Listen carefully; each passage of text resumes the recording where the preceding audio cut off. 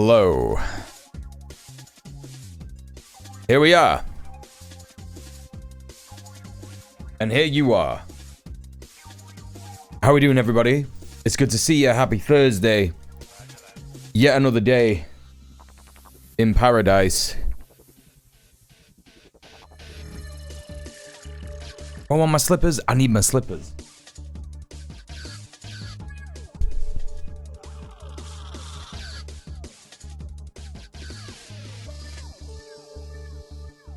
I don't know what it is. Yeah. Well, I do know what it is.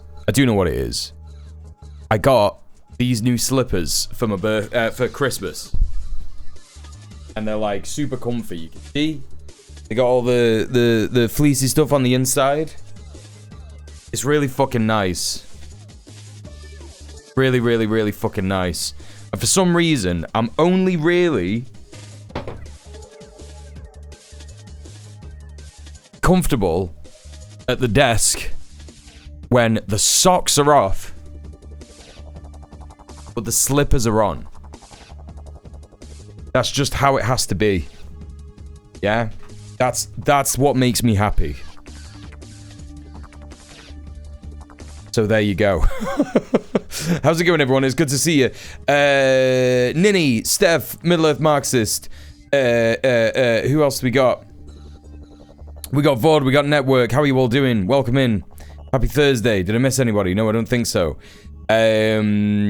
Yes, my back is better. Thank you for asking. It's much better. I will take the blue fella in the stretch, though, because it's very important. Hello, my old chum. Thank you for the follow. A follow straight away at the start of the stream. That's so mad. We're sharing stream numbers. Look at all you streakers. We got Ninny, Middle-earth Marxist, and Steph with 35 consecutive streams. That's crazy. Thank you so much for supporting me in that way. Every single stream you just hear. That's crazy. I'm so blessed, genuinely, to have followers and supporters like you. This is exactly my same experience. It's the right way. I don't know why. It's just bare feet on like nice fluffy slippers. It's just really good. Really, really good. Hello, Link. How are you doing? Good to see you. Welcome in. What have I got to tell you? Not much. Not much at all. I didn't really do much last night except for go to bed. I still slept for 12 fucking hours. I have no idea how I'm going to get rid of this. I have no idea how I'm going to change it. It's making me fucking stressed, but I've decided that I'm not going to just wait until my sleeping pattern just like magically sorts itself out. And by the way, I'm even taking melatonin and it's just like not... It's just not fucking working, so I don't know what to say, man. I guess it's just winter, right? I am going to just start going to the gym again anyway. I don't give a fuck. I don't need to, like, wait. I'm not going to wait until my sleeping pattern is sorted out to, like, do a deep spring clean on my house and shit. I'm just going to do it. I'm just going to fucking do it. It doesn't matter. If I wake up at fucking 3, if I wake up at fucking 2, I'm just going to do the things that I need to do anyway, and then everything else will fall into fucking place. At the very least, I'm still streaming, right? So that means I'm still working. I'm still making videos. I'm still writing, etc., etc. So I'm not going to beat myself up about it, right? There's no point. There's just no point. So that's me. I don't have any... I literally can't tell you anything. I've done nothing today except for a bit of laundry, a bit of tidying up around the house. I'm making some seitan today, so I've got the stock cooling down in the kitchen with a towel over it so that it doesn't get gross. And then later on I'm going to mix that in with the Vital Wheat gluten. Did a little bit of shopping, got some cat food for the boy. Yeah, he's just chilling in the other room. He's very funny. He's just a very, very funny little character. He sits on the couch like a person would, right? So what I mean by that is like not like that, not like in a funny way that you'd see on like TikTok or something. He just kind of like goes loaf mode on the couch, but where a person would, and with like pillows behind him. It's just really cute. It's one of the cutest things I've ever seen in my life. Love him so much. My poor cat's got cat acne, but at least this does something worse. Is that he got it under the chin where it's been like hitting his bowl or something? I know that's where it's the most common place for them to get it, apparently. Yeah. I don't know if you have like what you probably done all the research already. If you're a cat parent, you're just immediately gonna be like, oh my god, what the fuck do I do to change this? Apparently, just like having a metal bowl is the right way to do it. Apparently, Melpet doesn't seem to have any problems. He's had a metal bowl for the entire time that I've had him. So I don't know. He's just like a person. Yeah, he's just like a person. Yeah. Laundry, tidying, and cooking is a really good day. No, you're right. Actually, you're right. You are actually right. And I've got my dinner on already, way before the stream has like started. You know. I need to switch to metal bowls right now. It's some kind of plastic. Yeah, it's tough, right? Because they just make the plastic bowls the cheapest ones. Hey, you know, that's what all that oil extraction is about. That's why they got Maduro. That's why they want to go for Iran. Yada, yada, yada. Giving your cats cat acne, you know? Even if you're not ideologically motivated to be a communist, you just should be if you have a cat. Right? We got so much to cover today. There's loads of stuff going on. The main thing is the ICE shooting in Minneapolis, and there's loads of info about. I got loads of stories about Minneapolis to go through. There's loads of content. We got articles from the Financial Times. We got articles from Unicorn Riot. We got articles from 404 Media. We got an article from the New York Times to look at. We got videos from Freedom TV News. We got videos from Sky News, CNN. And also an interesting Joe Rogan take. So that's going to be very interesting. Then we got some good news to look at, and then we got Iran. There's not that much information about Iran or any potential strikes that have happened last night. I did have a look. If anyone has any other information to let me know about, that would be great. But I can't see it.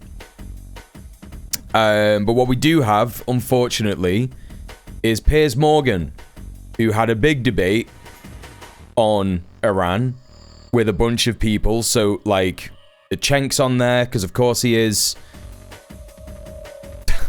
Syed Mohammed Morandi's on there. And they got some random monarchist restorationist on there as well. And there's some other people on there. Who else is on the panel? I can't remember. There's some like Zionist guy. He's got like an Israeli flag and an American flag in the background. Oh, Syed Mohammed Morandi is not on there. Oh no, he is. They do get him on. Oh, okay. Well, I think that might be a different video. So we're gonna watch that and get mad. That's what we do, right? We sit here, we watch it, we get mad. It's good to do. It's good for you. I'm sure it's healthy in some way. Hello, Krill. How are you doing? Good to see you. Hello, Nuclear Slayer with another 35 streaker. The 35 streaker. Another 35 streaker in the chat. All the Iran death toll stories are sus. Ask anyone repeating them what the Gaza death toll is. You can bet they'll say no more than 30,000, yeah. Hey, PvP, how are you doing? At least we could do it together rather than doom scrolling alone. Yeah. Well, you know, Popular Front put out this post today, right? And, like, I think that people have a problem with Popular Front just in general. Prince. Yo. Thank you so much. Out and about. Subbing on the run. For the 39 months. Thank you so much, Prince. And do be careful. Look after yourself. Out and about, subbing on the run. Thank you so much for the tier 1 for 39. Yeah, Popular Front put out this tweet today.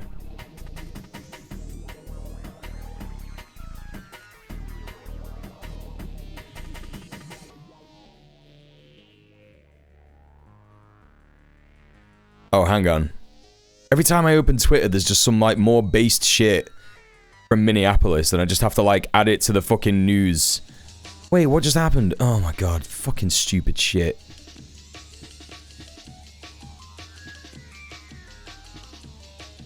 Okay, I'm looking for the Popular Front tweet. I'm skipping my classes again today because I'm just too exhausted. I could do this stuff at home. Hell yeah. That's the way to do it. That's the way to do it. Yeah, okay, so like, yeah.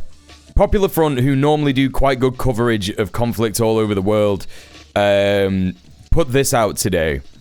Now, you know, it remains to be said that there is very little verified information coming out of Iran. And there have been people who've been criticizing Jake Hanrahan and Popular Front for just basically uncritically repeating Western liberal media talking points. And so it's super rare that they put something out like this. But the reason that they've done that is because everyone who follows them is going like, you're just repeating the same shit that the mainstream media does, dude. We follow you because you don't do that normally, right? So they put this thing out. Two things can be bad at the same time, guys. Ellipsis. No support for tyrants anywhere on any side. So I just said, buddy, I don't think anyone who's been criticizing your coverage of Iran loves Khamenei and thinks his governance of Iran is perfect, but I think that people are mad because your journalism has been getting sloppy and you just appear to be repeating mainstream media unverified info. And I just think that that's a fair take. There's a lot of other people who are saying like dumb shit, like you got this person with the black flag in their bio who is like clearly the best leftist amongst us, the most ideologically pure. Every other self-proclaimed leftist desperately wants an authoritarian capitalist strongman to suck off to the ends of the earth. It's so pathetic.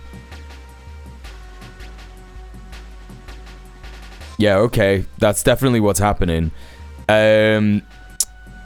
This is a pretty good take. Popular Front is indistinguishable from Vice at this point, pretending to be different from corporate media while putting completely bog-standard pro-American narratives through an edgy filter. Also scraping all your content from social media. That's not journalism. I just think that that's completely fair to say. So yeah, there's just loads of outlets that are, outlets. People who do journalism, who do like pretty impressive and good journalism, that I respect, who just, as soon as it comes to Iran, like all of that critical thinking just goes out the window and Western chauvinism just takes over, right?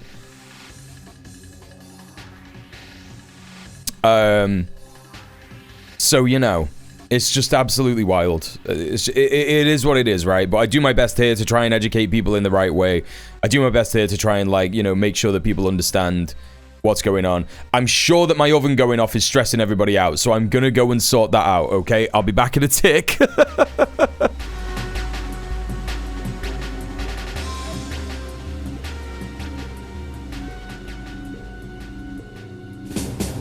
There are 4 stages involved in launching a ballistic missile. The first one is the boost stage. It starts at the point the missile is launched and ends after all the rocket fuel is burned and the missile is propelled into the exosphere. The next stage is the post-boost stage. It starts after all the fuel is burned and ends after the re-entry vehicle is ejected. Next is the intermediate course stage. It takes place after the re-entry vehicle is ejected and lasts until the missile enters the exosphere. Then comes the final stage. It starts when the re-entry vehicle enters the exosphere, and it lasts until it reaches its ultimate target on the ground. Missile defense systems use military satellites to detect rocket emissions during the initial boost stage of a missile. But this new nuclear weapon employs the railgun's ability to fire projectiles at ultra-high velocities instead of using a rocket. That's why it can't be detected by today's missile defense systems. And on top of that, the re-entry vehicle also uses stealth technology. It's so accurate that its 50% zone comes close to 50 meters. That's as good as the best ICBM. A highly accurate, undetectable, uninterceptable nuclear weapon. We wouldn't even be able to tell where it came from. And that's not all. A standard ballistic missile uses a 2-stage or a 3-stage solid fuel rocket for its propulsion system. Besides costing lots of money, safely maintaining the solid rocket fuel and readying the missile for launch requires a lot of work. But a railgun-launched nuclear warhead avoids all of those problems. And it's cheap, too. It's the perfect nuke. A general's dream. And the world's nightmare.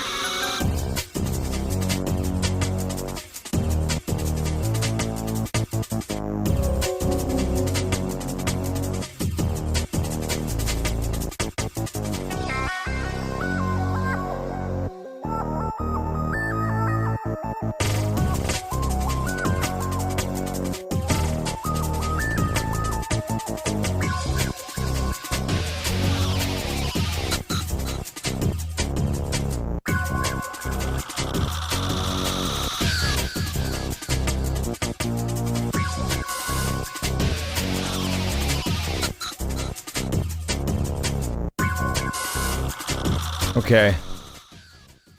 Actually, couldn't hear your alarm at all. Oh, dope. Hello, B-Rat. Ahoy, mateys. It's not talk like a pirate day, but it is in my heart. What do you mean? You could just say that whenever. You can do whatever you want. Didn't even hear it. Oh, okay. I don't know. I feel like when I've watched the VODs in the past, I have just heard when when the noise gate opens. If I'm talking and the oven's going off, I can hear it. So I don't know. Maybe I've made it better somehow. I don't know. What's up? Hello, Morgan. How are you? Welcome in. I said hi to B-Rat. Yeah, how are you all doing? Okay, what can I watch while I'm eating? I want to watch something like kind of long while I'm eating. Because I don't want to have to stop all the time, and then you hear my mouth sounds.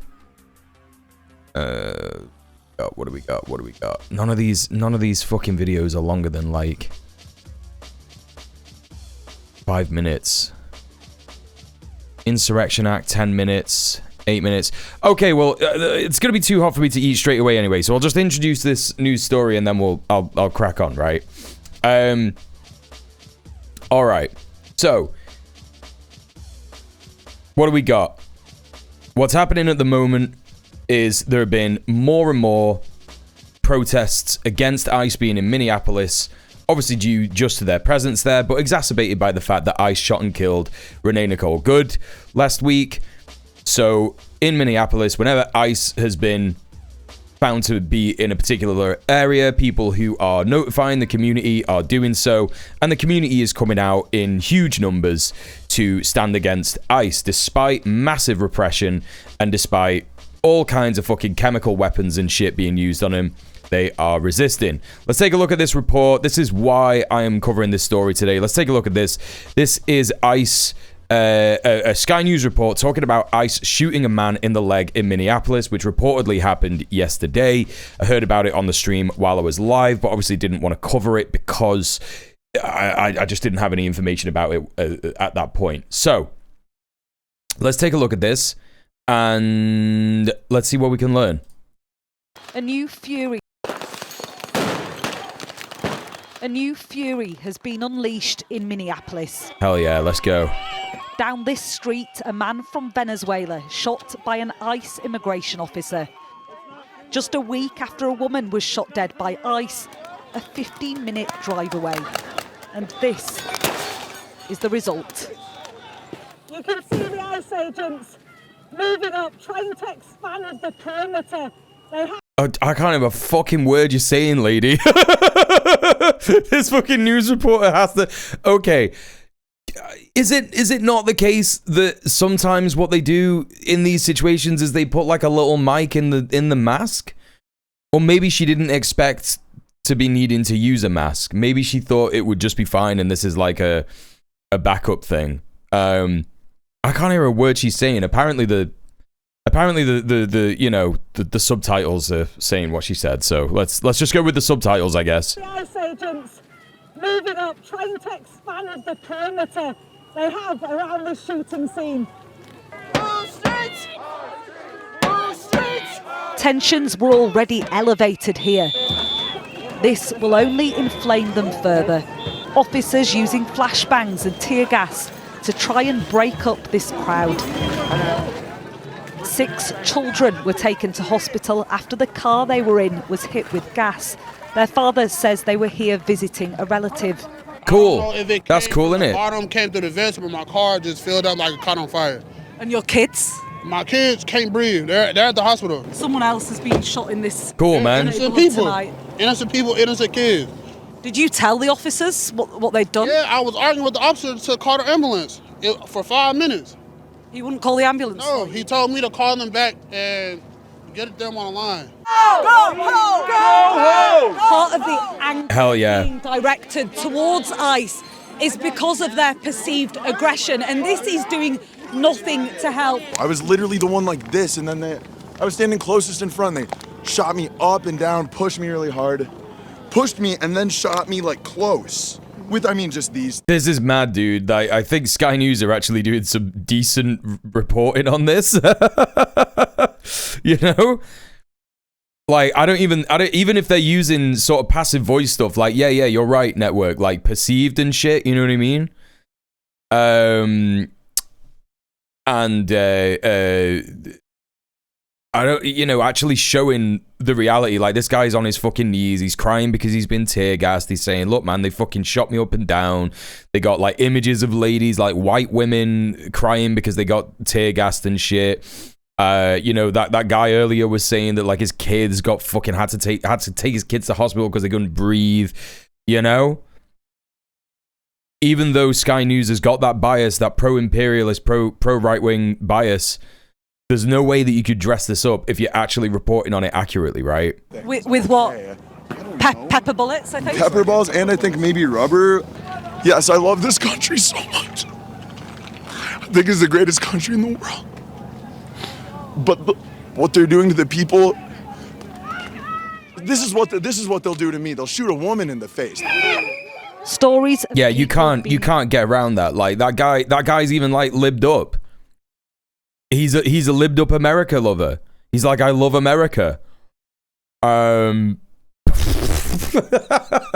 You can't dress this up in any other way if you're going to report on it like that. Violently dragged from their cars or plucked from bus stops by ICE are spreading here. They're trying to kill our people. They're trying to take our people from our state. For what reason? We do not know why. Leave us alone. We don't need y'all here. We don't want y'all here. Go somewhere else. I just live 3 blocks down, and what the hell is this? Look at them. They're in army fatigues. They're all lined up blocking the street, standing there with their rifles. Can you believe this is America in 2026? Oh no, no way. Oh yeah, you know, like these people are all libbed up. Like obviously they're wrong, and we can sit here and be like, yeah, well, you know, open your eyes, lady. You know what I mean? Like you've had a lovely, privileged life, and you haven't had to see any of this shit. You haven't had to deal with the realities of what's going on. You've not paid attention to geopolitics, yada yada yada.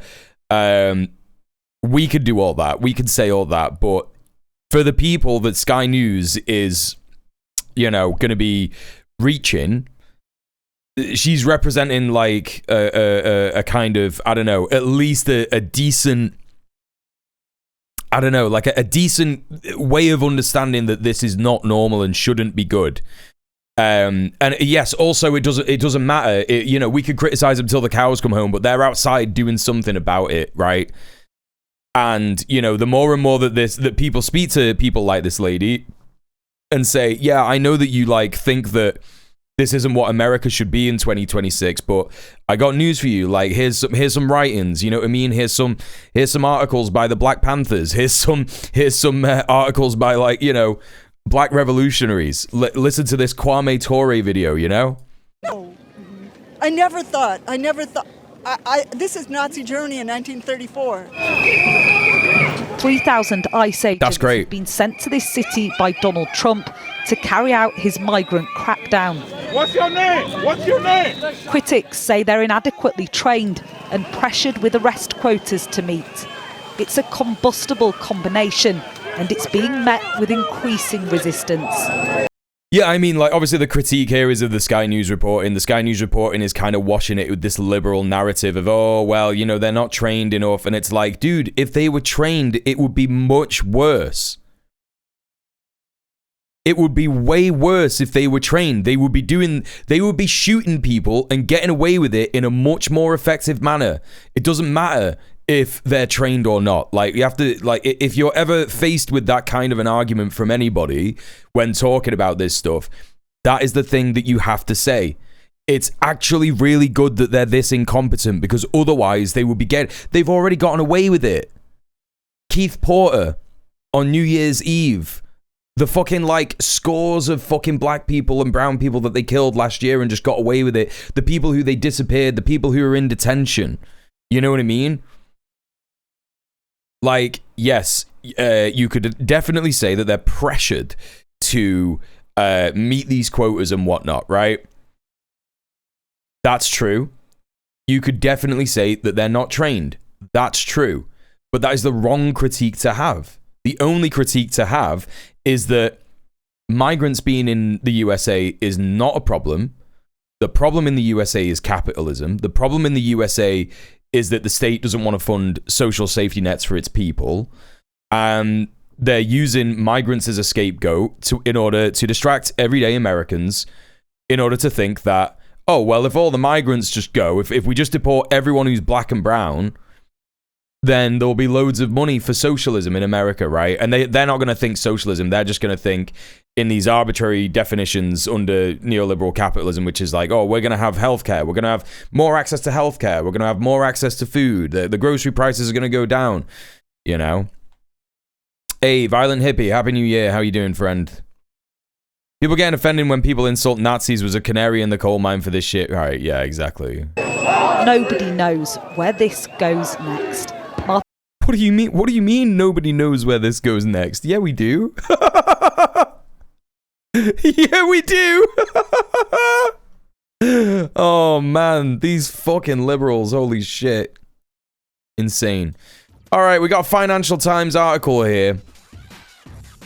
Now, you know, when it's being reported in the Financial Times, the people who edit the Financial Times, who have huge investments in various different companies which are related to the Department of Homeland Security and also the US military, either worried about it or think it's significant. So this is the Financial Times reporting on the fact that Trump threatens to deploy the military to Minnesota after the ICE shooting. So this is what Donald Trump has said in response to ICE shooting another civilian.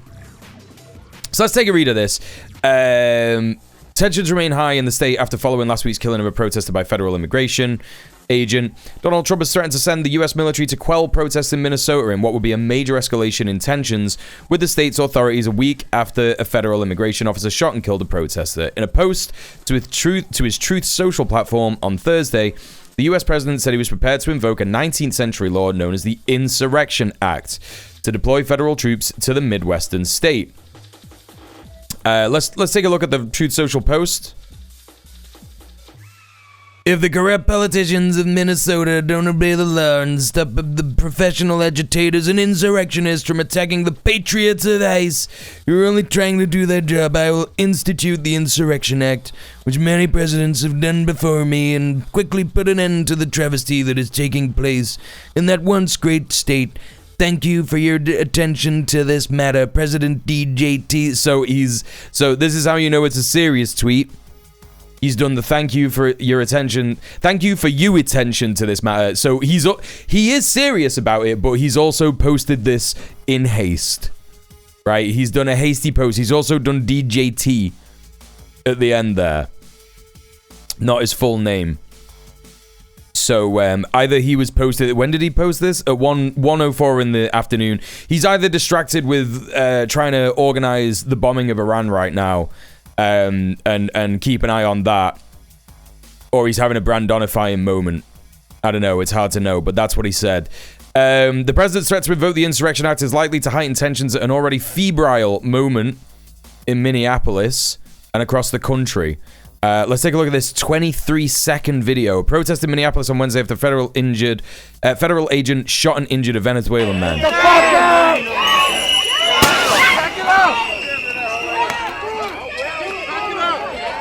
Bro, did they just...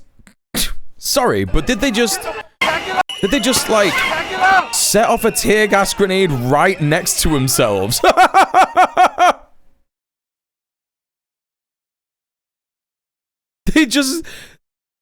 Oh man, listen, Minnesotans, you've got such an opportunity here, man. These guys do not know what they're doing. Just get a bit more militant.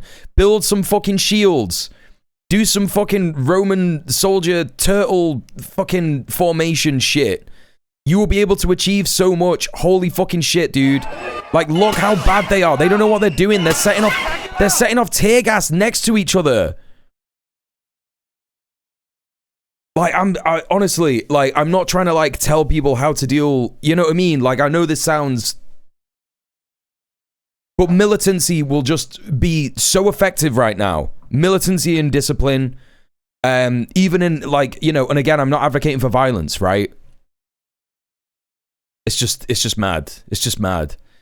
Yeah, they're out of their depth. They're just fully out of their depth with this shit.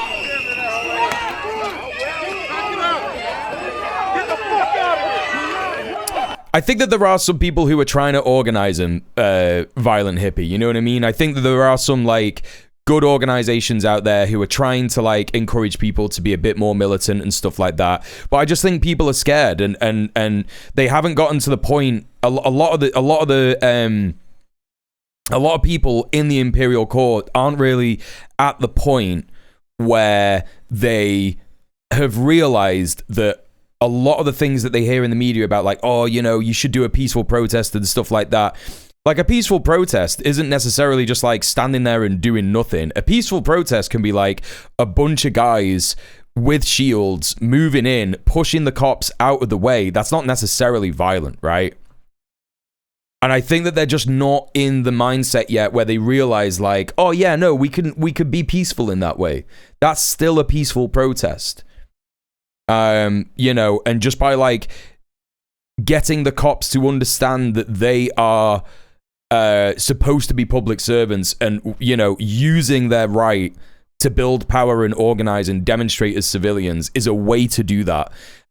Because that's what it is, right? People love to jump through these hoops of like, oh, well, you know, we don't want to give them any reason to crack down on us. It's like, buddy, they're cracking down on you. You have to stand up to these cunts. Like, you have to do that. And I think that there's comrades in America who are trying to tell people that that is what's going on at the minute. And I just think it's a matter of time before they get more militant. Nobody's touching you! Hell yeah. Oh, yeah, man. Oh, cool. Oh, cool. Oh, cool. Yeah, that's cool. By the way, are these are just like, these are not feds, right? These are fucking, these are like Minnesotan fucking, riot police, right? These are from Minneapolis. These are from the state. So, you know, any kind of liberal platitudes that the governments of Minnesota and Minneapolis give you regarding ICE, it's all dog shit. There are many steps from peaceful to violent, and I'm pretty sure inflatable costumes and liberal bullshit are not the answer. I think that when people criticize that kind of stuff, I think that's pretty lazy.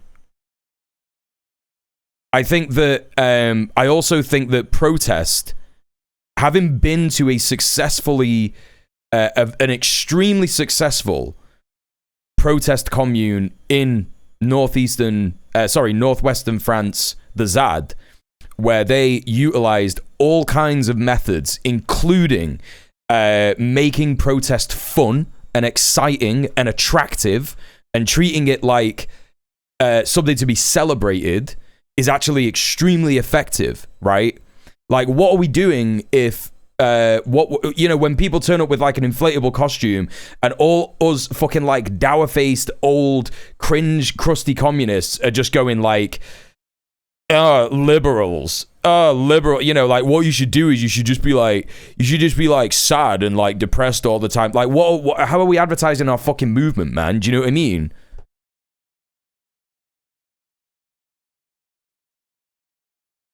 Leftism is not when you have no fun. I think it's fucking lazy and it fucking stresses me out. It gives off No Kings vibes. Yeah, but like, you know, again, people love to criticize the No Kings protests, but people are getting out there. And it's like, what are you doing? Like, are you just like, are you sat on your fucking armchair at home with fucking like all the books behind you going like, yeah, these people are fucking dumb? Or are you going out there to speak to these people at the No Kings protests and going like, hey man, isn't this a good demonstration of how many people don't want this? You should join this organization and this organization and this organization and this organization. Like, what are you doing? Are you just sat there being like, I know the best stuff, I'm the best leftist, I know everything? Or are you like getting these people who've been mobilized and educating them? Right? Like, I think it's just fucking lazy. I think it's some of the fucking laziest shit when people are there like, oh, No Kings, that was fucking useless. You know? ICE is cracking down. The answer is organized direct action. Yes, I agree with you, dog. What I'm saying is, it's fucking lazy to just sit there and be like, yeah, man, these fucking liberals in their fucking outfits and shit, they're not achieving anything. It's like, yeah, they are. They actually are. And every fucking, like, option that we should have Every option that is there, we should be using, right? Whether that's people getting out in the streets to demonstrate and do this shit, whether that's organized direct action. Like, you know, I literally just said things need to get better and get more militant, you know?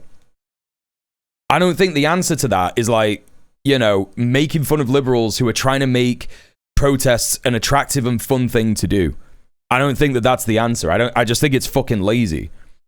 And I don't think the answer to it is like saying, oh, No Kings is so shit and ineffective. And it's like, we don't know that, man. We don't know what kind of effects that is having on the everyday American who is like seeing a vast amount of people all over the country coming out and being like, Donald Trump sucks, even if they are still brainwashed by the liberal propaganda of the Democratic Party.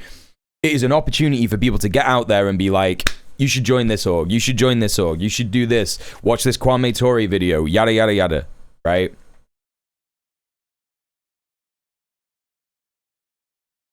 I'm pretty sure leftism is chain smoking and writing books about how everything is over, actually.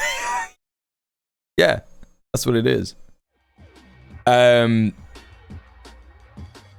comes 1 week after immigration customs enforcement officers shot and killed Renee Nicole Good, a 37-year-old U.S. citizen in her car in Minneapolis. Good's killing, which was captured in several mobile phone videos, sparked outrage and widespread protests over the tactics of ICE agent who've been tasked by the Trump administration with carrying out the president's aggressive plans to deport millions of illegal immigrants. But the president and his allies have been quick to defend the officer who killed Good and double down on their support for ICE, vowing to increase the number of agents on the streets of Minneapolis and other cities. The Department of Homeland Security confirmed late on Wednesday that a federal agent has shot and injured a second person, a Venezuelan immigrant in Minneapolis, following what the DHS called a targeted traffic stop. The department said the man had attempted to flee and resisted arrest, assaulting ICE officer with a shovel or broomstick. Yeah, man. So you just know that that's not true, right? You know, as soon as it's referring to anything that the Department of Homeland Security said, forget it. Forget it, man. Trump has previously threatened to use the Insurrection Act in both his first and second terms. The rarely used 19th century law was invoked in 1992 by George H.W. Bush after California's governor asked for military support in response to riots in Los Angeles following the acquittal of 4 police officers who'd been charged with beating Rodney King. Cool. State and local officials in Minnesota have repeatedly blamed the federal government for exacerbating the violence in Minneapolis and implored ICE agents to leave the city. This is an impossible situation our city is being put in, Minneapolis Mayor Jacob Frey said at a press conference after Wednesday night's shooting. We cannot be at a place right now in America where we have 2 governmental entities that are literally fighting each other. I mean, but you are, Jacob, so what are you going to do about it? What are you going to do about it, pal? What are you going to do about it? All right, let's take a look at this 10-minute CNN segment on the Insurrection Act. What is the Insurrection Act inside Trump's threat? Let's see what this person is saying, and I am going to eat me tea. Serious threat after protests in Minneapolis grew even more chaotic overnight. President Trump is now making a new and serious threat after protests in Minneapolis grew even more chaotic overnight. And there was another shooting involving a federal agent. This agent allegedly ambushed. The president posting this, we'll put it up for you, saying that if Minnesota's politicians don't obey the law and stop the professional agitators and insurrectionists from attacking the patriots of ICE, I will institute the Insurrection Act. So that could lead to him deploying U.S. troops on U.S. soil in that state. Elena, let me start with you. This has now been taken to a whole new level by the president with this threat. What are you hearing about this? Yeah, this is a very big deal, and I should know that this is something we've heard President Trump, of course, threaten in the past. He did so during his first term, particularly around the George Floyd protests that had erupted in 2020. What is going on? What's happening with this fucking piece already? I'm trying to eat my fucking dinner, and CNN are just like stumbling over their words. This lady just said George Floyd. Listen. Term, particularly around the George Floyd protests that had erupted in 2020. But he also... This motherfucker just said George Floyd.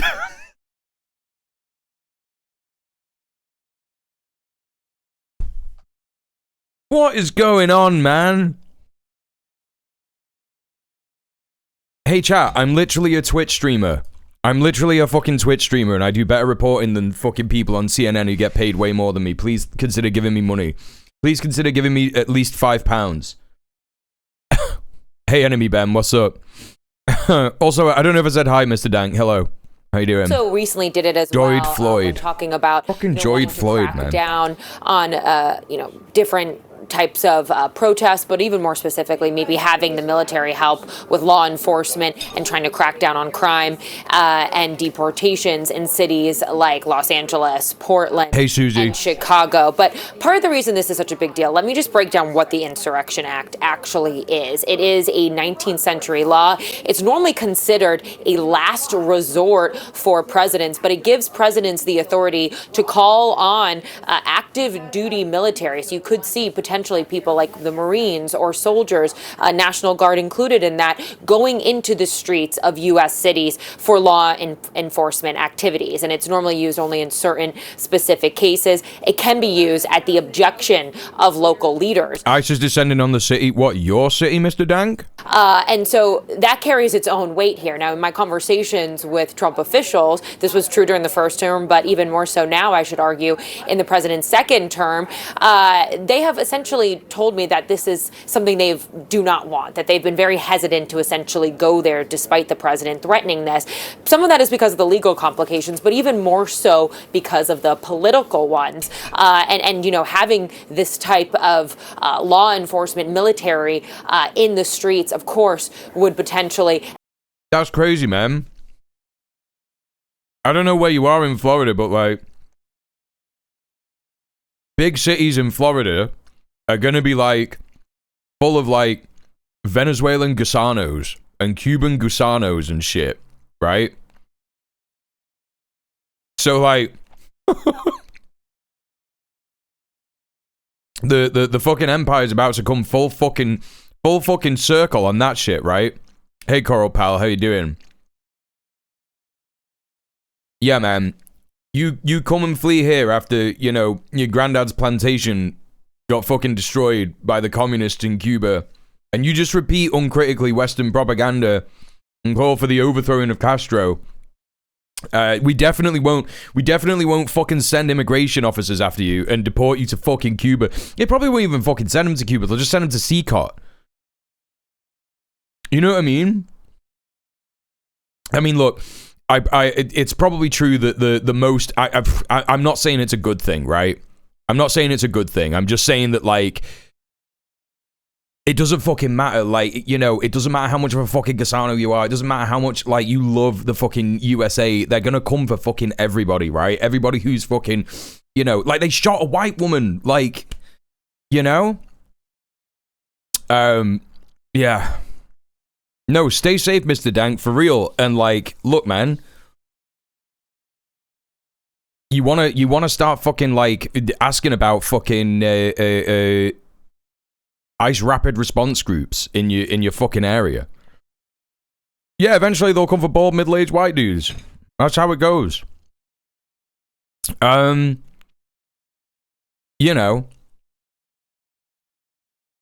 obviously a thing that I will double down on regarding what I just said about like ICE targeting black and brown people, no matter where they're from, no matter how much they love the USA and shit like that in Florida. In reality, the people who will suffer the most are people who are working class and black and brown in Florida, right? Which there's a lot of. So, heard someone to follow on Instagram and their family member's been abducted in Cape Coral. Fucking hell, yeah. Yeah. Escalate things so much further, and so this has all been a calculation. Thanks, Network. I'll do that after my dinner. Our goal today is to figure out how serious the president is actually about this, and whether they're actually making plans potentially to do something to invoke this act. Kate. Absolutely, Elena. Thank you so much for that. Joining us now, Andrew McCabe, the CNN senior law enforcement analyst and former deputy director of the FBI. Andrew, thanks so much for joining us. Last night, as you know, Minneapolis saw yet a new wave of very disturbing protests and clashes with police. 1 week ago was the ICE shooting death of Renee Good, and now the president is threatening to invoke what's called the Insurrection Act. 5 years ago, Minneapolis was rocked by violent protests after the police murder of George Floyd. Andy, is Minneapolis sitting on a powder keg right now? Absolutely, they are, Wolf. And I think you saw that very clearly last night. I think the chaos, the escalation in violence, the overly tactical way that law enforcement responded to that assemblage of protesters, they're all very obviously related to the fact that the law enforcement team on the ground having to deal with this situation is not one that is trained for or equipped for or experienced in dealing with large crowd control. These are federal agents. They're not police officers.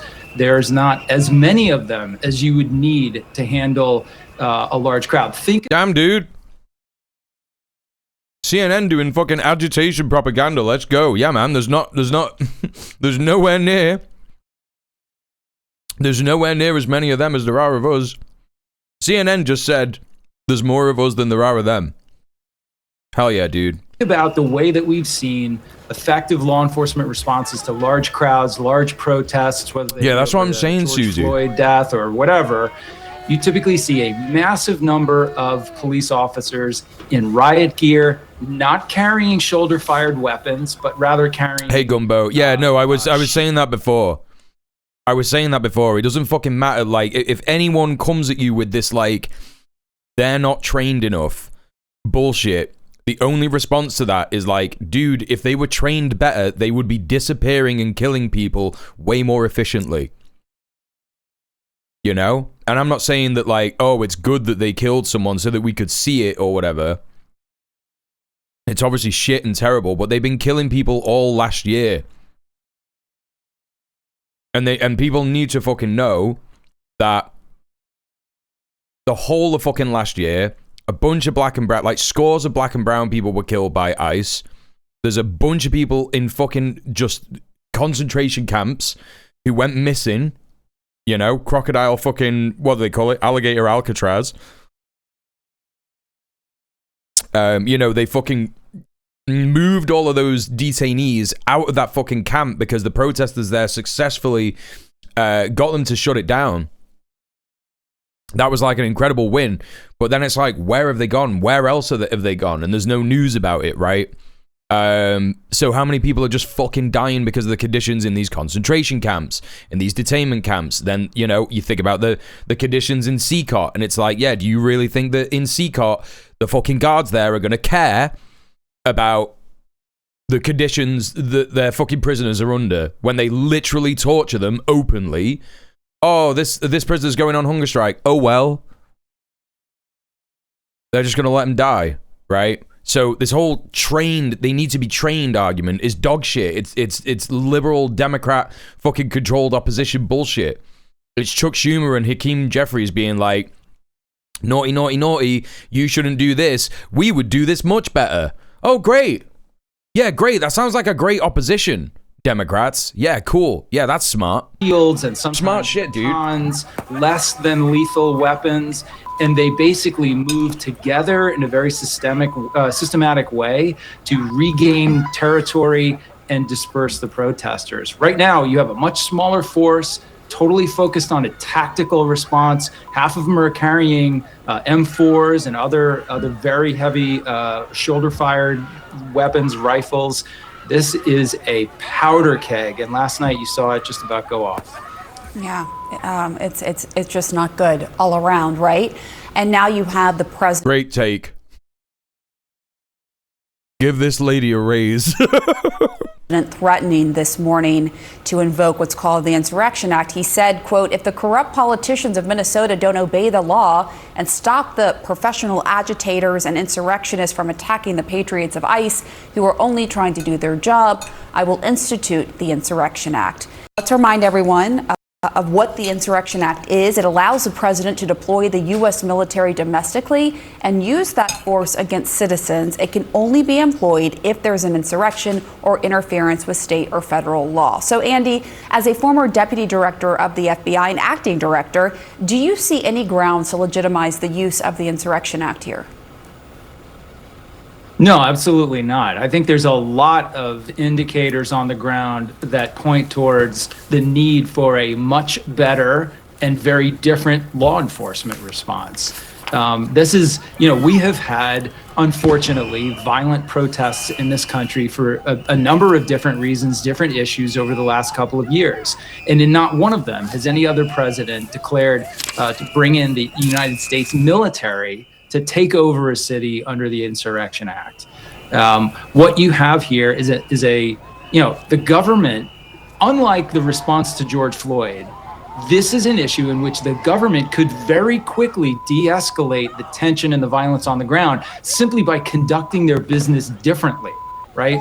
By pulling back some of these ICE officers, by bringing a less aggressive tactical approach to this entire issue of finding people who are illegally here in this country. That's why there's violence and unrest on the street. Now, I'm not saying that violence by protesters is ever Hey, Duke Blonde. Welcome in. Okay, Prince got home. Good to hear you're home safe. I'm home, so I wanted to share a take I've heard and agree with. Since Minneapolis is a liberal, medium-sized U.S. city, approximately 3 million people, makes it a good place to go enforce for ICE. They don't have the numbers to do this in one of the larger cities, but they can do it there and make it look like they're an army to scare people elsewhere in the U.S. into being more compliant. Yeah, absolutely. I think that's the key thing to remember about a stormtrooper-style force that is, essentially going around and behaving in this manner, in this like belligerent manner. Ultimately, it is designed to fucking scare people. I think that's the key thing to remember. It is designed to scare, like, if we're talking about Nazi Germany, yeah, and we're talking about Hitler, people going around, the SS enforcing the law in a what do you call it? In an unaccountable fashion, doing whatever the fuck they want, with no kind of state supervision or care into how they're acting. That was designed to scare the shit out of people so that they would just do whatever the fuck Hitler wanted. Like, that was literally what it was all about. When you go to Berlin and you look at the history around it and all of the little pieces and museums that you could go to in Berlin where they talk about it, they literally call it it was a campaign of terror against German people, right? And that is entirely true. It's entirely true for what's going on in the US as well. It is designed to scare the shit out of people so that they go, you know what, I'm not going to do anything about this. But historically, when people stood up and did something about it, they made massive wins. They got massive wins. And do I think that ICE and the US federal government are as organized and together as Nazi Germany? No, I think actually it would be far easier to stop them at this point than it would have been to stop Nazi Germany at the same time that they had sort of like been in power for the same amount of time for. I think it would be far easier to do that. But that is what this is designed to do, and I absolutely agree with what you're saying there, Prince. Susie says, I heard that they're using AI, and anyone who has put the word officer in any of their apps, it's immediately sending those people to the online training, which is only 4 weeks, for people who've been in law enforcement previously. Oh, right. Okay. Yeah. We're going to take a look at some AI stuff regarding ICE in a bit, so we'll check that out. But yeah, let's continue with this. Necessary or justifiable under any circumstances. It is not. But it is the government that's ratcheting up the tension and the violence here, and they could easily turn that off by simply conducting themselves differently. Just really quickly to follow up, I mean, you had the situation with the shooting overnight, and DHS says that a Venezuelan national tried to flee and attacked the ICE officer trying to arrest him. I mean, in that situation, do you think a shooting was justified? Yeah, the other training is 8 weeks, which is so much more involved, I'm sure. Right, exactly. In that case, he was shot in the leg, that Venezuelan national. Well, it's very hard to say, Pamela, because we know almost nothing about this. And the reason is that the government's response, their comments in the media following the Renee Good shooting 1 week ago, have proven to us all that we cannot take their statements for granted. We cannot accept what the government is telling us whole cloth. They have no credibility in terms of the way that they are talking about and characterizing the people involved in these events. They absolutely deliberately mischaracterized Miss Good and her partner as terrorists. They are not terrorists. They didn't commit any act of terrorism. They haven't been alleged to have committed a crime with an indictment or anything. It's interesting that a former FBI director is saying this. I think that two things happen when you are involved in the FBI of the United States or the CIA. You either like figure out all the stuff that the CIA and the FBI does, and you go, this is morally reprehensible. Or you come out of it and go, I don't know, I guess I'm going to advocate for the FBI in a different way under a different administration, right? Maybe this guy is advocating for a more neoliberal FBI that is just, not as openly fascist, and is just gonna, have the Democratic Party put more money into it. Yeah, my soul is damned if I don't atone energy. Or also, they think, oh well, we could just fix this organization if we fund it properly. It's the same argument that people had about the cops during George Floyd. If we're going to talk about George Floyd uprisings, like this, it's the same argument that liberals said during the fucking George Floyd uprisings about the cops. They were like, well, we can't abolish the police. We just need to reform them. And it's like, you could, like, the reforms would have to be sweeping, first of all. They would have to be demilitarized. That's why a lot of people change their demands to like defund the police. And it's like, yeah, but what areas are you defunding them in? Because if you defund them in, like, I don't know, staffing numbers, but you keep all the weapons, you're not really changing anything, Yeah, surely there's an amount of money that can make the problem go away. Venezuelan national makes me recall with disgust that's a man in Nazi scumbags. Yeah, exactly, yeah.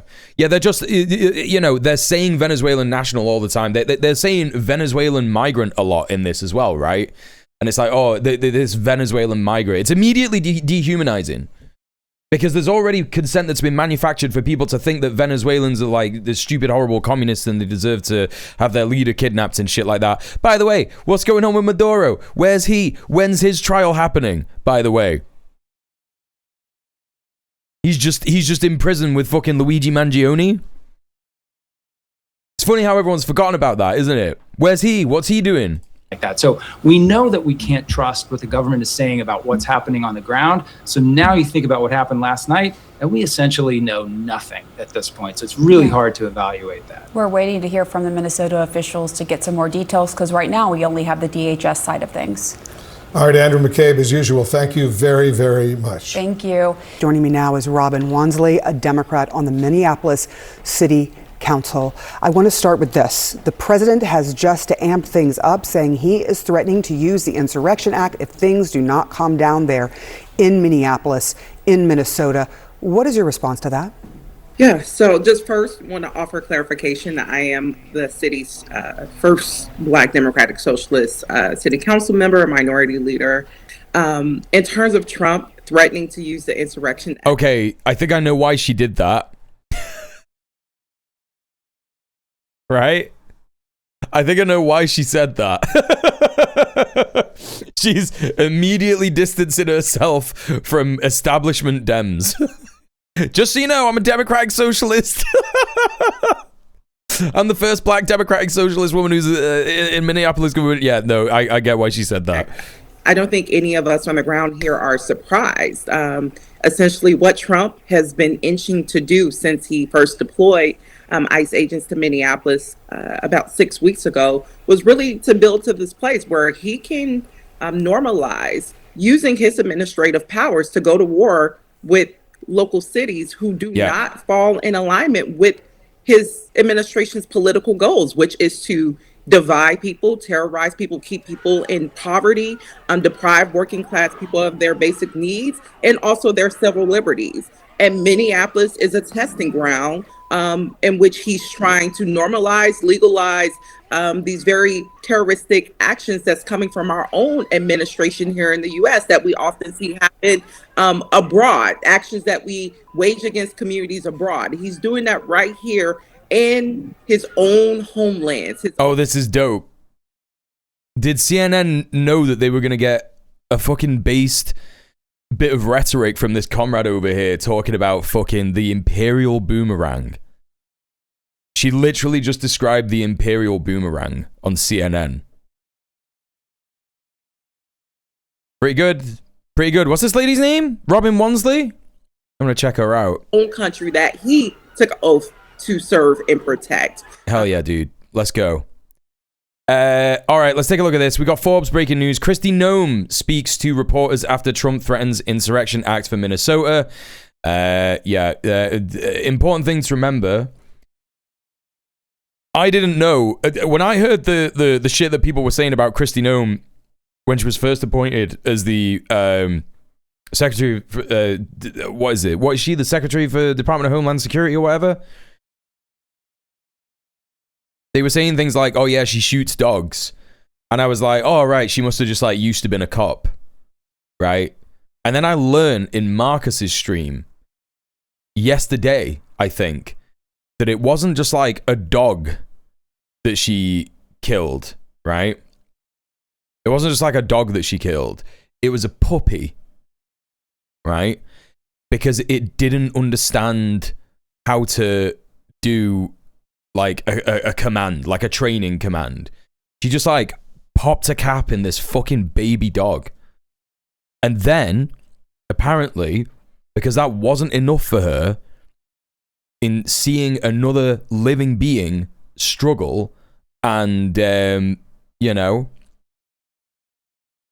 and die in that way, she went out to the fucking shed and popped a cap in a fucking goat. The bullet didn't kill the goat, so she went to her car while this fucking animal was struggling and dying. She got a next bullet and finished it off. Like, I didn't fucking know that. I learned that shit yesterday. I just thought that she used to be a cop and like shot civilians' dogs, which is bad enough, right?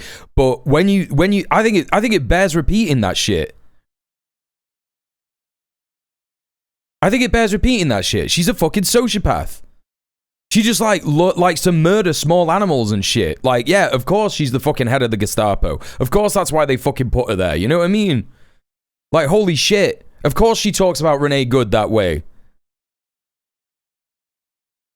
Anyway, let's hear what she's got to say about this. I'm sure this will be hinged. I'm sure it will be normal. Here she is, puppy murderer. Literal fucking puppy murderer. Thank you, Madam Secretary. It'll take law and order and leadership there that partners with us that we haven't seen yet. In my discussions with Governor Walz and from what I've seen on his press gatherings. What's going on? Who's she speaking to here? Why is she just like looking over here and speaking to her fucking security or some shit? What's going on? A violation of the law in many places. I discussed with the president this morning several things that we are. Hang on a minute. Hang on a minute. Hang on a minute. Hang on a minute. What the fuck? Madam Secretary? Plans to pull out of Minnesota. No plans to pull out of Minnesota. And how would you describe what you were seeing on the ground there? Would you describe it as an insurrection, and do you believe the president should invoke the Insurrection Act? I describe it as violent and a violation of the law in many places. I discussed with the president this morning several things that we are dealing with under the department in different operations. We did discuss the Insurrection Act. He certainly has the constitutional authority to utilize that. My hope is that this leadership team in Minnesota will start to work with us to get criminals off the streets. Remember, we are there. Comply. You must comply. Stop resisting. You must comply. In surged operations because of the largest fraud scheme in American history. We had people stealing from the fraud. Stealing funds away from the most vulnerable individuals in this country, people who needed mental health services, developmental services, autism, day.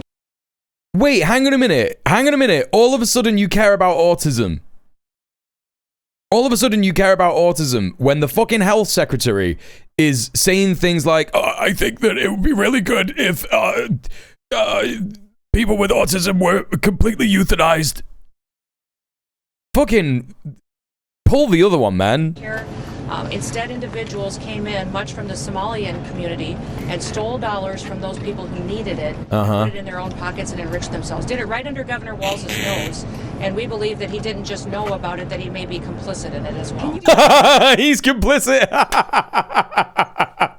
Listen, man, I've got no love for Tim Walz, so I don't care. Like, she can say whatever the fuck she wants about Tim Walz. He's a piece of shit, yeah? You know? So, yeah, she can say whatever she fucking likes about that freak. I don't give a flying fuck. But that's crazy. That's what they're doing now. That's crazy that that's what they're doing now. They're like, yeah, man, the fraud definitely happened. It's definitely real. How do we know this? It's because a Republican lobbyist who was, who got information from a staffer from a Republican candidate who's running for the governorship of Minnesota, got a fucking a young fash YouTuber to go around and just uncritically repeat all this bullshit that he heard, you know? When she was governor of South Dakota, the Sioux banned her from their land. Yeah, I'm not even remotely surprised. Not even remotely surprised. Yeah, she's saying all the shit about Nick Shirley is just true. But now also, on top of that, hell yeah, dude, Tim Walz was involved. He did it. It's his fault. It's okay. Yeah, fine. Whatever, man. Do you believe there are any cases in Minnesota where the ICE agents have gone too far? Our ICE agents are... She's not... What's the point of these questions? What is the point of these questions? You know she's just going to say no. Following the law and running their operations wrong to training. No. Last night what we saw was 3 individuals weaponize shovels and brooms and attack an ICE... 3 individuals weaponized shovels. And brooms. That had to defend himself. So we're hopeful that we don't see that again, that these protesters and violent rioters will be held accountable for the actions that they're taking and that our officers can do their work safely. Madam Secretary? Madam Secretary? You know, he was... Chat, sorry, but like, where are we here? Like, where is this? Like, what is going on? Are they like setting up like a camp for ICE to be in? Is this what these things are in the background? Do you know what I mean? Like, are they like some kind of base or some shit? She's outside the White House. Wait, what? What the fuck is this? Oh, whatever. Okay, I'm confused. She's not even in Minneapolis. Minnesota. Can you provide an update on what the agency is going to do about that and concerned with the documents that were taken by those? Well, I believe that those vehicles were FBI vehicles, not our Department of Homeland Security vehicles. So I'm not certain what documents were in there that those criminals may have taken and seen. But I would say that our agent is beat up, he's bruised, he's injured, he's getting treatment, and we're thankful that he made it out alive. Fucking hell, man. Secretary Noem, are you okay with federal agents and officers violating people's Fourth Amendment rights by asking for papers without reasonable suspicion? Every single action that our ICE officers take is according to the law and following protocols that... She's not going to admit to any of this shit, you know?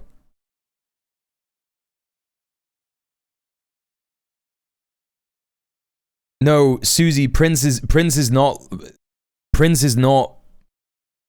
being sarcastic, Susie, yeah?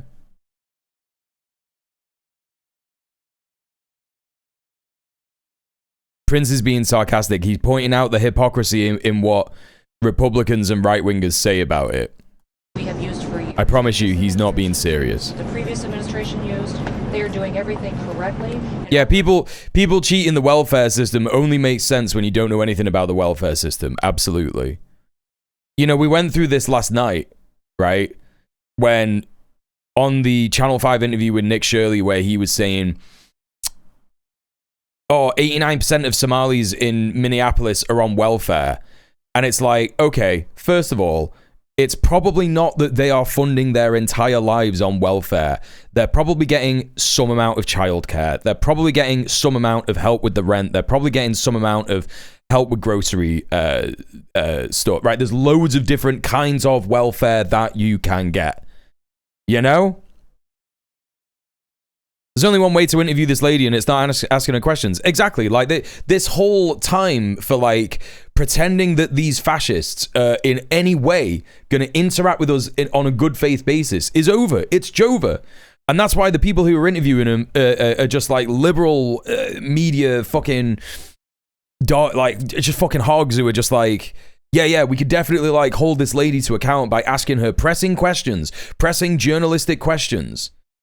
What they should be doing is they should be saying, Kristi Noem, it is fairly obvious that you don't give a shit about any of the truth and any of the facts that are coming out of Minneapolis and Minnesota. How do you sleep at night? How do you fucking sleep at night? Being a fascist piece of shit. How do you sleep at night? How do you sleep at night? Literally doing 1984 when you are sat there saying that the Democrats want to make 1984 happen.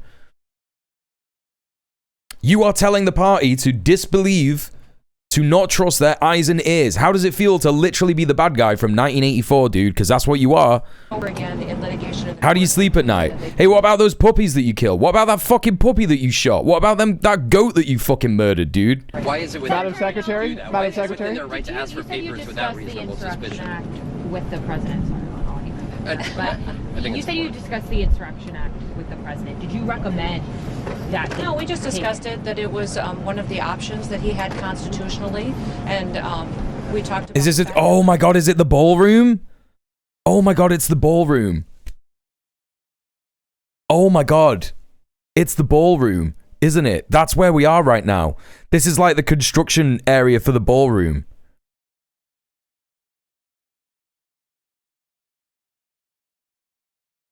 That's exactly where they are. Oh my god, that's so funny, man. I was wondering what all these bins were. And it's like, yeah, no, that's gotta be something to do. That's gotta be something to do with the fucking ballroom. Continue our operations in many...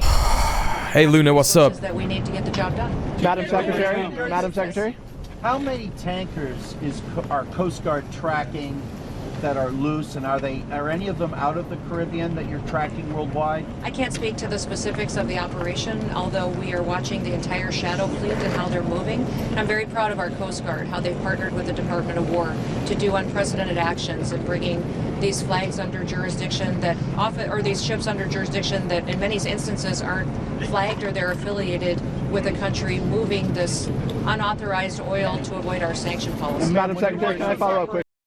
Hell yeah, dude. Just like whatever. Just say whatever. Just say whatever, man.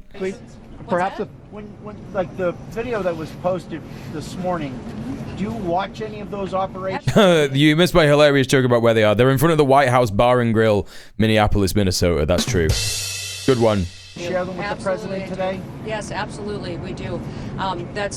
We haven't slept a lot lately between the Coast Guard operation. They haven't slept a lot lately. There you go. How do you sleep at night? Actually, they're having trouble sleeping. Okay, cool. You got some semblance of a soul there in your fucking, like, dark, evil, fucking crusty ice stone heart, you know? There's something flickering in there. There's something that's, like, reminding you that this is bad, what you're doing.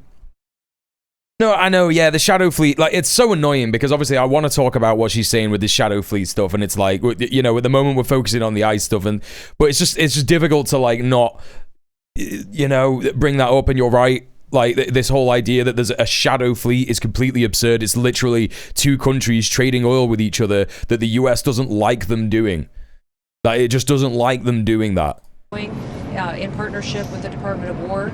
The streamer's done a great job at radicalizing me simply by showing me what the evilest people in the world have to say. Hell fucking yeah. But don't forget, chat.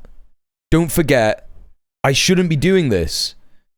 Because the elites want the left and right to fight. They want a civil war to happen. Also, there are some white people who aren't racist. Like me.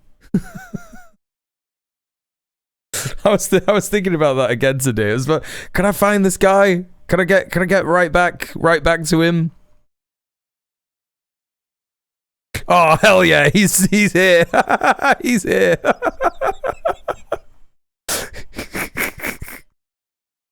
Do I want to unban him? I think I want to unban him. I feel like I want to unban him. Prophylaxis. He's got a great Twitch name. But like... he followed Cinemarxism yesterday too. Well, you know, I thought I gave him like a proper fucking talking to, right, when I banned him. And he was still in my stream banned.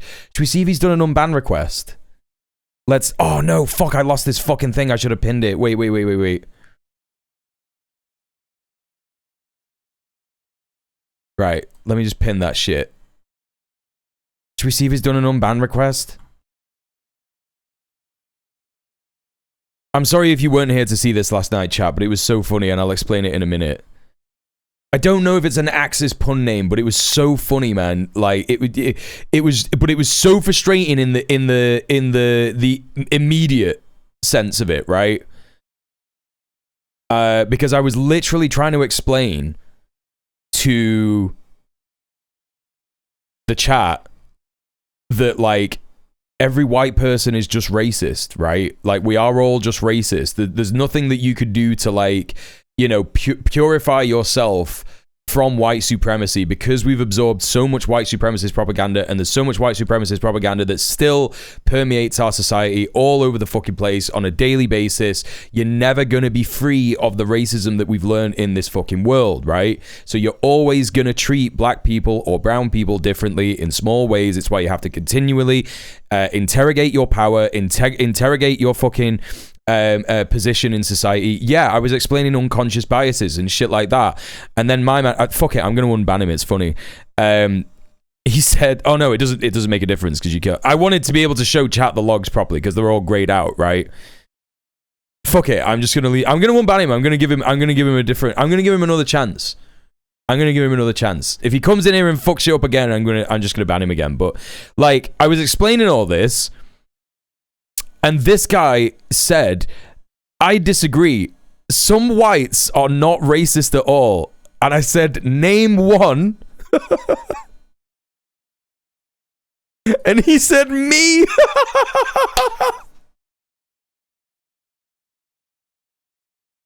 This was after everything I just said. It's one of the funniest things I've ever seen. I was just thinking about it earlier. I was like, that's so good. That's so great. That's so cool, man. And then he tried to explain racism again in a different way. He goes, racism implies we lack empathy. And I was like, bro, you're definitely one of the most racist guys around. I know that's true. And he was like, you know, I was saying to him, I was like, I can't even remember what made him say this. There was something that I said that made him like pivot and be like, yeah, I agree. Capitalism is evil. And then he goes, leave it there. He said, leave it there. And I literally went, okay, dude, fine. And I think everybody understood that I was saying that because I was just tired. I was like, I can't speak to this person about this fucking shit. They don't understand. They don't know what the fuck I'm talking about, right? Now, you can see here that he did not want to leave it there, because then he said, I hope you realize encouraging left on right hate is what the elites want. Civil war. And I was like, I said, what are you talking about? And he goes, why are you showing this bullshit video? It was just an interview with Andrew Callahan and Nick Shirley, right? And I was like, I never said I wanted civil war. And then he said, I don't want civil war really, because I said to him, bro, I didn't bring up civil war. Like, he literally came in. It's like one of the first things that he said. He said, I'm more optimistic after socialists win the civil war. I just can't believe this guy. It's so insane. And then obviously he's in Brett's chat, so I'm like, am I going to tell Cinemarxism to like police his chat in like a certain way or whatever? You know what I mean? I don't know. I'm not going to do that. I'm not going to be like, hey, you should ban this guy, because I just think this guy's like a bit of a fucking dumbass, right?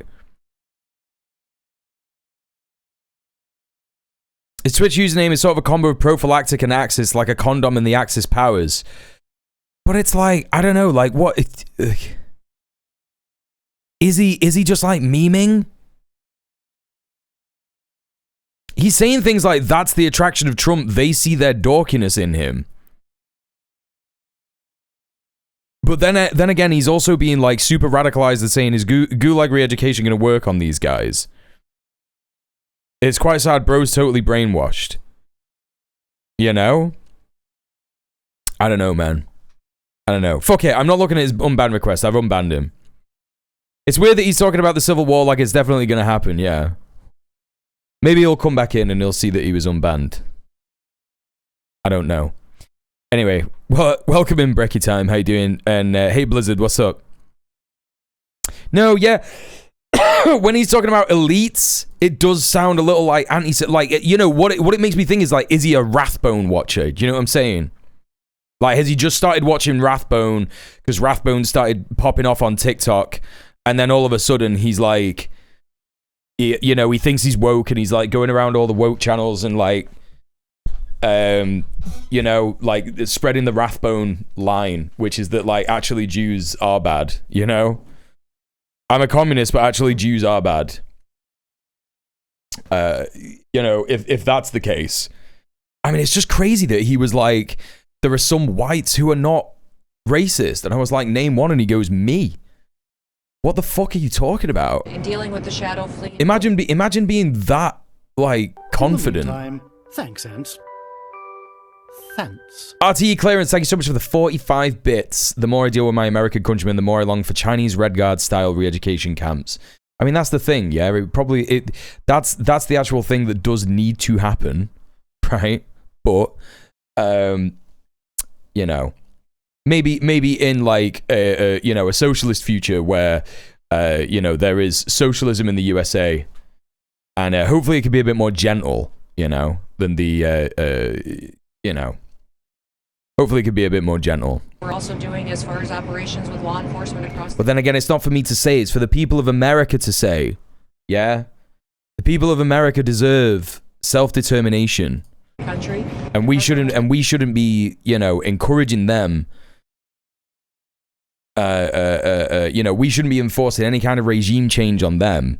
They need to decide it for themselves. Security is very busy. Can you respond? Yes. Madam Secretary, perhaps to follow up, why are we seeing Americans being asked on the street to provide proof of citizenship in Minnesota? Is that targeted enforcement?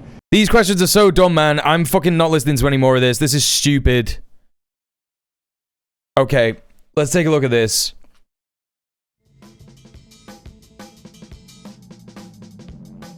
Breaking. ICE agents just flashbanged and tear-gassed a 6-month-old baby. ICE agents began tear-gassing a residential neighborhood after shooting a man nearby. As the gas spread, a family got into their vehicle to escape the tear gas.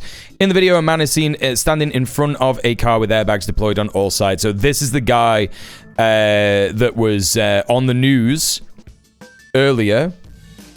Inside the van was a 6-month-old infant who stopped breathing after the attack. EMTs were called and taking the baby in an ambulance. So hell yeah, man. ICE just doing the IOF thing that they were trained to do. You want to talk about ICE being trained? They were trained by the fucking IOF, dog. Alright, my kid. Yes, the ambulance is bringing my newborn out the house because he can't breathe. How long? 6 months. And the fucking officer, I told him I was trying to leave. He said, it was, the officer knew you were trying to leave? Yes, the officer knew I was trying to leave. He's the ICE officer? Yes. He literally called us trying to leave. Yeah, they 3 flashbangs at my car.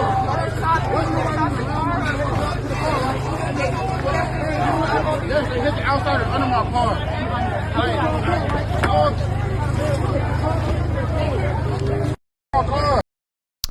Yeah, it's cool stuff. Anyway, some really cool news. This is from Crime Think. After ICE agents shot people in Minneapolis tonight, a crowd faced them down and eventually chased them away, despite federal mercenaries and police shooting a tremendous amount of tear gas.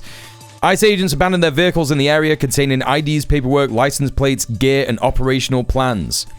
Demonstrators apparently retrieve these challenge coins that ICE mercenaries receive when they kidnap people. This coin is decorated with a skull wearing a crown. ICE mercenaries serve King Death. They are evil incarnate. So this is what they found. And this is how they left one of the vehicles. Oh! Damn, dude, that's crazy. So some interesting bits here. We're going to take a look at some of the protest footage.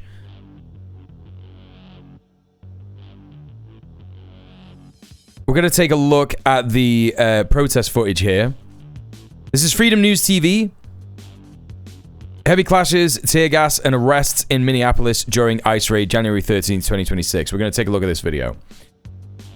Hey, 16-bit, what's up? They're fishing for martial law. Trump's basically said he'd do it. He's basically joked about not having elections this year. Believable joke. If he didn't also say this before the election in 2024, they'd never have to vote again. Yeah, no, you're absolutely right. We were just talking about how he, you know...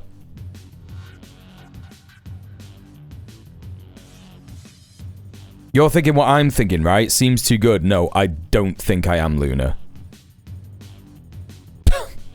I don't think we're thinking the same thing at all, because I literally don't know what the fuck you're talking about. Yeah,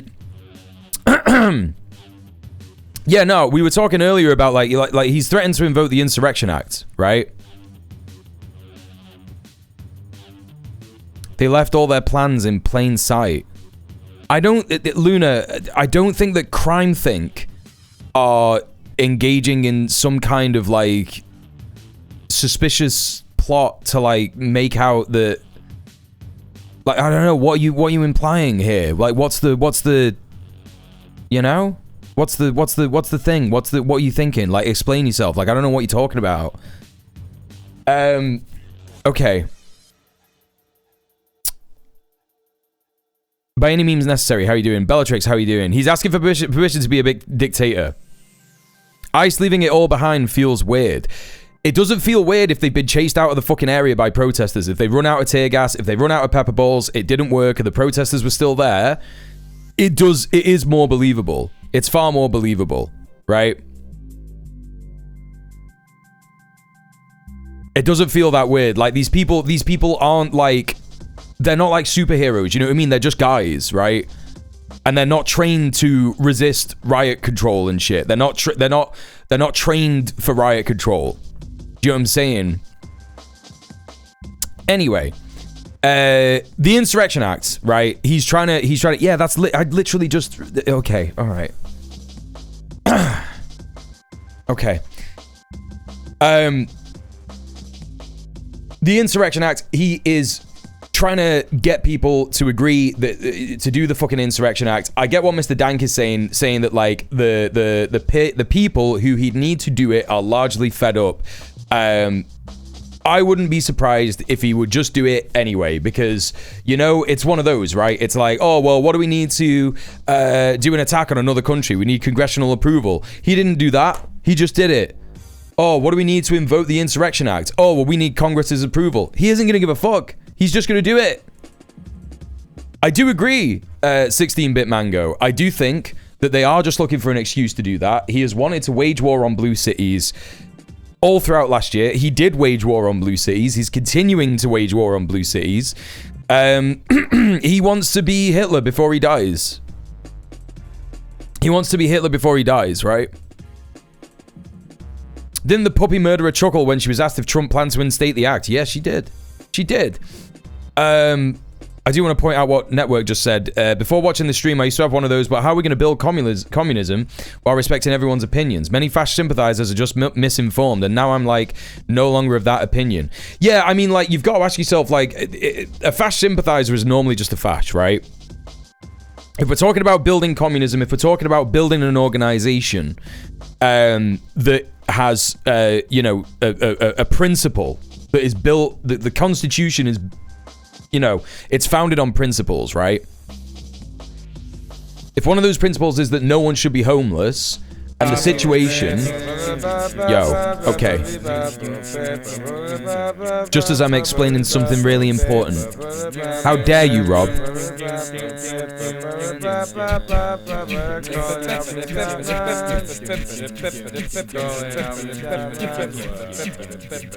Rob, thank you so much for the raid. How are you doing? Welcome in, Rob's Raiders. My name is DJ Muel. If you don't know me, I am a leftist political streamer from the UK. I am, what am I doing? What am I saying? I cover the news from a leftist perspective, an anti-imperialist, a communist, revolutionary perspective. Pretty similar to Rob. I would probably say that my politics are pretty similar to Rob. I've got a history of organising. I used to be the chair of the tenants union here in Manchester in the UK. I've done anti-fascist counter-protest organising. I've done all kinds of bits and pieces of organising, eviction resistances, yada, yada, yada. That's who I am. That's my politics. This is what I'm doing. Please go and follow Rob if you aren't already. He is a legend. If you like my politics, you love his politics, go and show him some love. Yeah? Islamic States of Britain.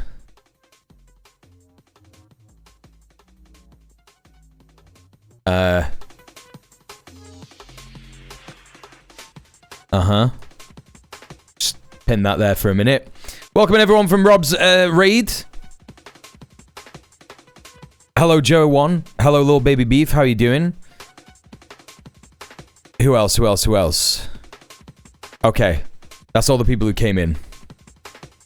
Hell yeah, dude. Islamic States of Britain. Yeah. Go on, dude. Why don't you explain yourself? Hey, Bonbon C3PO. Also, thank you for the follows, everybody. Did I say something wrong? I just want you to explain yourself, dog.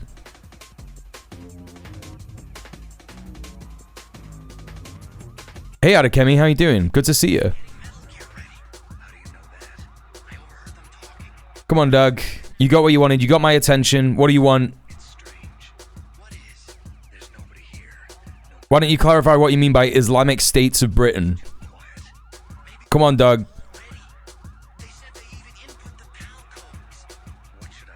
Expound.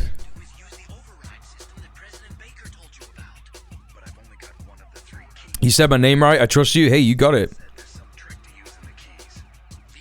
You are letting the Islamic terrorist religion invade your country.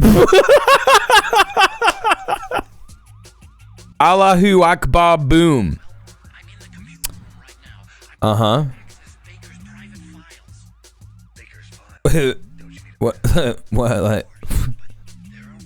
What do you think you're doing here, man? What do you think? Like?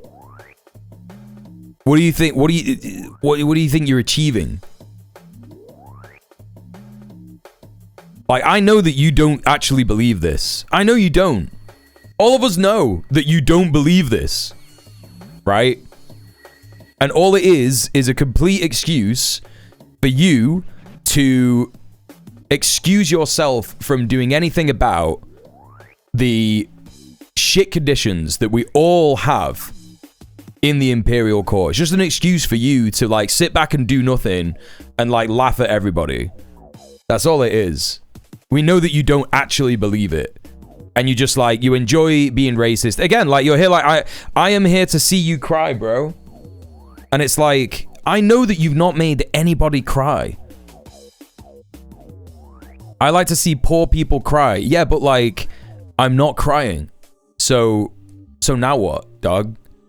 Like, you came here and you said, like, the thing that we all know that you don't actually believe, you just love to be racist.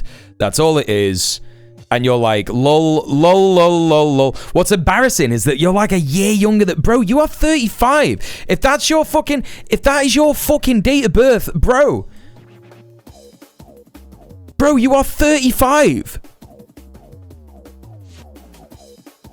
That is so embarrassing. Like, have you not got a life?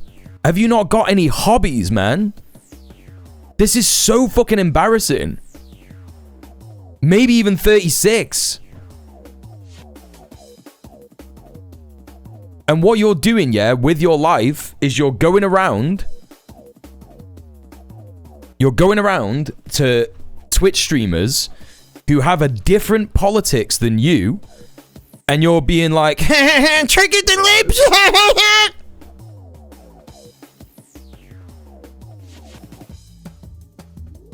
It's so funny. I went into this street and I said, Allahu Akbar. I said Allahu Akbar, and they were crying. They all cried. They all cried, and they all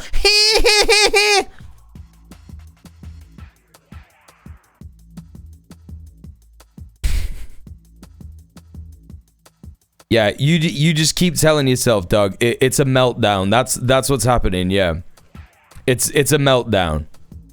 Yeah, man.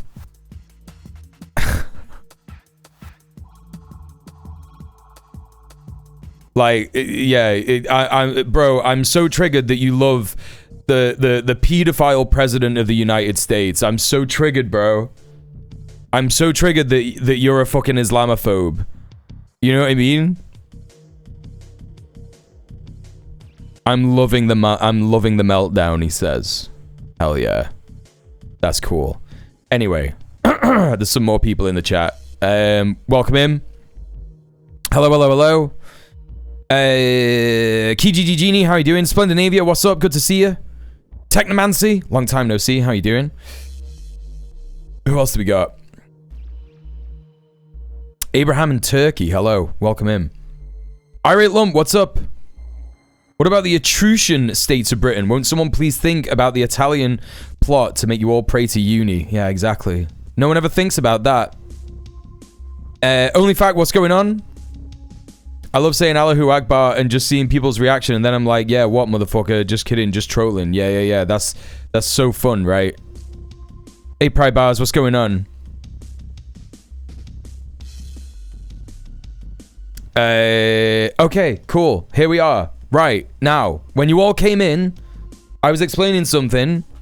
I was explaining something to chat about organizing and organizations, right? It was because Network said, before watching the stream, I used to have one of those, how are we going to build communism while respecting everyone's opinions? Many fascist sympathizers are just misinformed, and now I'm no longer of that opinion. What you have to remember, in terms of building organizations, if you have a constitution that is founded on, you know, that founds your organization that is basically based on principles that you all believe to be true, these are truths that we all consider to be part of our organization that we just broadly agree with, like no one should be homeless, right? If you're a tenants union, it's generally no one should be homeless. And then you come across someone who has reactionary opinions, or they maybe are even a fascist, and they're about to be evicted. What do? Right? What do? Do you let that person get made homeless? Or do you develop a specific branch within the organization to deal with that unlikely but possible, not outside of the realm of possibility scenario, yeah? Where it's like, you're not going to get the broad amount of people in your organization to want to support like that, like doing eviction resistance for a fascist, right? However, it might be something that you come across, especially if you create an organization in the Imperial Core. So what do? Do you use that as an opportunity to show solidarity with a person who is working class who happens to be fascist, and use that as an opportunity to re-educate them, right? And that's your decision to make for the organization that you're in. How do you deal with reactionary politics in the organization that you're in? Do you put it in the rules? Do you put it in the code of conduct that it doesn't matter what your politics are? We talk about housing in the union spaces, right? Like, that is for you to decide, and it's for your organization to figure out. And if we're talking about like respecting everyone's opinions, you don't have to respect anyone's opinions, right? You don't have to respect anyone's opinions.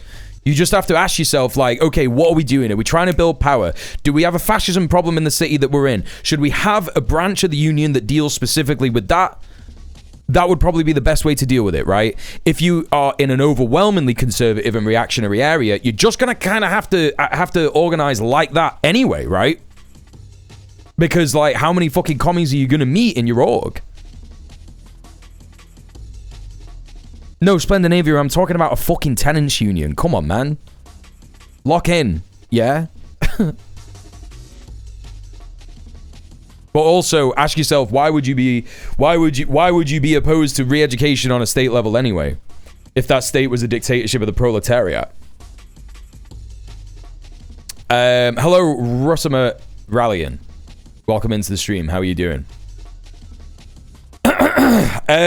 Catherine says, since I'm a teenager in the 90s, I had this crazy idea that everyone should at least have a roof, food, healthcare guaranteed. And fun fact, we do have enough resources if we manage them better, i.e. not let a few people hoard it all. That's correct, Catherine. Welcome in to the stream. How are you doing?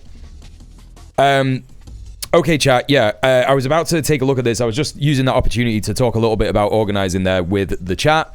I am going to now play you this video that is some footage of the anti-ICE protests in Minneapolis from January the 13th. This is from Freedom News TV.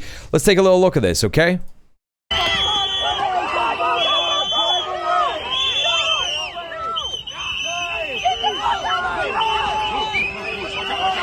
So again, we've got ICE agents threatening a woman in her car, so that is, of course, going to make everybody incredibly fucking scared.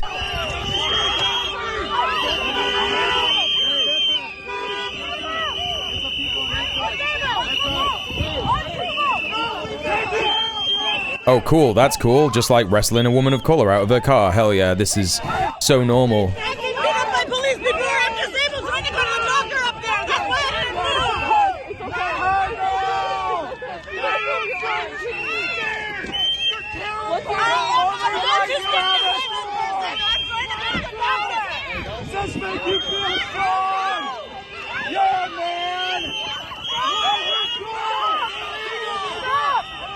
So I'm going to say the same thing that I said a couple of days ago. There is a technique called de-arresting someone, yeah? There is a technique called de-arresting someone. And I'm not saying that people should do it because maybe it's illegal. But what will just start to happen a lot more when things like this continue to happen is people will learn techniques like de-arresting. And when I've witnessed de-arrests, successful de-arrests, particularly at pro-Palestine protests, demonstrations where there are agitators who threaten, well, basically say to the cops, this guy's threatening me, he's attacking me, and then they go and arrest that person. The way that those de-arrests have worked is by as many people as possible just putting their hands on the person who is being arrested. And I don't just mean like place your hand. I mean like get a grip of that person. The way that that works is because normally there's going to be two people, yeah? Normally there's going to be two people. Two cops who are trying to arrest a person. Three normally is the cops normally say you should have three people trying to arrest a person because that absolutely guarantees there's no way that that person can escape. But if there's 10 of you, yeah, it's going to be far harder for those cops to take that person away, right? And if they want to arrest all of you for trying to de-arrest someone, they're going to need 30 cops, right? So that's how de-arrests have happened in the past. Again, I'm not saying that people should do that, but I think we're just going to start to see that more and more. Because people tend to react when people are detained or arrested without any kind of accountability, without any kind of, due process, because that kind of arrest has been manufactured as, a consensual thing for the government to do for decades and centuries. But when people start to see an escalation of that is quite clearly state overreach, federal state overreach, then they're going to react in a different way, right? They pull someone out of the crowd and swarm them. Don't let them pull you away. That is also why, if you're in a protest, linking arms with people is a really good thing to do on the front line of a demonstration. Link arms with everyone. Put your arms around each other. Yeah? And this is why it's really important that if you are like a bigger person who has a bit more weight to him, for you to be on that front line. You know what I mean? I'm not sure if it was true, but apparently ICE training was reduced to only 47 days deliberately because the Trump is the 47th. No, that's... No. No. You've been told that by a liberal shit poster. That's just some dumb liberal shit posting. They probably don't train ICE at all, man. And that's not the point. Because okay, we just had like a big raid, and I'll repeat what I've been saying for the majority of this stream. You need to reject the narrative. You need to fucking reject the narrative that this is all about ICE training. You need to completely reject that. As soon as anyone brings that up, oh, ICE needs to be trained better, tell them to fuck off. Because if they were trained better, they would just be killing people and disappearing them far more effectively. Because that's what you're advocating for if you say, oh, they should be trained better. The argument should be abolish ICE, because no human being is illegal. It's not illegal to just be, you know, a person in a country. This is your duty! Why don't you help that woman? Help that woman! Why don't you... Yeah, exactly. All you do is hurt! All you do is hurt! She's trying to drive down the fucking... Where is the law?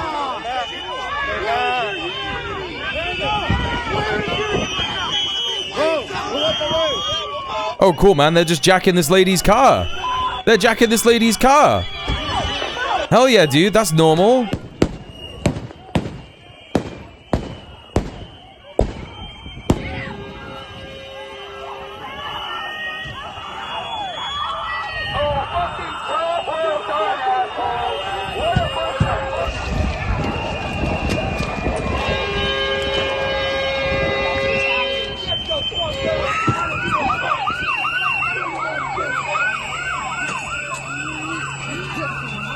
You're saying that they do train for 47 days.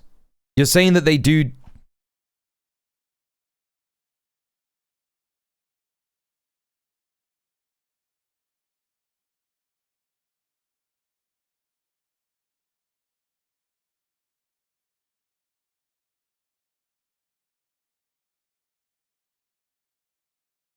We're beefing up ICE, Warner said. Who's Warner? Mark Warner. We're beefing up ICE, 10,000 more agents. They're not getting the traditional 5 months training. Literally, Jake, the training for ICE is now 47 days because Donald Trump is the 47th president. So, what? It's just Mark Warner saying this.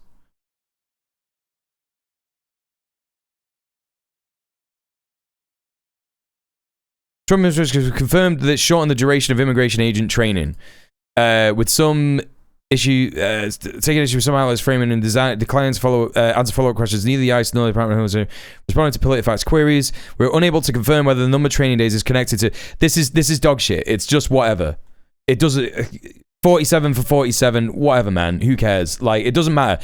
The thing is that the training is irrelevant, right? It doesn't matter about the training or whether it's 47 days or anything like that. It literally doesn't fucking matter, right? What matters is that they're going around being the fucking Gestapo, and if they were trained better, they would literally just be disappearing people and killing people more efficiently. So that's not something that we should be arguing for. We should be arguing for the abolition of ICE, you know what I mean?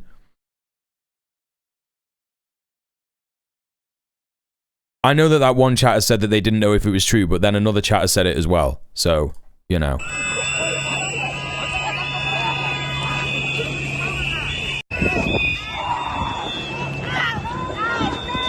Yeah, it's Imperial Boomerang shit. Put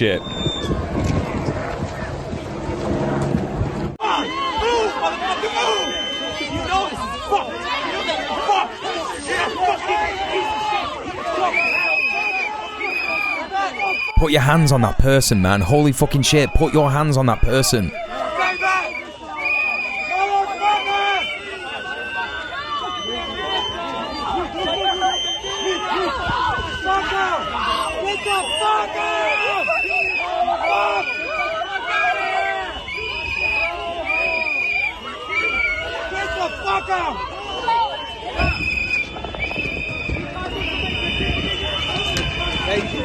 Yeah, we witnessed the same thing many times watching coalition troops dealing with Iraqi civilians, yeah.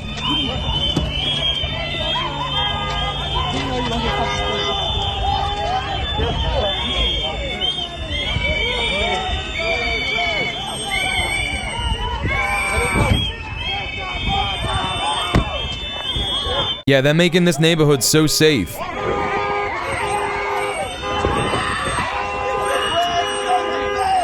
So they're just fucking arresting random protesters, you know?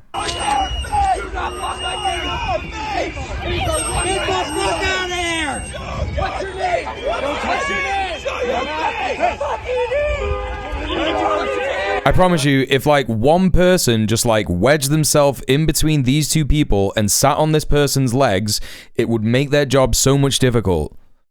So much more difficult.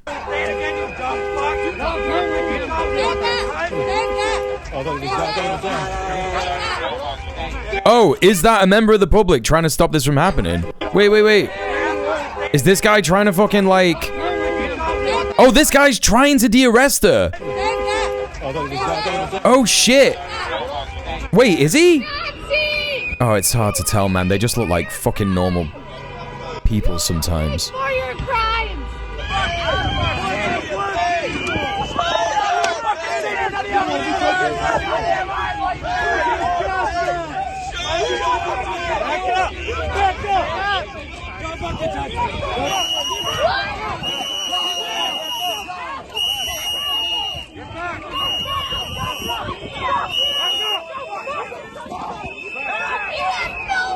That was a pretty solid recovery there.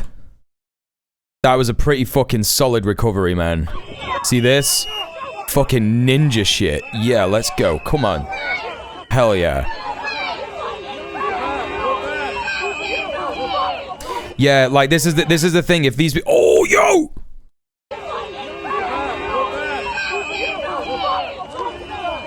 Fucking get his ass. Fucking get his ass. Yeah, people are getting more and more agitated. You can see that these people are testing what they could get away with like pushing him back and shit like that. Hey, Kabradsky, what's up? Like, that's the thing. If these people just all decided to link arms, yeah, that would be fucking crazy. That would create like a difficult situation for them to try and deal with. You know what I mean? Because what they're doing is they're pushing people, and because they're not attached to any other people. Oh shit! These people look like they're kind of doing it. Oh yeah! This is it! This is it! This is it! That's it! I mean, going against the car might not be the best strat, but like, you know, definitely doing that like to the agents on foot is the way.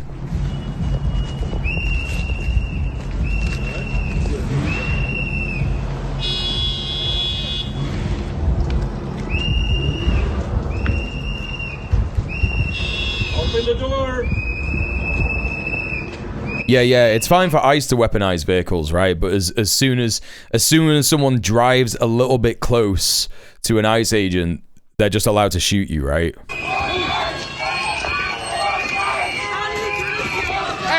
I'm not advocating for violence. I don't like violence, but is all it takes is one ICE agent to get his ass kicked by a group of protesters to get him to back off, or doesn't that make things worse? I reckon if one ICE agent gets his ass kicked, I think that it will scare him a lot more, right?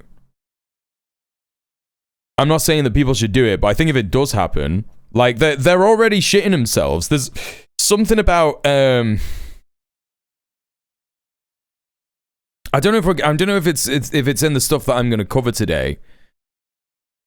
But I did see something about ICE numbers going down recently, right?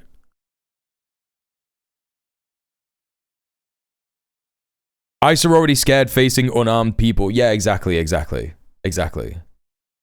They are already scared. Yeah, the recruiting numbers are abysmal. Well, that's why they have so much of the benefits. Like, I was going through this last week.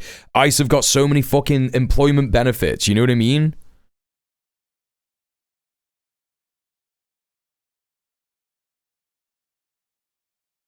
Things will get worse before they get better, regardless of if you fight back or not. Making them more scared will slow them down, yeah. Yeah, ICE just kind of turned up to just, like, terrorize Minneapolis because of the fucking... you know?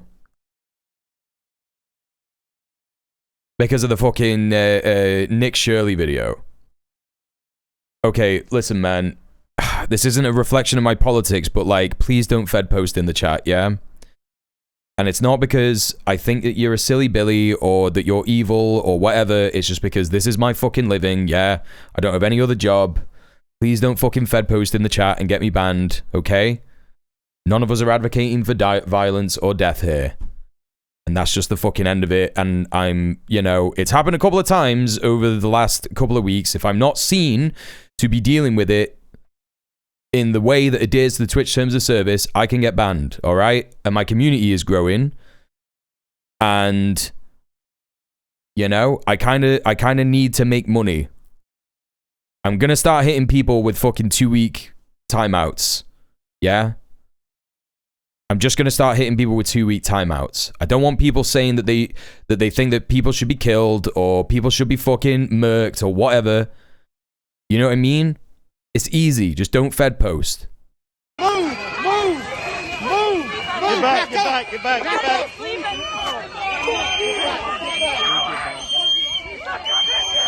Also, if you're in the fucking USA... Hello, my old chum. Thanks for the follow. If you're in the fucking USA and you're fucking Fed posting on Twitch, you're a fucking idiot because you're going to get fucking ICE knocking at the door or some shit.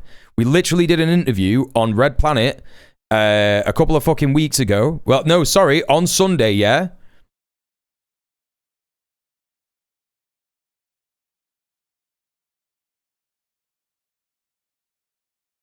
With a black trans woman who got fucking told by the FBI to stop posting.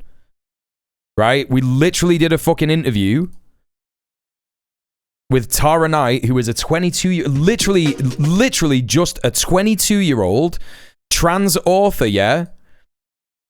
Who got fucking contacted by the FBI to, like, take all of her work down because she fucking posts revolutionary, building black and trans power shit, you know what I mean? Go and check out the episode. In fact, I'm gonna fucking pin that. Because I want people to fucking watch it. She turned down an interview with CNN to do an interview with us, yeah?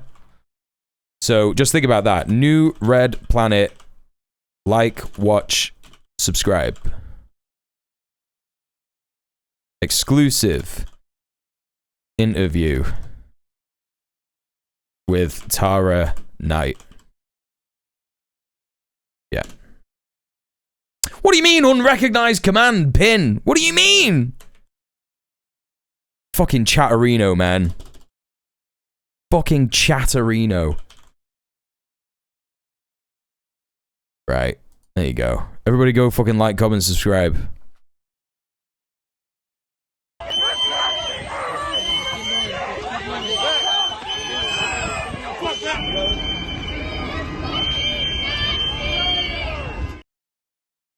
All right. I think this is just like the same footage of that lady getting arrested, or it's like footage from earlier in the day. Because this is that same lady, right? Okay, well, we don't need to watch her getting arrested again. It's pretty fucking traumatic. It looks like it's just that, right? Hey, Val. Just back from my tenant union fucking branch meeting. Let's go! Hey, Kubishi. Okay, well, we don't need to watch this lady getting arrested again, because that's all that is. We need more interview with guys like this, says Christy Yamaguchi Main on Twitter. Let's take a look at this. Ever gone out to these sort of things before? Never. I've never protested in my life. My brother's here. He does it all the time. I've never. Like I said, I'm far enough away, but close enough, and I sit in my cushy house and look at shit and get mad, and they're just trying to fucking scare people, and but why? Member defense training on Saturday. Hell yeah! Me off is the fact that they detain people, cuff them, and then still beat the shit out of them. They tell you it's immigrants, only immigrants. It's fucking anybody. I have friends that got detained, and all they were doing was fucking driving home from work. What the fuck? Sounds like you don't fit the definition of the. No, and I'm not fucking paid to be here like everybody fucking says. What the fuck is that? I gotta work in the goddamn morning, just like everybody else. This guy's so good. He's so mad about the paid protester shit. Like, and you know why he's mad particularly about that? Because this guy is one of these, like, apolitical guys who is probably truly apolitical and just thinks, like, MAGA's fucking weird and fucking maybe the left are, like, too weird for him and shit like that. But he's apolitical enough that he's seeing all the shit that MAGA people say about this shit, and he's getting mad about it, right? He's getting mad as hell. He's like, what the fuck are people saying this shit for? It's so dumb. You know? And like guys like this, like, you know, it only takes knowing him and hanging out with him for like fucking 8 weeks or some shit, and he's gonna be a commie. He's gonna be like the biggest Marxist-Leninist you've ever met in your fucking life. He'll even be like, yeah man, I uncritically support Khamenei. Do you know what I mean? He's gonna be like, I uncritically support Ayatollah Khamenei against the fucking evil empire of the United States and Israel. Like, 8 weeks, that's all it'll take, chat. I'm just here trying to stand up for community, dude. We're all human beings here. I don't give a shit who you are, where you came from, what color you are. It doesn't fucking matter. This is wrong. Yep. Yep. He's right. What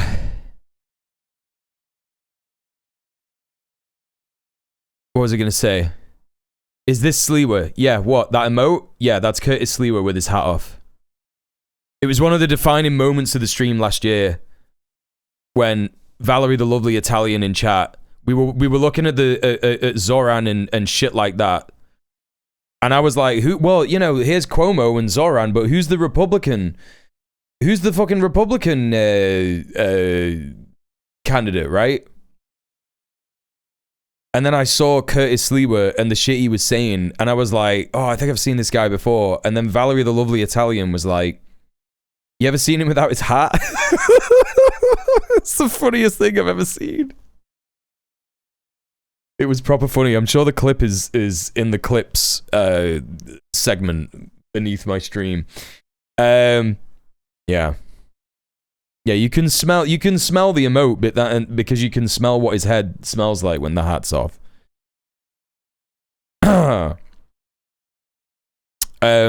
Okay, I'm gonna read this real quick. This is Unicorn Riot's report on ICE in Minnesota, day 44. If you don't know about Unicorn Riot, check him out. Pretty good grassroots journalism, left wing. Follow a lot of demonstrations and stuff in the US. So here's their report for January the 14th. This is yesterday from Dan Fate. ICE in Minnesota. Community calls for walkout next day Friday. Protest continues. So Minneapolis, Minnesota. The grinding occupation of the metro area by thousands of federal agents continues. While events have formed a virtual blizzard, this recap aims to show the major trends going on and key developments on front lines. Here's what's been going on the last few days. As updates come in Wednesday, they will be added to the top of this report. To chronologically organize local news events, we are counting days since December the 2nd, which was regarded as the beginning of what federal authorities call Operation Metro Surge. So, this is a bit of a complex map, but I think you can, you know, have a little look here and figure out the concentration of where things are happening, but also the fact that things are happening everywhere. And we could probably assume that in the areas where there are there appear to be nothing going on, there are probably still things happening, right? So we can see here that if something is in red, it means that it's either a threat or that someone was actually taken either via a raid or an abduction. If it's just like a little circle like that that's in red, it means that it's a threat. So the amount of successful abduction attempts seems to be concentrated in the metropolitan area. So literally in like what I think is like the city center, right? Twin Cities Metro Activity Dashboard. Wait, you could take a look. They got like a live map thing.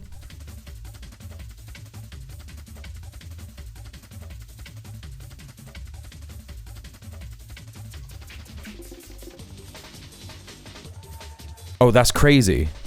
So you can like zoom in on this shit. Yeah, so it appears to be this inner city area where the concentration of abductions is happening. And it looks like there's been since December the 2nd, 1, 2, 3, 4, 5, 6, 7, 8, 9, 10, 11, 12, 17, 18, 19, 20, 21, 22, 23, 24 abductions, right? And a bunch of raids. So it looks like there's been about 30 instances of people being detained or abducted in this inner city area. And of course, if you look out more broadly at the map of Minneapolis, you can see that it does spread quite a bit. And we can assume that there are some that are going to be unreported. So the data is crowdsourced, as it says here, and does not represent the entirety of ICE activity in the area. So we could probably assume it to be double. Right? So they probably abducted maybe 250 people since December the 2nd from Minneapolis. So here's a link to the active map. That's a really good resource from Unicorn right there. 8:20 p.m. Wednesday updates. Federal agent shooting incident in North Minneapolis, capping another tumultuous day shortly after Governor Tim Walz gave a televised address. We'll have a look at this in a bit.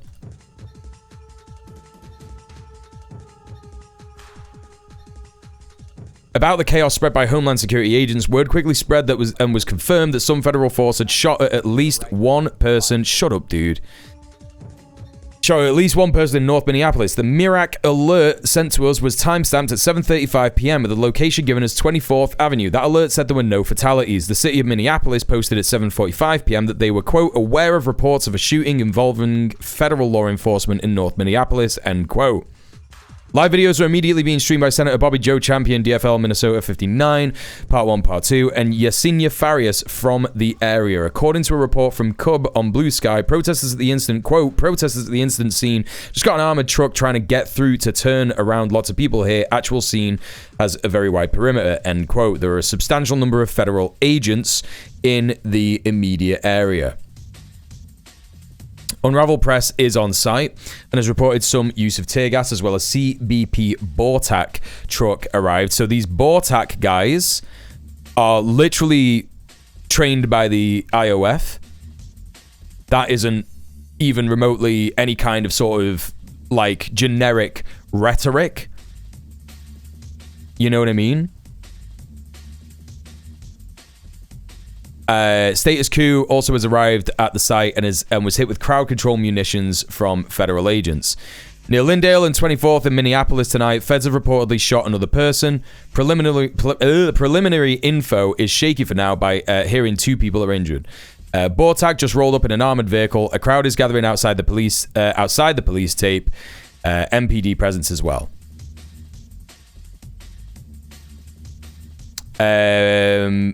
This is from Status Coup News. Breaking ICE unleashes onslaught of flashbang grenades and chemical ammunition at unarmed Minneapolis protesters in warlike attack. Several protesters struck. Our reporter, Z.D. Roberts, was struck in the head. Take a look at this. Hey, by any means necessary. Yeah. I know that this is like the second time that you've asked this. Can we watch a palate cleanser, please? First of all, I'm not going to click on a fucking iFunny link because I'm not 59 years old. Secondly, like, I'm sorry if you are like stressed out about the content. I'm not going to cheapen my reporting on this by like interspersing it with jokes or memes, right? In a way that isn't natural for me to do it. So like, I'm sorry about that, but if you're getting stressed out about the content, you can just watch a different stream, right? And I'm not like telling you to fuck off or get out of here or anything like that. I appreciate you being here, but like, you know, if you're desperate for a palate cleanser, I don't know, just like turn off the stream and watch it yourself for a bit, you know? Because I'm definitely not going to watch this, okay? So please stop asking. Let's take a look at this. Okay, we've already seen this, I think.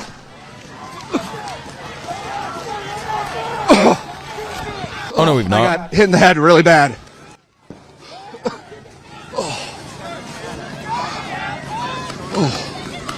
Fuck. Out of the blue, the police are moving forward.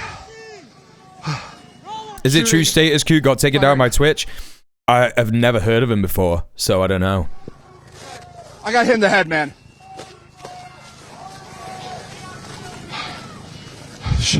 So it looks like these guys are probably Bortak.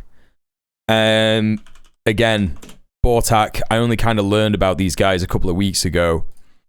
But this is the Border Patrol Tactical Unit, right? It's one of two police tactical units in the Special Operations Group under the United States Border Patrol. It specializes in counterterrorism, high-risk tactical law enforcement situations, hostage rescue, operating in difficult-to-access terrain, reconnaissance, and tactical special operations. All of these will be weaponized just against the immigrant population of the United States. That's all it'll be. You know, there's a reason that it's Border Patrol and counterterrorism, right? Who's being called terrorists at the moment? Anyone who opposes ICE. Why are Bortak in ICE? You know? Why are Bortak, you know, attacking ICE protesters? Why are they in Minneapolis? That's why. Yeah, fairly far from the border, right? Mission of Bortak is to respond to terrorist threats of all type anywhere in the world to protect our nation's homeland, brother. Protect our nation's homeland, brother. Operations. In the 1980s, Bortak works with Drug Enforcement Administration conducting counter-narcotics operations in South America during Operation Snowcap. That's interesting, isn't it? Yeah, it's basically SWAT, but for immigration enforcement, and they are trained by the Israel Occupation Forces. Following 9/11, Bortak personnel were sent to high-risk areas around the country to help secure against future attacks. Most people will remember this, right? Most people will remember this as just arresting random Muslims. That's what the operations were after 9/11. They just went to areas where Muslims were concentrated and fucking abducted them.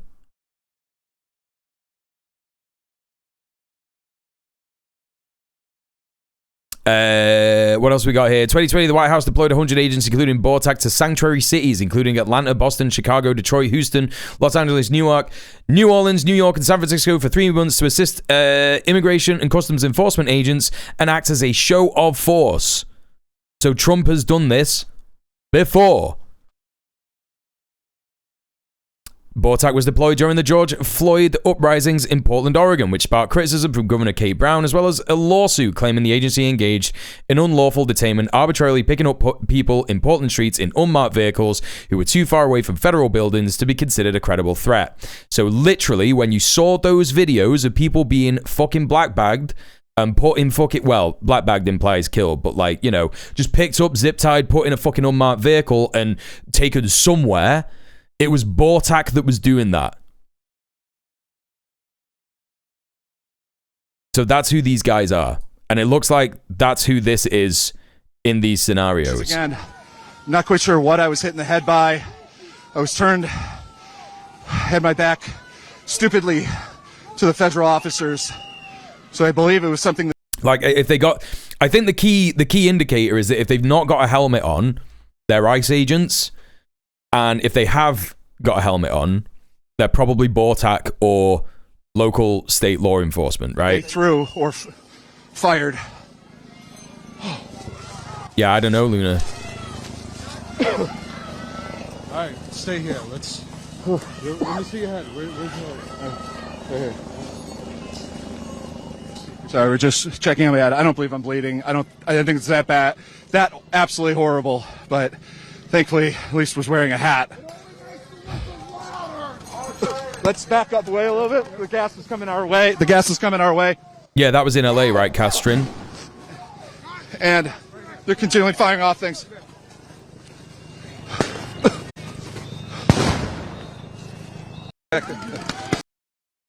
All right. According to DHS, who has a proven track record of lying, I mean, that's the only reason why I respect Unicorn Riot's journalism over any other journalist fucking reporting on this shit, is because whenever they quote the DHS, they immediately follow it up with the proven track record of lying. Hey, Kablaney Laney, how you doing? They have the jurisdiction to be there is the wild part. They didn't need to be sent. They could just go to any city 100 miles from the border, which is most cities. Yeah, 100 miles from the border is most cities, right? It's wild that the way that we tell that they're not ICE is they have better gear. Yeah, right. Yeah. Also, everybody, please go follow Laney. She's great. Another comrade that you're going to enjoy. If you like my politics, you love her politics. How you doing, comrade? What's up? A federal agent was attempting to pull over a, quote, illegal alien from Venezuela, end quote, who evaded them. An agent then allegedly attacked with a broom and snow shovel by multiple people, and the agent shot the initial man they were attempting to pull over before he ran into a house. So all of this is probably wrong. Yeah? Late night noise demo at Graduate by Hilton, Minneapolis. On the evening of January 13th, a noise demo at Graduate by Hilton went into the late hours. This hotel, which is closely linked to the University of Minnesota, has reportedly been hosting ICE agents. The University of Minnesota has been guarding the lobby fitted in riot gear, video, Unicorn Riot video. Noise demos around the metro area, including downtown, have been a feature of the protest movement lately. So here we go. Let's take a little look at this video as well. Yeah, you should follow Unicorn Riot on Bluesky as well, chat. How do I fucking do this? Yeah. There you go.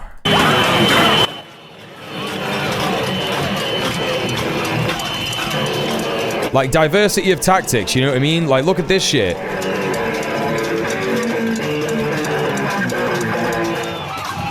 Like, it's the most metal thing you could ever do. Take your fucking guitar down there with a generator and a fucking amp. Plug it in and fucking shred some bullshit. Even if you're not playing good fucking, I don't know. Even if you're not being theory accurate. Even if you're playing discordant chords. Even if you're getting the fucking tab wrong. Just fucking get down there and just do whatever, you know what I mean? I think that they were doing it so that they wouldn't sleep, yeah. Yeah, the revolution needs music and dancing.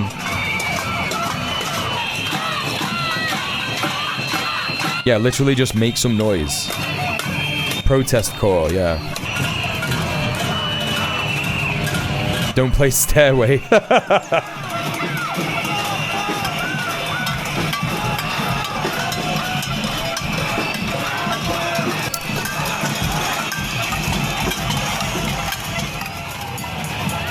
Yeah, the pot and pan is crazy.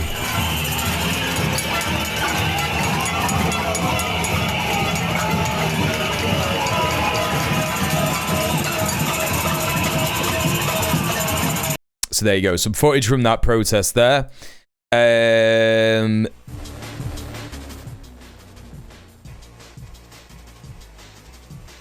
Judge declines to make immediate ruling on halting ICE activity. Federal Judge Catherine Menendez didn't issue a temporary restraining order meant to block ICE activity in the Twin Cities at a status conference Wednesday morning. The hearing comes after the state, alongside Minneapolis and St. Paul, filed a suit Monday against Trump's DHS that sought a temporary restraining order against the agency. Judge Menendez said she planned to hold oral arguments next week. The law is not on our side. I'm not saying that you shouldn't try and use any avenue available, but this just proves how fucking useless Democratic lawmakers are. Democrat lawmakers, I should say, not Democratic. Thousands of students stage walkout demanding ICE leave Minnesota. Students from St. Paul and nearby school districts march on the Capitol building after walking out of class in protest against ICE activity, according to reporting by Georgia Fort. Local school districts have cancelled class in recent days.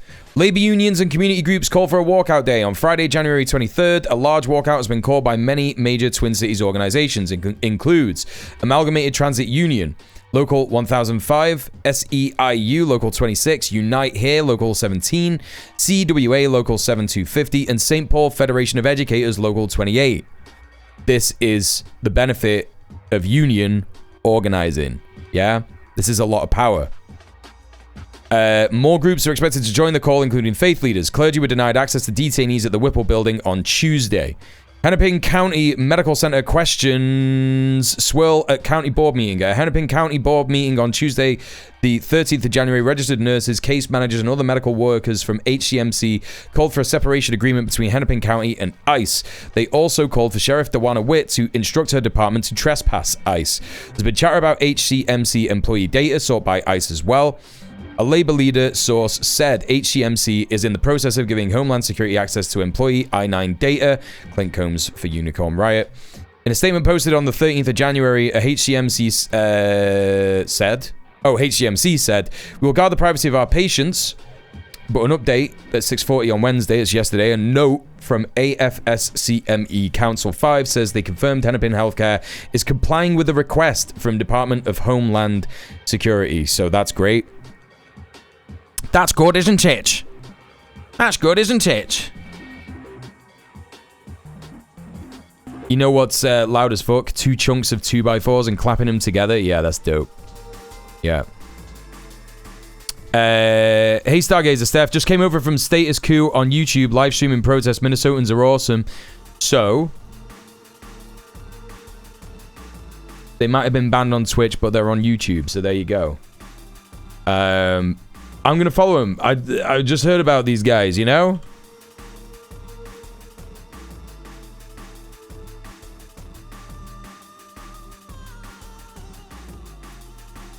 Getting them on there.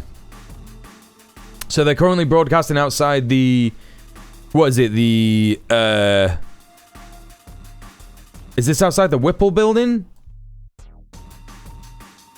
Jackson, who famously ignored the Supreme Court and committed a genocide against during the Trail of Tears. Is that not? Is that where they are, Steph? Are they outside the Whipple? They're outside the federal building, so the Whipple building, yeah. There you go. Dope. Yeah, check out Status Coup News or Status Coup, however you want to fucking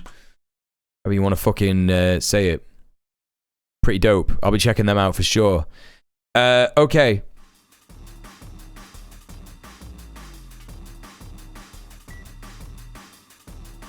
ICE fans out across Greater Minnesota. More reports have come in about ICE activity in. I didn't show their content, did I, Lil Baby Beef? That didn't actually happen, and you didn't see that, right? That 5-second paused image that you saw. Yeah, that just that didn't actually happen. Federal agents fire crowd control weapons on... sorry, I was taking a read of this. ICE fans out across Greater Minnesota. More reports are coming about ICE activity in Rochester, Mankato, and other out-state locations. Hundreds of people challenged ICE agents midday at a St. Cloud strip mall. Yeah, no, I appreciate that, Little Baby Beef. Yeah, don't worry about it. Federal agents fire crowd control weapons on protesters at the Whipple building. During the early evening hours of January 13th, there were some charges of federal agents against protesters, including flashbangs and at least one bloody injury. Many of the agents on site are Bureau of Prisons guard. The Whipple building is the most significant logistical site for ICE in Minnesota, the home of the regional ERO field office, and also a magnet for hard-right trolls who sometimes attack protesters. Yeah, so this was some footage that came out. I know exactly what they're talking about. Where is this bit? There's like a video of a fucking fash who came to like help ICE, and he was going insane. I wonder if they got the fucking footage of this shit. Is this one of them? Far-right activists descend on ICE in protest in Minnesota and attempt to agitate violence. I think that this might be the video. Fucking Nazi. Even further to the right than you know who talked like you did? Oh, hell yeah, dude. This is so good. This look at this loser. Look at this fucking loser, like, just going up to people and yelling Charlie Kirk. Fucking Nazi. Even further to the right than you know who talked like you did? Charlie Kirk! Charlie Kirk! Your breath is so stank, bro. Yeah, good. Your breath is so stank! Look at these fucking nerds, honestly. Every single one of them looks like a fucking nerd. It's not your place to be here. Jaden Scott. Oh yeah, this is that guy. This is that guy. This is that fucking absolute fucking freak. Apparently this guy goes completely insane. Oh my god, he's like shoving his face in there. All of you. Antidepressants, all of you.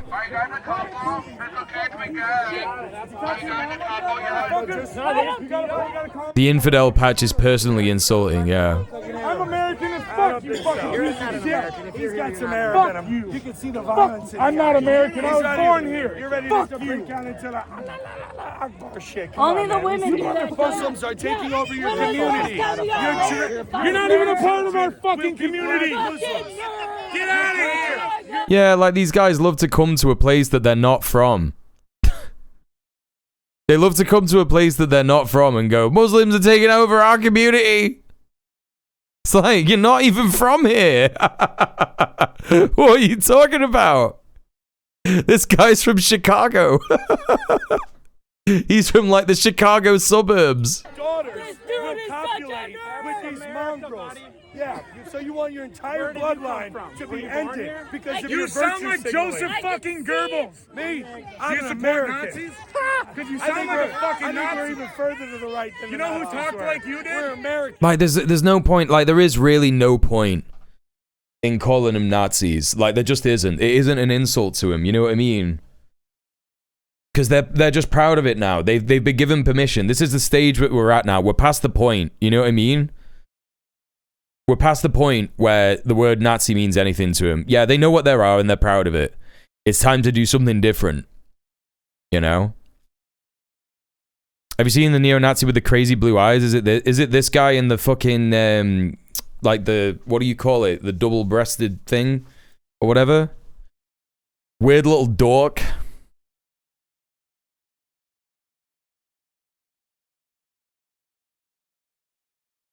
Hey Galamango, how you doing? We beat the shit out of the Nazis. We are confident. No, I just don't think words I just don't think words should be wasted on them.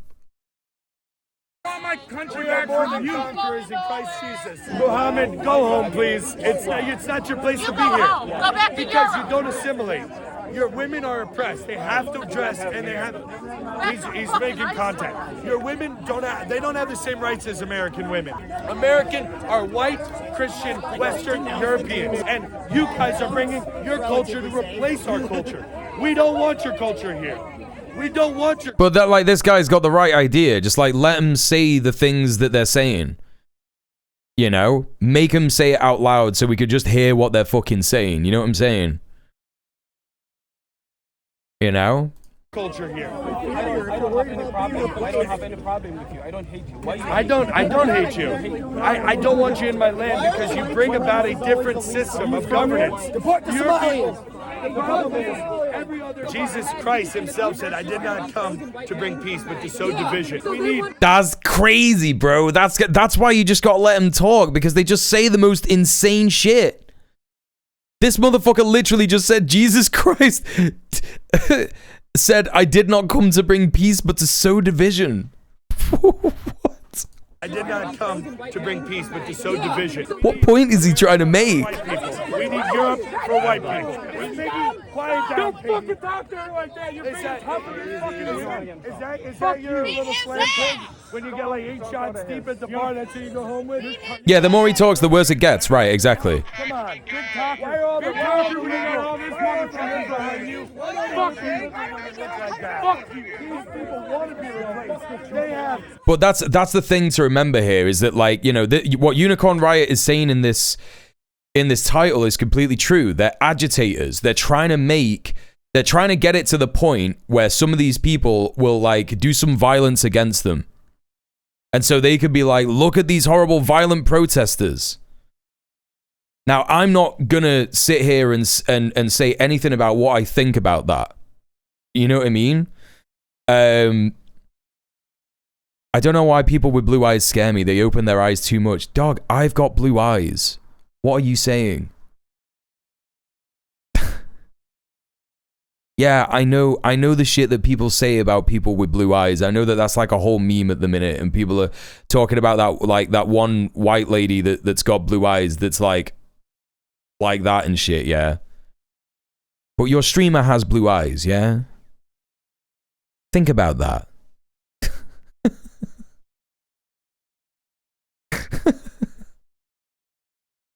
Your blue eyes are scary. White Walker stuff. Nah, Erica Kirk's blue eyes are scary because she's Erica Kirk, right?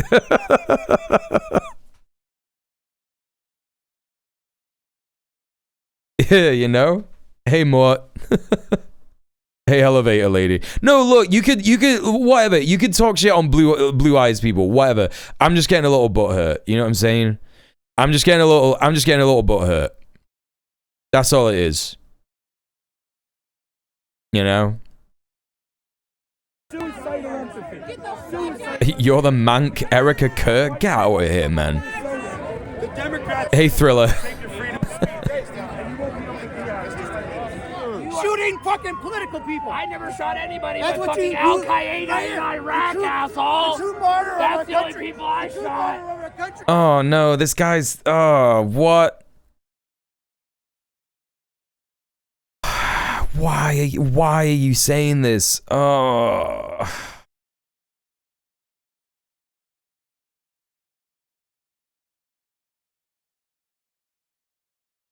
Charlie Kirk! Charlie Kirk! Charlie Kirk! Charlie Kirk! This is so good!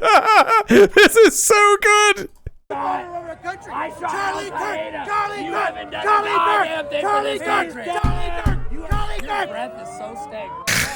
I fucking love protests, man. I'm being so for real. I don't care, like, yeah, I don't care how much of like an armchair communist you want to be. If you're not, look how much everyone is enjoying this shit. Everyone is loving this shit. It's funny as hell.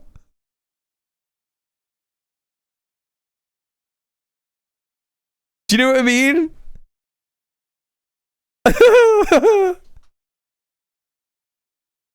I give him a pass. He's a vet. They interviewed him. I think he has PTSD. No, Steph, look, I'm not saying that, like, to clarify what I'm saying, man, I'm not saying it's just a fucking dumb thing to be turning around to a fucking fash like this and being like, you should love me because I shot brown people in Iraq. Old chum. Right? You know? You should love me because I shot brown people in Iraq. It's not for us to like give him the pass, you know what I mean? It's up for like the Iraqi families, you know, of the fucking people that this guy murdered. You know what I'm saying? I think it's like a shit argument. Oh yeah, he got PTSD murdering civilians in Iraq. Wow, sounds like I don't give a fuck, man. You know what I mean?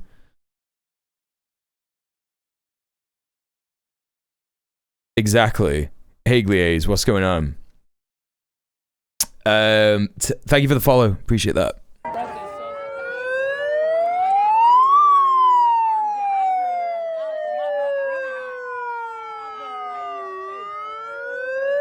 This is just the Chad and Virgin meet. Like I'm so sorry, but this looks exactly like the Chad versus Virgin meme. It looks exactly the same, right? It looks exactly the same. This guy just looks like the guy going, yes. And this guy looks like the guy crying with tears coming out of his eyes. You know what I mean?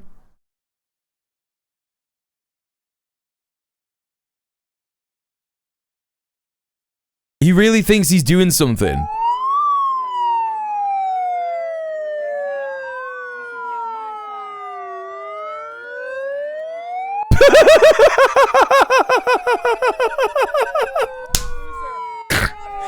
Yeah, man. No, give yourself...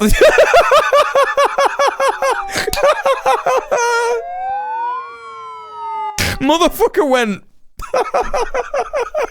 That is an underrated gesture, yeah? Gotta bring it back.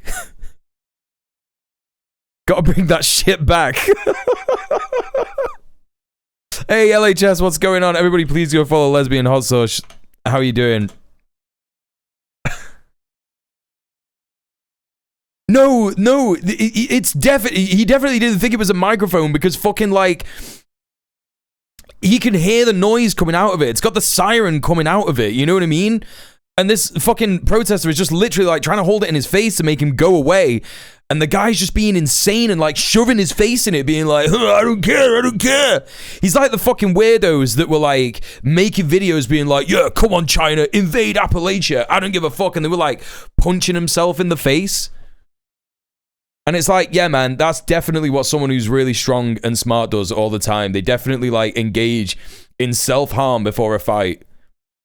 Especially in, like the most vulnerable place on your body, on your face. Where all your fucking, like, sensory organs are. You know what I'm saying? Guy who set their shoes on fire energy. Yeah, that shit. It's just like, what are you doing? He's just completely brain broken.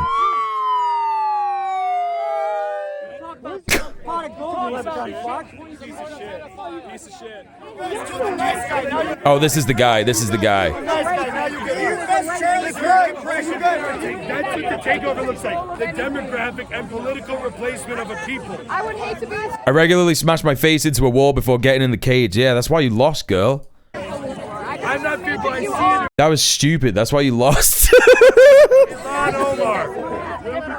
You gave your opponent 3 shots before you got in. Like, what are you doing? Look at the liberal nose ring. Liberal nose ring, mental health. Liberal nose ring, mental health disease. Yeah, man, that's so true. Nose ring is mental health disease. Antidepressants, antidepressants, antidepressants. Oh, yeah. Yes. Uh-huh. It's the way, yes, mood state. Uh-huh. Antipsychotics. God, these people are so servile. They're like, I would love to suck the dick of these ICE officers. That's what they're saying. Look at me, you guys are punching me in the fucking face. It's institutionalized. Can you keep the pedo flag to yourself? It keeps touching people. It's fucking gross. Even less kids. People don't want to touch it. Words. Fucking kids isn't words. It's rape, you fucking psycho. Oh my god, it's so peasant-brained. It's genuinely peasant-brained. POV, the internet meets more. What are you talking about, dog? What are you talking about? POV, the internet meets? Why do you look like Walmart Christy Gnome? You look like... Alright. There's that video. Okay, so there's the report from Unicorn Riot. What do we got here? This is Tim Waltz's statement about the increased ICE presence in his state. I'm certain that what he's gonna say, yeah? I'm certain that what he's gonna say is gonna fix everything. It's gonna make everything go away. It's gonna be really good, yeah? I can't wait. Is it just in the left ear? My fellow Minnesotans, what's happening? Okay, first of all, my guy, get some better production on the go. Otherwise, a Twitch streamer is going to have to force mono for his audience Happening in Minnesota right now. to make your content better. News reports simply don't do justice to the level of chaos and disruption and trauma the federal government is raining down upon our communities. 2,000 to 3,000 armed agents of the federal government have been deployed in Minnesota. Armed, masked, undertrained ICE agents are going door to door, undertrained people to point out where their neighbors of color live. They're pulling over people indiscriminately, including U.S. citizens, and demanding to see their papers. Tell us something we don't know, man. Grocery stores, at bus stops, even at our schools. Yeah, get the cigs out, chat. If you're a smoker, now's the time to fucking light up, yeah? If you're a smoker, now's the time to roll a fucking ciggy. If you're on the roll-ups, get the pack out, you know? Spark it up. Maybe keep a next one. You know what I'm saying? Dragging pregnant women down the street, just plain grabbing Minnesotans and shoving them into unmarked vans. Kidnapping innocent people with no warning and no due process. Let's be very, very clear. You know, all this language is like no warning and no due process. It's like saying that this stuff is fine if there is a warning and due process. You know what I'm saying? This long ago stopped being a matter of immigration enforcement. Instead, hey Dan, what's up? A campaign of organized brutality against the people of Minnesota by our own federal government. Well, that's the dumb shit, Comradsky, because he already said that he was going to mobilize the National Guard, but the National Guard is clearly only going to be mobilized against fucking citizens in Minnesota who want to protest against ICE. You know what I mean? Last week, that campaign claimed the life of Renee Nicole Good. Hey, Ground Level News. We've all watched the video. We've all seen what happened. And yet, instead of conducting an impartial investigation so we can hold accountable the officer... he could deploy the National Guard to protect Minnesota residents, but he's not. He's doing it to police Minnesotans. Renee's death, the Trump administration is devoting the full power of the federal government to finding an excuse to attack the victim and her family. Just yesterday, 6 federal prosecutors, including the longtime career prosecutor leading the charge to investigate and eliminate fraud in our state's programs, quit their jobs rather than go along with this assault on the United States Constitution. But as bad as it's been, Donald Trump intends for it to get worse. This week, he went online to promise that, quote, the day of retribution and reckoning is coming. That's a direct threat against the people of this state who dared... 2 minutes and just words, no actions. What are you going to do, man? What are you going to do? ...to vote against him 3 times and who continue to stand up for freedom with courage and empathy and profound grace. All across Minnesota, people are stepping up to help their neighbors who are being unjustly and unlawfully targeted. They're distributing care packages and walking kids to school and raising their voices in peaceful protest, even though doing so has made many of our fellow Minnesotans targets for violent retribution. Folks, I know it's scary, and I know it's absurd that we all have to be defending law and order, justice, and humanity, while also caring for our families and trying to do our jobs. Hell yeah, dude! What a statement. We all gotta defend law and order and the police, but also we gotta care for our families and do our jobs. So tonight, let me say once again to Donald Trump and Kristi Noem, end this occupation. You've done enough. Let me say 4 critical things to the people of Minnesota.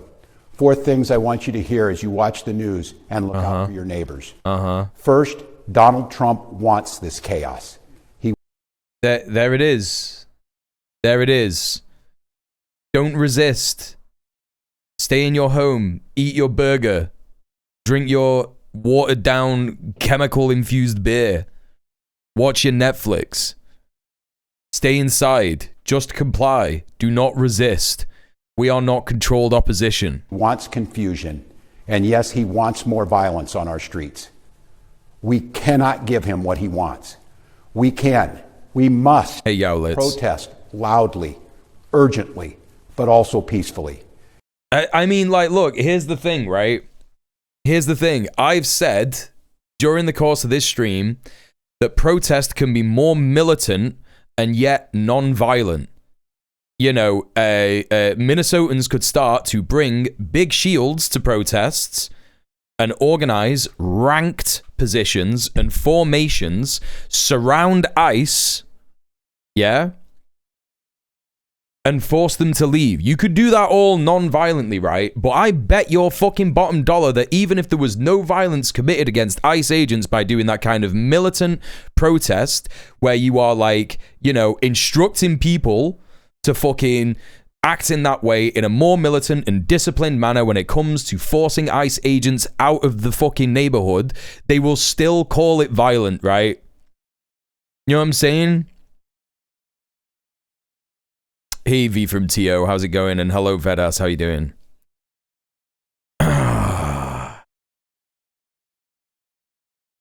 We must protest peacefully.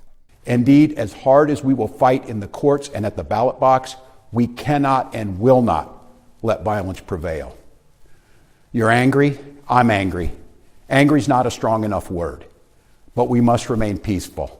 Second, you are not powerless, you are not helpless, and you are certainly not alone. So what are you gonna do? What's he gonna do? All across Minnesota, people are learning about opportunities, not just to resist, but to help people who are in danger.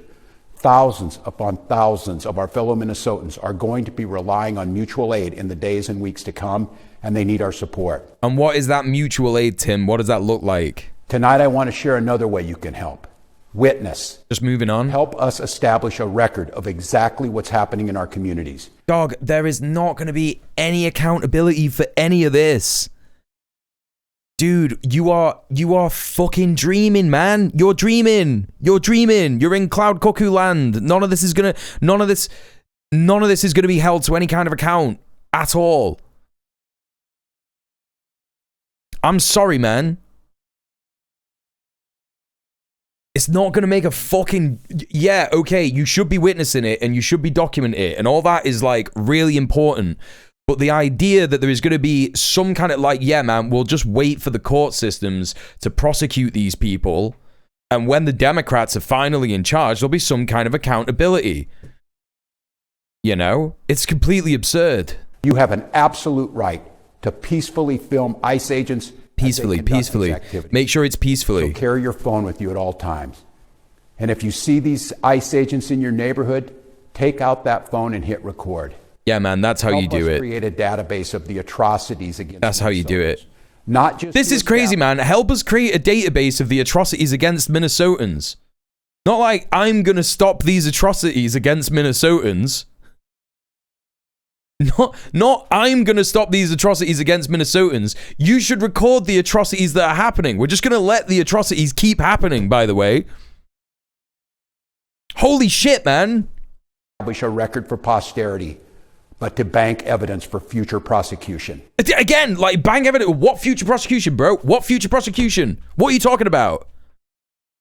We just read a fucking report that was talking about the fact that some fucking judge somewhere refused to give a temporary fucking restraining order on ICE. What do you think the courts are going to do, dog? The third thing I want to say to you tonight is we will not have to live like this forever. Just endure it. Just endure. Eat the slop, eat the burger, drink the beer. You know, go on Hinge. Go on Hinge and binge. If ICE are in your neighborhood, just film him. He said, trust me, bro, we'll do Nuremberg too. Yeah, don't look at how Nuremberg went. Yeah. It's just crazy, man. Accountability is coming at the voting booth and in court. Oh, there you go. There you go. Accountability, yeah? Accountability is coming at the voting booth. You just gotta wait to vote. That's what it is. We will reclaim our communities from Donald Trump. We will reestablish a sense of safety for our... Is Minneapolis not a blue city? Is it not a blue city? I'm sorry. I was under the impression that Minnesota was a blue state. What reclaiming are you supposed to be doing, man? What reclaiming is happening? It's your fucking state! Our neighbors. and we will bring an end to this moment of chaos. people think liberals are complacent when they're ready to vote right now. This is what I'm saying. It's fully blue. This is fucking nuts, man. Holy shit. And trauma. Hey, Mia. We will find a way to move forward, and we'll do it together. And we'll not be alone. Every day, we are working with business leaders, faith leaders, legal experts, and elected officials from across this country. They've all seen what Donald Trump is trying to do to our state, and they know their states could be next. And that brings me to the fourth thing I want to say tonight, Minnesota. How incredibly proud I am of the way that you've risen to meet this unbearable moment.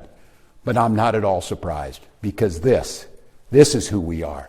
Minnesotans believe in the rule of law, and Minnesotans believe in the dignity of all people.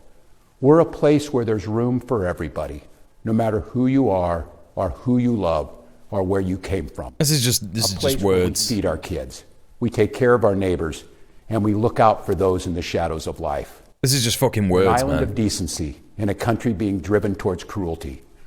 We will remain an island of decency, of justice, of community. So what are you gonna do? What are you gonna do?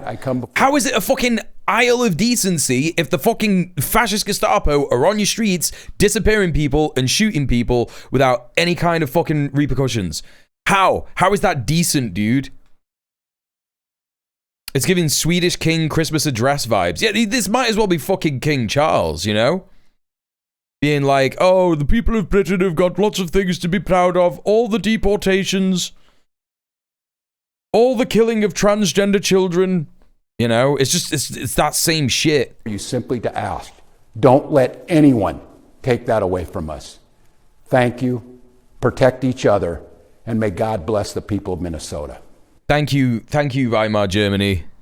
Thank you for doing everything that you can to fight fascism. That was really cool, wasn't it? I'm really glad about that. Let's take a look at some more stuff on the ground that's going on in Minnesota. Let's have a little look at this. This is apparently a video taken in a restaurant somewhere in Minnesota or Minneapolis where ICE agents tried to sit down and have something to eat. Let's take a look. Take off your mask! Fat from a judge! Out of here, you fat little coward!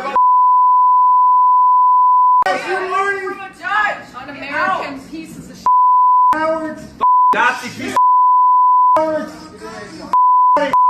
So I don't quite know what is supposed to have happened here, if they were like refused service or whatever, but from the sounds of it, it sounds like the people are saying you need an order from a judge. I mean, obviously they don't care about that, right? But I don't know, like, I don't know if this shows any kind of actual effective resistance here. Like, they could have taken someone from the kitchens. I don't know. Like, we don't see that part of it. This is just something that's like been posted by Fox News.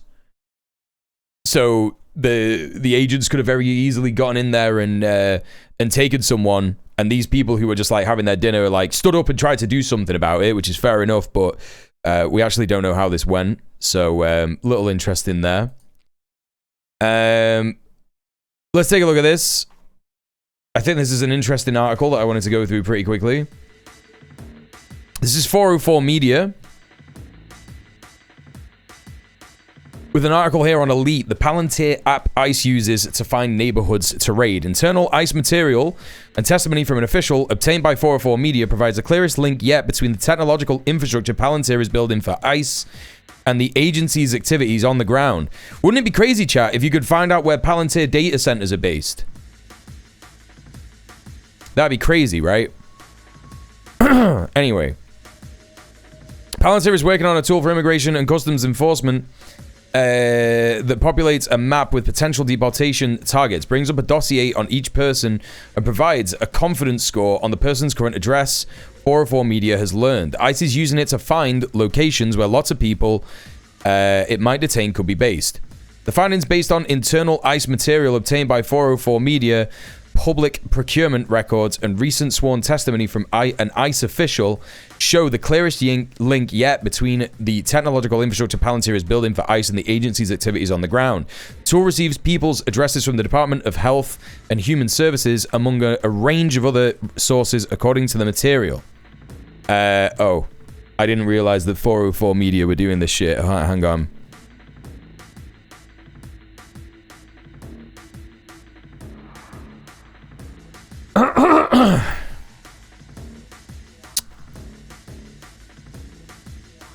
Okay. The news comes after Department of Homeland Security head Kristi Noem said the agency is sending hundreds more federal agents to Minneapolis amid widespread protests against the agency. Last week, ICE officer Jonathan Ross shot and killed 37-year-old U.S. citizen Renee Nicole Good during Operation Metro Surge, which DHS calls the largest immigration operation ever. Immigration agents have surrounded rideshare drivers and used pepper spray on high school students. Quote, enhanced leads identification and targeting for enforcement, ELITE, is a targeting tool designed to improve capabilities for identifying and prioritizing high-value targets through advanced analytics, end quote, a user guide for ELITE obtained by 404 Media says. The tool aims to be nearly all-encompassing when it comes to finding ICE targets, from identifying subjects in the first place to building a list of people to supervisors approving selections for officers to ultimately go into the field and apprehend. One feature of ELITE is the geospatial lead sourcing tab, according to the user guide. This lets ICE see people it may potentially want to detain on a map interface based on various criteria such as bios and IDs, location, operations, and criminality. To be clear, chat, even if ICE are using this tool, they're still going to just arrest whoever the fuck they want, and they have done in the past, right? You know what I mean? So it just kind of doesn't matter. Right? But this is still an interesting bit of information. Because if they are relying on this and saying that they should be using it, then it is incredibly important that we highlight this, right? Isn't it kind of eerie that Palantir is working with the NHS and the Department of Health and Social Care at the same time? Yeah, isn't it also eerie that the head of Palantir in the UK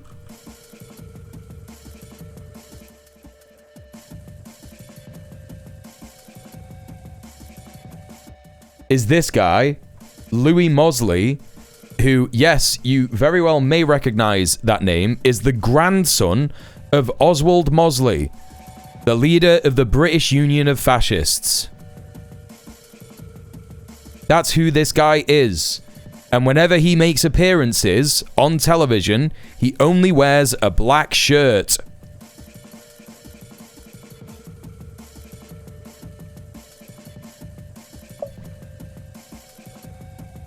Yeah. Yeah, Britain. Yeah, man. One feature of ELITE is the geospatial lead source tab. Yeah, we've already read that. ELITE has already been used by ICE to target specific areas, according to sworn testimony from an ICE official in Oregon. In October, immigration officers waited in 3 unmarked SUVs outside an apartment complex in Woodburn. They went on to bust the driver's window and pull a 45-year-old woman from a van, used ICE's facial recognition app, Mobile Fortify, on her. And agents had the goal of making 8 arrests per team per day, Oregon Live reported. Lawyers representing the woman said the authorities arrested her and more than 30 other people in a dragnet. Quote, one of our apps, it's called ELITE, and so it tells you how many people are living in this area and what's the likelihood of them actually being there, end quote. A deportation officer with ICE's Fugitive Operations Unit, identified in court records as JB, testified about the raid in early December. 404 Media purchased a transcript of JB's testimony from the record. It's basically a map of the United States. It's kind of like Google Maps. It's just an interactive map, right? It pulls from all kinds of sources, JB continued. It's a newer app that was actually given to us in ICE, end quote. JB said ELITE is what ICE sometimes uses to track the apparent density of people at a particular location to target. Quote, you're going to go to a more dense population rather than like if there's one pin in a house and the likelihood of them actually living there is like 10%. You're not going to go there, end quote. So what they're actually doing, what they're actually using this software for, and you can see this, by the way, related in that, where's that fucking link that I put in the chat earlier? Right, so this fucking interactive map that Unicorn Riot had, you could see that represented in the raid targets and the abduction targets in Minneapolis, right? Like, yeah, there's going to be more spread out and shit like that. But also, they are targeting high density areas, high population density areas. Because, like, yeah, man, that's just where there's going to be more black and brown people living. And it's where they're going to be able to get away with doing this shit, you know, more and more, yeah? That's what it is, right? It pulls from all kinds of sources. Yeah, we read that. Yeah. For that raid in Woodburn, JB suggested the immigration officers used Elite to generate leads. Additionally, in a text thread of immigration officers, someone described the area as target rich. So again, they're going to be saying, they're literally going to be saying, yeah? Target rich just means lots of black people, lots of brown people, you know? JB explained it meant the officials had run multiple license plates in that area and found vehicles registered to people who had either a criminal or immigration nexus. So again, they're not targeting people for immigration status. It's just anything that they think that they can get away with, right? JB and other officials are testifying in the case of MGMA, the woman pulled from the van during the Woodburn raid. She's been represented by attorneys from Innovation Law Lab. Once a person is selected on the map interface, Elite then shows a dossier on that person. According to the user guide, that includes their name, a photo, their alien number, a unique code given by US government to each immigrant, their date of birth, and their full address. Elite notes that the source of the address, such as the government agency that supplied it, and gives an address confidence score. One address confidence score example in the guide is 98.95 out of 100. Another is 77.25 out of 100. The score is based on both the source of the address and how recent the data is, the user guide says. ICE is paying skip tracers, private investigators, and bounty hunters to help verify people's addresses. So this is also something that people are going to be missing, I think, when talking about ICE defense. And I'm sure that some organizations have cottoned onto this and figured it out. That there are going to be, if you see someone acting shady in your neighborhood who isn't, you know, potentially doing ICE shit, if you see someone just like, if you think that you're in a neighborhood that will be targeted by ICE, i.e. an area where there's lots of black and brown people, and you see just like a guy that you don't really recognize in a car that you've never seen before, just like sat on your road, you know what I mean? Just like chilling for a bit, but like, I don't know, pretending to look at their phone or some shit, or I don't know. That might be something to fucking keep an eye out for, you know what I mean? And I'm not saying get super paranoid and start freaking out when you see people chilling in their cars or whatever, because it might just be like an Uber driver, right? Who's going to sleep, because sometimes Uber drivers do that. There's got to be a way to figure out, you know, who's doing this private investigation shit, who these fucking bounty hunters are and shit like that, right?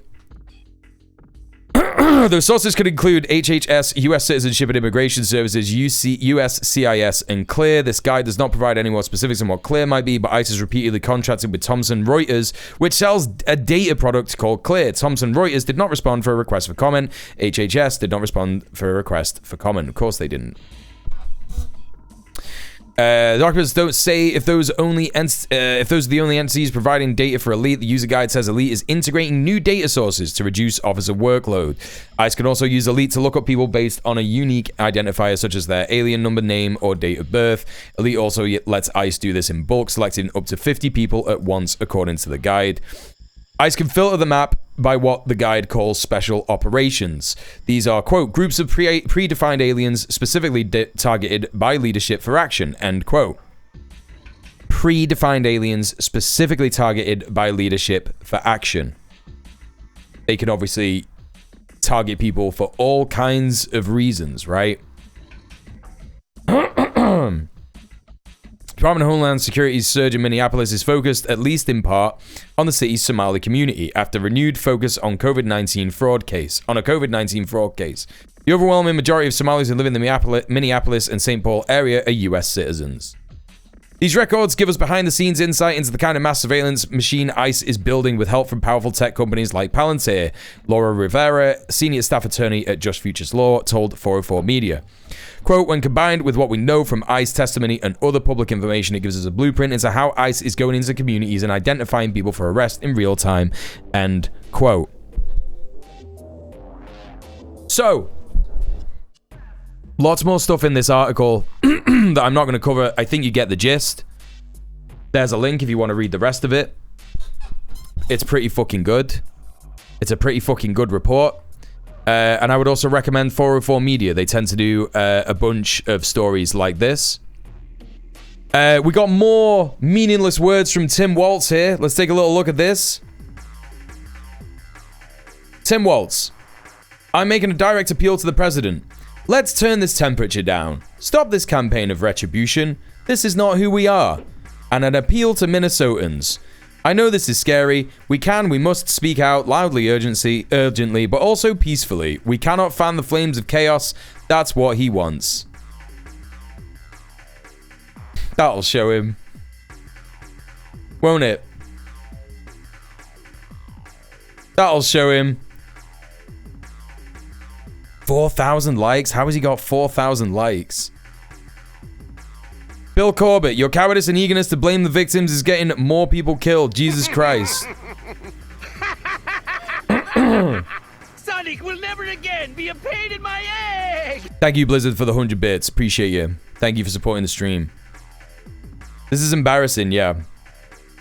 They flashbanged a baby last night. Exactly. Insane. Fucking insane, man. Alright. We got a Sky News report here. Chaos after another ICE shooting in the USA as protesters clash with police officers. Let's take a little look at this. It's exactly a week since Renee Nicole Good was shot dead by an ICE immigration officer. Less than 15 minutes drive away where I am on this street, another person shot in an immigration raid. We believe it's a Venezuelan man who was shot in that operation. Not a fatal shot. We believe he is injured though and being treated in hospital. I've also just been speaking to a gentleman who says that his family, a car with 6 of his children inside, was maced by ICE immigration officers. The protest that sprung up here, they've been trying to disperse it by firing pepper bullets and mace and flashbangs. Well, this gentleman says he and his family were unwittingly caught up in that mace got into the car. He said his 6-month-old... yeah, maybe, Susie. Hey, Trunks, how's it going? Breathe, and so he has been taken to hospital. That father praying, hoping that his son will be okay. But you can really sense, or I have been sensing over the past few hours, the level of anger here being directed at ICE agents. People in Minneapolis say that ICE simply has no part in that. Yeah, we saw that interview earlier, Gliese. People here going inside what they believe to be a car being used by ICE immigration agents and smashing up the things that are inside. As I say, a very fluid situation. Every so often, some of the protesters launch snowballs or even fireworks towards the immigration officers, and the immigration officers are responding. The immigration officers have responded with these pepper bullets or with flashbang devices. I was speaking to... Well, this is what neoliberalism has done, right, irate lump? It lulls people in the imperial core into this false sense of security by having all the treats, right? Where you just sit there and you go, well, my life is fine. Yeah, my taxes are a bit high. Yeah, my rent's a bit high. But, like, you know, I've got Netflix and I've got a burger and I've got a beer. And, like, I could go to the shop and I can watch porno. You know? And I could just, you know, and I can play video games. And it lulls people in the imperial core into this fucking, like, false sense of security that, oh, the kind of stuff that I hear about in other countries, it could never happen here. That could never happen here. Why would it happen here? We've at least got, like, democracy, you know? And it's just literally just like, you know, people are only waking up when they see this shit happening here. Like when we saw this lady's other report earlier in the stream, she was interviewing some like older Minnesotans who were like, nah, I never thought this would happen here. This is so weird. This is America. What the fuck? I don't believe it. And it's like, you know, the only time that a lot of these people are going to wake up and see it happening here, yeah, is when it fucking happens here. You know what I'm saying? And it sucks that that's the reality of it. Chemtrail mass soothing? Get out of here with that shit.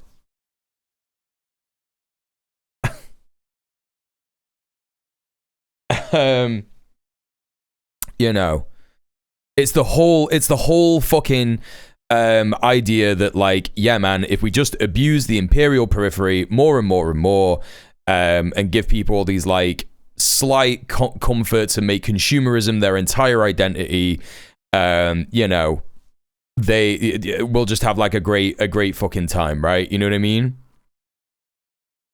Abraham Turkey says, 34, father of 4, moved my family away from Texas to St. Paul when the election was called. The South has become increasingly authoritarian and hostile towards women in my family. My neighbor pointed a gun at my 10-year-old son. I thought I made the right choice. Now I don't know. Our windows shake when they set off flashbangs at the Whipple building. I'm scared for my kids. I'm scared for my wife. I'm sorry to fucking hear that, man. The only thing that I can say to you is that, like, there are going to be people in your local community who are against this shit. And they're not going to care if you're from Texas. They're not going to care wherever the fuck you're from, right?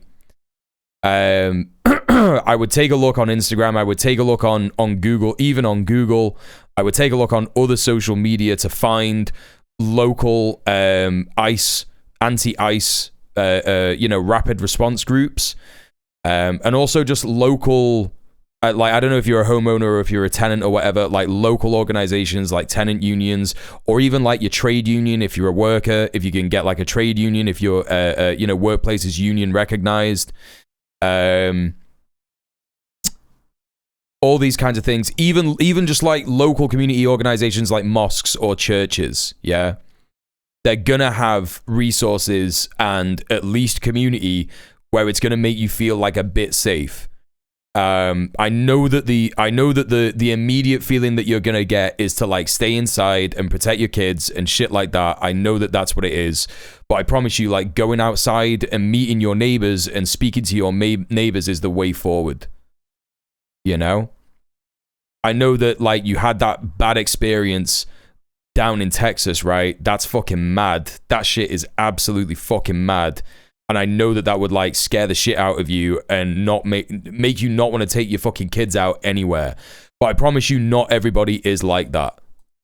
You know what I mean? And what they want is people to be scared and shit. So yeah, I mean, that's all I can really tell you, innit? You know what I mean? That's all I can really fucking tell you. I want to start a community watch. Look, that's great. If you got the fucking the desire to do it, I promise you, man, it's as easy as starting a WhatsApp group or a Signal group. Get Signal on your phone or WhatsApp. Speak to your neighbors. Go to like a local community place if it's a church or a mosque or whatever, right? Or even just like knock on your neighbors' doors, or even just like, look, man, like, you know, I don't know, like, how good you are at, like, fuck it, but this is what I do for, like, like, when you're organizing communities and stuff. Just do a little bit of door knocking and put, like, a leaflet, yeah, under the fucking door. It just has to be something as easy as that, right? Check, hang on. Just, like, something as simple as that. Like, obviously, this is to do with, like, you know, tenant union activism and stuff like that. But if you can, like, print off some leaflets, fucking go around your fucking local area, shove these under the door or knock on, and if people answer, then people can literally be like, you know, people could be like, oh, what are you doing? Oh, you're going around, you're doing a nice, you know, an you know, I don't know, like a community watch organization. People will be like, hell yeah, dude. That sounds great, and then you can have the conversation with them, innit? You know what I mean? Mia says, don't use WhatsApp, use Signal. Yeah, ideally, but, like, you know, I don't know if you've ever interacted with, like, grandmas on the estate. Yeah? They're not going to know what Signal is. They're probably just going to have WhatsApp in it. You know what I'm saying? That's the reason why I say WhatsApp straight away.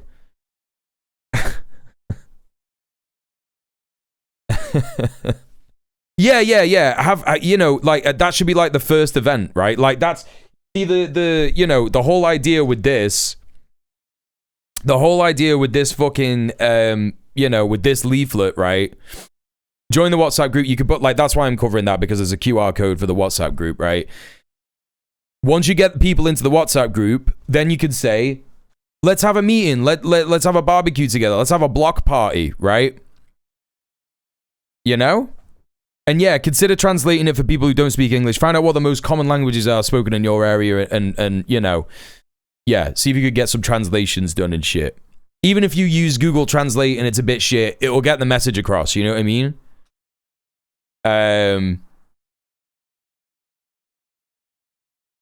Yeah, your older neighbors are chilling on Facebook. There's no way they're gonna know what Signal are. I'm sorry. Yeah, I know that Signal is the one, but like, yeah, that's gonna be a fucking battle to, like, you know, this nana that you've just met on the fucking doorstep, to get her to, like, A, to download a new app, and B, to, like, understand how to use it. It's just not gonna work, right? Google Translate isn't the worst when it comes to Spanish, though. It's very Castilian. Yeah, exactly. Yeah. People are gonna get what it is. They'll look at it and they'll be like, this is a bad and shit translation and the grammar's not right, but it'll work. Anyway, I hope that I've provided you with some ideas there, but like, that's the point of my stream, right? Keep us updated and let us know. Yeah, you also don't have to encrypt comms about the neighborhood barbecue. Exactly. Correct.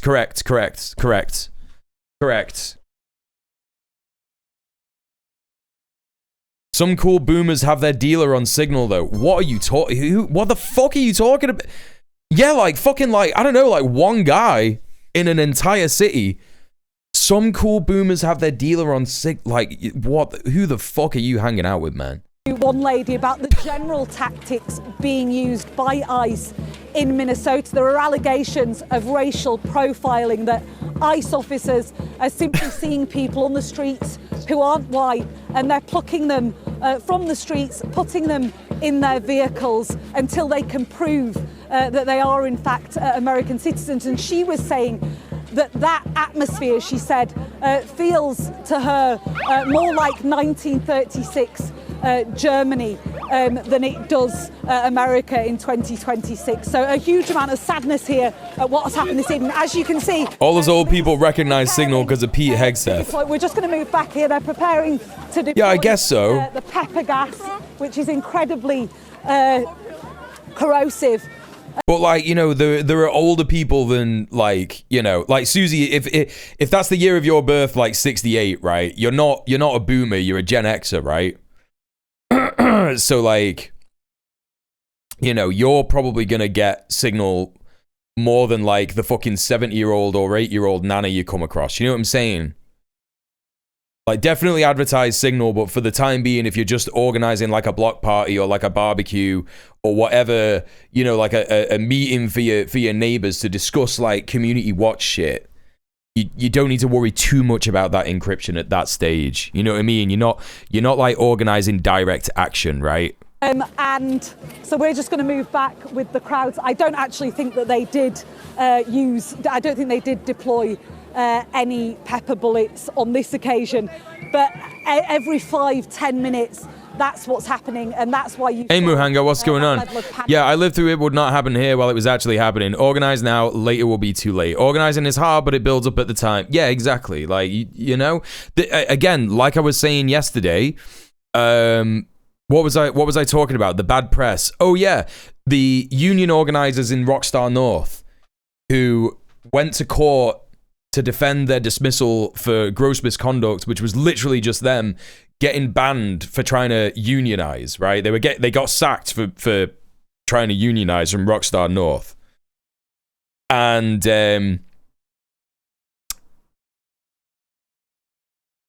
they went to court, and even though the judge ruled against them for the time being, for this first hearing, for the interim relief, they ended up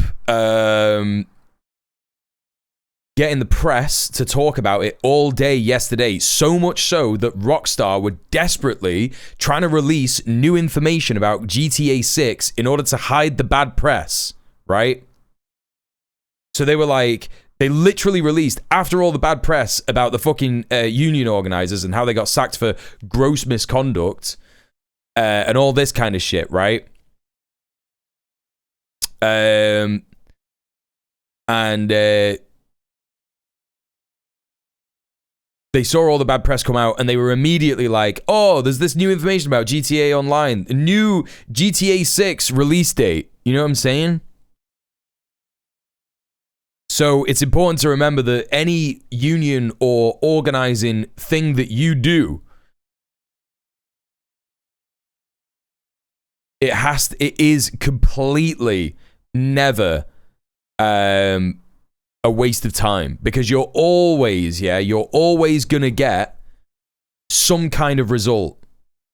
We used to say that when we used to do eviction resistances all the time in GMTU, is that like, if anybody gets evicted, if the cops break the law, if our resistance doesn't work against the cops or the landlord or the bailiff or whatever, you just film it all and then you use it as evidence, right? And you say to the fucking member that you're trying to defend, you say, hey, do you want to like publicize this? Do you want us to go to the press?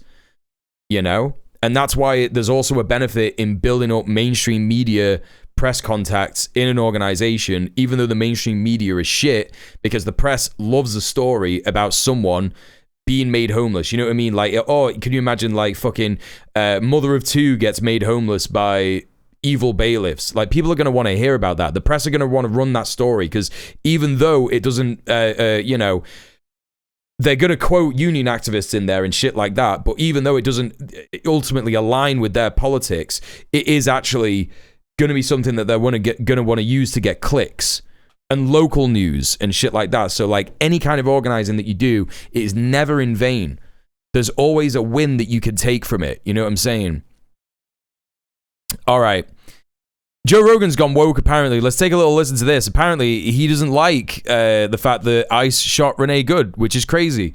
Didn't think that would didn't think that would be a thing. Shot the woman in Minneapolis. We have this terrible tragedy in Minnesota where that woman was shot, which was horrible. I mean, I don't know why I feel way worse when a woman gets shot, but I always do. Yeah. Especially in that situation. I understand that the officer that shot her, apparently he had been dragged by a car like really recently. Right. Joe is right. The ICE agent who opened fire in Minneapolis had a traumatic prior incident on June 17th. Shut up. Who the fuck is this weird fucking video guy being like, oh, you know, oh no. Joe's right. We should feel really, really sorry for Jonathan Ross. Okay, so this is why Joe's being a little bit more liberal, because he's got Rand Paul on. That's why he's doing this. Like I say, I also have sympathy for the people that are in law enforcement trying to do a very difficult job. I do as well. But what was your take on the actual shooting itself? You know, I don't know that I want to go too much into the specifics of it, because I don't want to pass judgment like a jury would, because really someone will have to go into and look specifically at every fact and every angle. All right, let's watch every single angle available on the internet. Oh my fucking God, dude. This fucking video is just like, shut up, man. Things that happen in our country and say, well, that person needs to go to jail, or that person's innocent. I don't know that I can make that judgment. And then am I coloring the situation for anybody who will have to make that judgment someday on some kind of jury? Is this Rand Paul? Am I losing my mind? Is this Rand Paul? Is it just because he looks weird because he's like looking at the kind of same angle that I'm at? I'm used to like seeing him look directly at the camera like this. Is it just because he's got his face at an angle? I think it is Rand Paul, right? It is. I thought it was. See if we could find this out. How many people have been sent back? Let me help you, Joe. Fucking fuck this guy. Protest ICE. I mean, there was some arrests here, I guess yesterday or the day before. I mean, I think after that woman was shot, I think unfortunately, well, everything's unfortunate about it, right? But one of the real problems is now ICE are villains, and now people are looking at them like murderous military people that are on the streets of our city. Yeah, people are looking at them like that, dude. It's happened. Yep. That's the real reason. That's the real reason that he's mad about this. Yeah. No, you're right, Alejandro. Also, hi, yeah. No, sometimes he has these takes because of his libertarianism, yeah. And they're masked up, which is also a problem, right? Because if you get arrested by a cop, you're allowed to ask the cop, what is your name and badge number? And you could film that cop. If you get arrested by an ICE agent, I feel like Joe's aged a lot over the last couple of years. All right, I'm gonna be serious now. Yeah, the reason for that is because he is experiencing rapid AI psychosis because he uses AI all the fucking time. Yeah. The second thing is that this guy has had multiple COVID reinfections, which literally causes brain damage. Right? I'm telling you, chat. I know that this is even difficult for leftists, but you gotta wear a mask. You gotta wear an N95 mask. I'm being serious. Wear an N95 mask. That protects you, and it protects people around you. Yeah, it's not the same as a surgical mask that just like doesn't work. It'll protect people around you, but not you. But seriously, just get like an N95 mask. They're not expensive. You could get them for 10 quid. You can use them for like, it's really important. And get a booster, you know what I mean? Yeah, he will have taken all the fucking fake cures for COVID and shit. You know what I'm saying? He's just, that's what it is. It's fucking mad, man. You have no such right. They're wearing a mask. They don't have to tell you shit. That's a problem. That's a problem on our city streets, right? Because you could also pretend to be an ICE agent. Right. So I saw this terrible story about this family that was killed where these guys pretended to be a UPS driver, and they showed up and they made their way into the house and killed people because they were dressed up as He's also on human growth hormone, which makes you age like milk. Yeah, he's on steads, yeah. This incident Joe is referring to happened in Coon Rapids, Minnesota, USA, on January the 26th. UPS driver, for sure, you could pretend to be an ICE agent, especially since they're completely anonymous. So think about how many people can get arrested or robbed or by criminals. Right? Because you could just have people pretending they're like, it's not like it's impossible to fake their logo. The N95 mask is a woke balaclava, according to Rogan. Yeah, I bet. Right? It's pretty easy. Just says ICE. You know, how hard is that? You could easily imagine armed gangs pretending to be ICE agents robbing people. I know that he's coming at this from the gammon perspective. I know he's coming at this from the gammon perspective where he's like, oh no, these evil Trendagua guys could actually end up using this against us, right? I know he's doing that, but for his audience to hear this is a little bit insane. I don't know how they're going to take it. They'll probably just be like, oh, Joe's having like a fucking, senile moment. He's having a senior moment or whatever, and he's getting like a little woke because he had Rand Paul, who's a traitor, on his podcast. I don't know, man. But it's pretty insane that he's saying this because it's just like, yeah, this is a reality. This is an actual reality. If you do care about law and order and that, yeah, of course, anyone could just pretend to be ICE because they're just going around and doing shit. And all you have to do is find like a plate carrier, a fucking balaclava that doesn't even fit right, and like, I don't know, man, a gun. It could even be a fucking airsoft gun, right? Do you know what I mean? So, yeah, it's a good point he's making. You could make an argument when you're working right along the border at night with large groups that there's a lawlessness to the cartels that hiding the identities of ICE along the border. It's a little harder to make the argument, and I saw this image in a courthouse in Chicago where it's a big elevator and the ICE agents all have masks on and they're arresting people, and it's all women and children in a big elevator in a courthouse. It's like, really? I don't think you really need to be wearing a mask. Well, they're worried about being doxxed, and they're finding that happening. But our local police have to do that, and they don't wear masks. You see what I mean? Wait, what do you mean, my bad on the wording? What did you say earlier? I didn't even see that. 2 more ICE shootings. The man who's shot in the leg, or ICE, or was there another shooting and this person was a protester who got shot in the leg? What's the situation? I'm up to date. In Minneapolis, there's another shooting where ICE shot a Venezuelan guy. They're saying that he attacked them with shovels, which is definitely not true because the Department of Homeland Security said that. So that's going to be a lie. I bet this guy was just like shoveling snow in his fucking yard, and ICE just happened to be there, and they were like, yeah, man, let's shoot this fucker. Anyway, yeah, I bet it was something like that, but that's what's happened. But important to remember here that ICE also shot 2 people in Portland the night after, and no one is talking about that shit, probably because they're black people. They didn't die, apparently, luckily, but they still got shot, and also this guy didn't die. But yeah. Local police go to the courthouse to arrest somebody, or on the bright lights of the city during the day. But again, the local police have to state their name and badge number. The local police have always been here. Right. The ICE element is completely new. Right. I'm saying, or at least at this scale. I'm saying that for most of the Sonic will never again be a pain in my egg. Muhanga. Take care. Thank you so much for the £13.01. Thank you for subbing off Twitch. Thank you for supporting the stream. Thank you for valuing my reporting on these issues, yeah? Meanwhile, you've got fucking hacks at CNN and ABC and BBC and Channel 4 who are just uncritically doing the worst fucking journalism of all time, and yet here I am, just a fucking bald, mank 36-year-old, yeah? Who is doing much better journalism and much better, I mean, it's not journalism, but like much better reporting on these fucking issues than any of these fucking mainstream media, 50 grand a year, 60 grand a year, 100 grand a year, piece of shit losers are making and doing. Yeah, so please consider giving me money. Thank you, Muhanga, for the tip.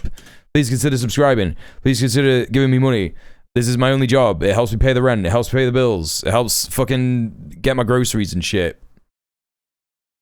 There's the link. If you can't afford to do so, you can follow the final links in the chat, and you can retweet and repost the go live tweets and go live posts so that more people see my stream, right? Regular arrests, you probably don't need to have them wearing masks. That's what I'm saying. The problem is once they don't wear a mask, then they're going to get doxxed, and people have actively doxxed them and threatened their families. families. They do that to the local police too, though. I mean, shut up, man. Joe's out here making the argument that ICE agents shouldn't wear masks, and then he's defeating his own argument by saying like, oh, well, yeah, they get doxxed if that happens. Like, first of all, I mean, it's crazy that Rand Paul is making the argument, yeah, that like, oh, well, local police too, they don't wear masks, and that kind of happens to them. It's just kind of part of the job. That's what I'm saying. Local police don't wear masks. Right, but the police have always been there, and police are there for a reason. If you call the police, if someone's breaking into your house, you're assuming the police are going to come. You don't call ICE because you don't self-report. You don't say, oh, I'm having an issue with some immigrants. And we call ICE. They do! People do that! Oh my god, you're so dumb, dude. You're the most... I fucking hate this cunt so much. They're a new factor in the community, right? And they're wearing masks. That's a big difference. It's not the same comparison. Like, hey, good night, Steph. Thanks for being here, Queen. The kooky people that went nutty during 2020 after the George Floyd riots that were like, defund the police. Like, yeah, man, that's all just kooky, nutty people, yeah? That's just kooky, nutty people, yeah? Boy, did they change their tune as soon as they started getting riots and their buildings burned down. They're like, where's the police? Well, you fucking defunded them, stupid. Like... Yeah, man, they definitely defunded the police, didn't they, man? That definitely happened.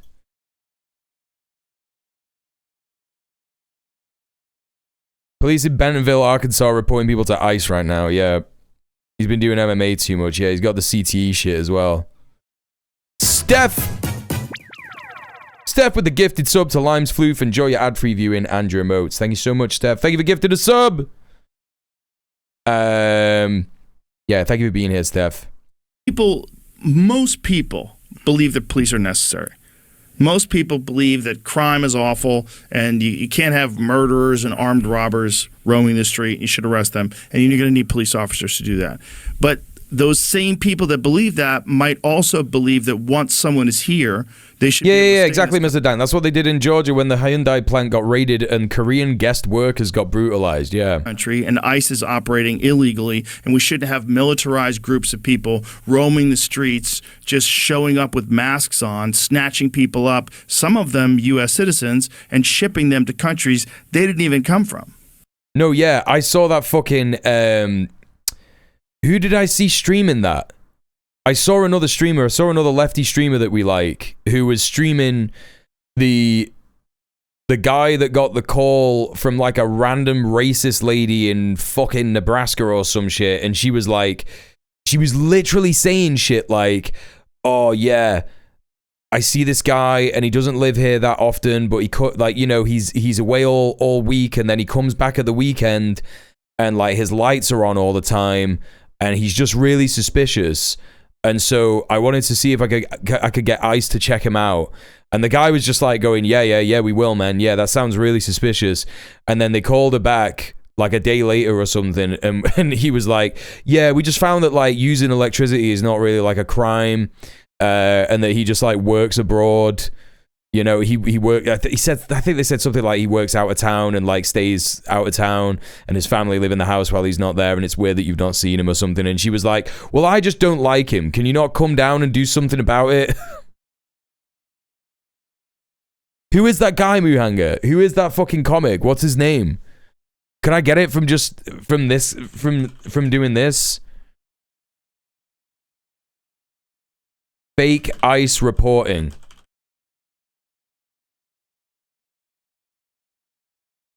No, I'm not gonna get it from that. Fake ICE site. Is it fake immigrant? Ben Palmer, thank you. Yeah, this guy. He wants his ex-wife deported. She tried to report every Uber driver. She tried to report a neighbor. It's this one. I made a website for reporting illegal immigrants, and sometimes people end up on the website thinking that it's real, and somebody wanted to report a man that they suspected to be an illegal immigrant that lives in their neighborhood. So I reached out to see if I could help. There is one person who comes, and he's non-English speaking, and he will come possibly, maybe you'll see him 2 weekends out of the month, and it's not even for a complete weekend. He'll come Saturday like a thief in the night at 10:30, 11:30 at night. Bro, people have like, also he might just be a landlord, man. Like I'm not saying that is fine and cool and landlords are good and shit, but like this might just be like his second home and he's coming to do like a bit of fucking, you know what I mean? Coming to do like a bit of maintenance or whatever. Yeah, having a second home, jail. And then leave Sunday and he's gone. Okay. It's just very, very suspicious. While and also he might just work on an oil rig or something. You know what I mean? He's here when he pulls into the driveway. Yeah. And the lights always on. They're using electricity in the home. Yes. And yes. And that is definitely suspicious. Wait, what did she say there? And the lights always on. They're using the lights always on. So it's like he only comes back at these times, and it's like the lights on all the time. You know what I mean? So like his family are just gonna live there. It's just like his family live there in the fucking week. What do you want, bro? Electricity in the home. Yeah, he could be a trucker. He could be a fucking trucker. Yes. And yes. And that is definitely suspicious. Yes. And they're also using the driveway. Right, and the light is always lit in the garage. When he comes, the light stays on. We cannot see the basement section from our kitchen window. We can only see that there's a light lit, and that's the garage window that we can see the light lit. Yeah. So just not being able to see what the we saw that, Abraham. Yeah. Inside their own home, that's what raises the suspicions. Exactly. Is he able to see you in your home? He can't look in our windows. So he wouldn't know. He doesn't. Yeah, people tend to leave the fucking lights on so that their place doesn't get robbed while they're not there. It's so weird. I've quite literally never noticed the comings and goings of my neighbors unless we went to work at the same time. That's what I mean. It's so nosy. Like, this is exactly what it is. So, Rob was talking about this like sometime last year. I was watching Rob's stream, or it might have even been the year before, but he talks about this quite regularly, and it's like there's a type of person that is a fucking aging retired white person who has completely brain rotted themselves by being on Facebook. They're the kind of people who used to say to us when we were teenagers, don't go on the internet, it's unsafe. Don't go on the internet, it's not safe. And then we were fucking smart about the internet because we were there as it was fucking being made. And we ended up, probably watching like rotten.com or getting into some chat rooms with some fucking dangerous pedophiles. And like, you know, some of us will have fucking suffered because of that. I'm one of those people. Some of us won't. But we got smart about it and we learned about the internet. You know what I mean? We learned about it and shit. And now the fucking boomers who are all telling us to not do that shit are all on the internet getting fucking totally brain rotted by insane AI memes that they're just like, oh my God, have you seen it? Can you believe that this happened and shit? And like all they do is stay inside. They don't go outside. They're surrounded by these fucking like shitty walls. And they think like, this is my castle. And so they make their entire fucking life about looking at what their fucking neighbor's doing, being absolutely terrified about going outside. You know, maybe some of them live in the suburbs of a big city like London or New York. And they look at the fucking news about, oh my God, London has been taken by the Muslims. London's been taken by the Muslims. Holy fucking shit. My city. So they're like looking outside all the time, like curtain twitchers, we used to call them back in the day, innit? They got algorithm psychosis. Shrimp Jesus says, suspect thy neighbors, you know? Yeah, all that shit. And fucking, you know. And so they just go insane and they just start like being cops, being like Agent Smith from The Matrix. How do I share a links? Yeah, Abraham, I already covered the news that you're talking about. Yeah, a father and his 4 kids were gassed and had to go to the hospital after his kids couldn't breathe. Yeah, we already covered that twice. Yeah. Yeah. You know? It's just, that's what they're fucking doing. You know what I'm saying? Like, that's what they're fucking doing. And that's what makes people like this. Wouldn't know what you are doing in your home. No. From his home. Which... No. Yeah, that rhetoric, Komradsky, yeah. Suspicious. Well, we don't hide from him. We don't hide from him. He ignores us. So when he comes and he sees us, he totally ignores us. Okay. And goes right inside. Do you have a need to feel seen? No, not necessarily. But by him, you have a need to feel seen by him, though. Yes. Sometimes he will bring packages, and he will leave with different packages. He will leave with something else. Do you know, like, what is she saying? Like, she's constructed an entire person in her head about who she thinks this guy is, and she's creating her own narrative about what he is, what he does, and it's all just informed by Fox News, News Nation, Newsmax. Oh my God, he's taking packages into the house. We don't know what's in those packages. Hey, guess what? None of your fucking business, lady. None of your fucking business. Do I want to know what packages I'm taking in? People to know what packages I'm taking into my house? No, it's not your business. What if it's a sex toy? What if he's bringing in lingerie for his wife? It's none of your business. What do you mean, man? What if it's like medicine for a condition that he doesn't want people to know that he has? It's crazy. Yeah, are we supposed to believe that this lady who doesn't go outside doesn't get Amazon deliveries? That's what I mean. It's so insane. It's so completely insane. Yeah, she probably watches true crime shit as well. She's probably looking at crime shows, propaganda on fucking, you know, Peacock or whatever. I do. Okay, so you've had different packages as well. Mm-hmm. Okay. Mm-hmm. So he may deem that as, once again, he might look at you, says, I don't know what you're doing in your home. She's got different packages. She's getting that's what he's saying. He's like, you get packages, don't you? You fucking weirdo. He doesn't see our packages unless he sees them, unless he drives by the front of our home. So you can actually see more of what he's doing than he can see what you're doing. We're not nosy. We're not going to go around the property, around the circumference or the diameter of the place and take a look at what's going on. We have never done that. You would never. No, you would never do that. That would be too far, right? all this other stuff that we're like saying that we think he's doing that's shady, and like reporting him to immigration, customs and enforcement. That's fine. That's totally fine. But we wouldn't go and like measure the house or do any insane shit. That you would, however, report them to authorities to do that. Well, if I feel something is suspicious going on, yes. Why would anyone in Florida buy a property? Florida, by the way. That's how you know just how crazy this lady is. Yeah, we're already getting loads of questions answered by this one word being involved in the conversation. Property and not live in it, not rent it out. That's suspicious in itself. We heard a very, very loud noise one night. My boyfriend we heard a very loud bang or smash or, whatever it was that he heard. And he didn't know what that was.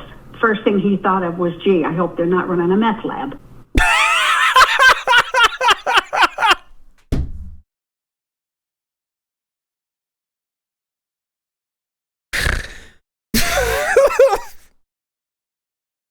Breaking Bad.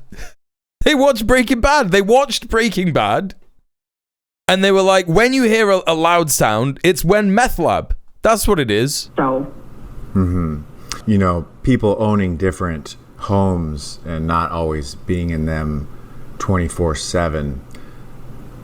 That raises a feeling of suspicion. No, for real. Who said that? She's just describing normal neighbors, right? I hear so many weird... I live in a block of fucking flats, right?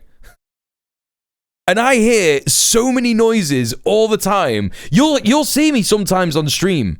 I'll hear a noise and I'll be like, what the fuck was that? Right? Sometimes I'll hear just like upstairs, huge bang. It's none of my fucking business, bro. It's none of my business. You know what I'm saying? It's like, it's so odd. This is just such an odd mentality to me. To be like, oh, I heard a loud noise from one of my neighbors. I gotta report him to ICE. It's so, like, obviously, I would never fucking call the cops on anyone. I would never fucking call immigration on anyone. But even beyond that, even to be suspicious and, like, craft a narrative in my head of, like, what my fucking neighbors are doing. Yeah, exactly. It's alienation in action. That's exactly what it is. This is the problem with people spending their whole lives in single-family homes. Yeah, exactly. Exactly. Not living, like, too close to fucking anybody else. It's so insane. It's so insane. Well, certainly. Probably millions of people who own different homes and may not be in them 24/7. Well, that might be. Hey, oh no, here we go. How you doing? It raises suspicion with me. Why would you buy a $230,000 home and not live in it or not rent it out? Now, let's be practical about it. Yeah, man. Everything that you're saying is definitely confirmed and verified. It's definitely true, you know? Let's be logical. I think that's great... That in itself... It's worse because she's not even single, so we can't blame isolation for her going mad. I mean, we can, because her and her boyfriend are both isolated, aren't they? Right? They're both isolated. You know? In me, because I don't know what this man is doing over there. That's because you don't. I'm not going to peek in his windows to see, but... That's good. You are! You're basically doing that! I've always been that way. I'll be nice to my neighbors and that's it. Yeah. This is not being nice to your neighbors. This is antithetical to the idea of being nice. You know what I mean? Yeah, they're glued to that window. Both of them. They're fucking reinforcing it to each other. You know, they're both they're two lonely people who retire to Boca Raton and they don't know anyone else. That's exactly what it is. Yeah. No, it really does sound like you definitely mind your own business when you're not looking out the windows. I prefer it that way. I prefer it that way. So here's what we're gonna do. We're gonna conduct an investigation. We'd ask if you just don't look, don't bother. Don't do anything, and as soon as we gather some more information. But I would just want to let you know it's going to be okay, and just be sure not to don't. I'm nice to my neighbors as long as they're not being suspicious. But if they are, it would be best if they were deported to Libya. Exactly. Don't even look out the window. No. I'm so nice to my neighbors, unless they're brown and don't talk to me. In which case, they just gotta go to CCOT. They just gotta go to a torture camp. That's how that is.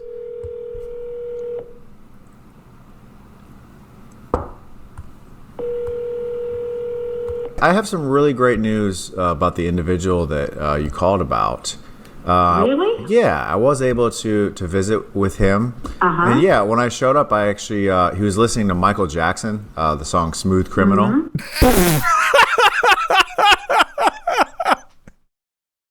I forgot about this bit. The Smooth Criminal. You aware of that song? No, I don't think I'm familiar.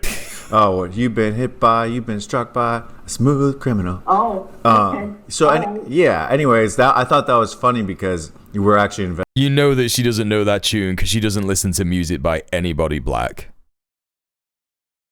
You know that's why she doesn't know Smooth Criminal. Everybody fucking knows Smooth. Everybody knows Jacko, man. You know what I mean? Investigating to see whether he is a criminal. Right.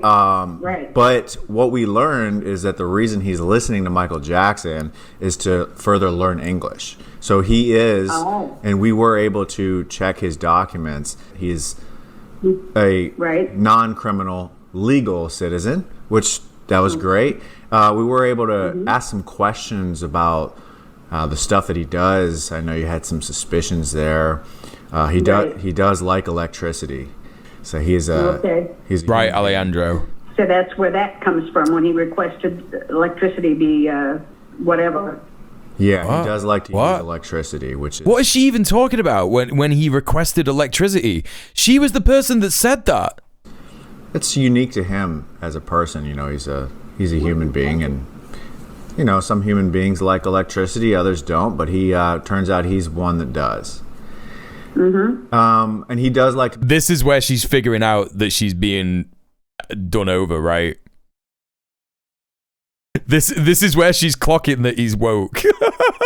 When he's saying things like human beings like electricity, right? she's all of a sudden going, hang on, man, the Gestapo wouldn't say this shit. Yeah? Hang on a minute. The brain cogs are turning. The Gestapo would not be saying things like human beings deserve electricity. Okay, this guy's woke. You can hear it in her voice. He does work. When he's in the home, he builds school parts for needy children, like rulers, school supplies, protractor, calculators. And so, yeah, I know you did have some suspicions that he was running a meth lab. That was something that was mentioned by my friend when he thought he heard a loud bang come from next door. Right. Well, good news is I could confirm that it's not a meth lab. It's actually a math lab. A math lab. Yes. He's building rulers and school supplies for needy children and orphan children, which is great. It's a lot better than a meth lab. I just thought you'd find some relief in that. He is documented, and I think as an American citizen and a person who owns multiple homes in the United States, I think we should give him that right. And so we just like to ask that you just leave him be, and just let him live his life. We've never bothered him. We've not once bothered him. Well, that's great. Now she's getting stressed. Well, great. Not once. Great. So I don't like being accused of bothering him. Here we go. She's figured it out. I don't like that. Oh, but no. I'd like to know what is his residence? Why does he come and go? He hasn't been here for a month. Yeah, so... 1 month. And he owns the property.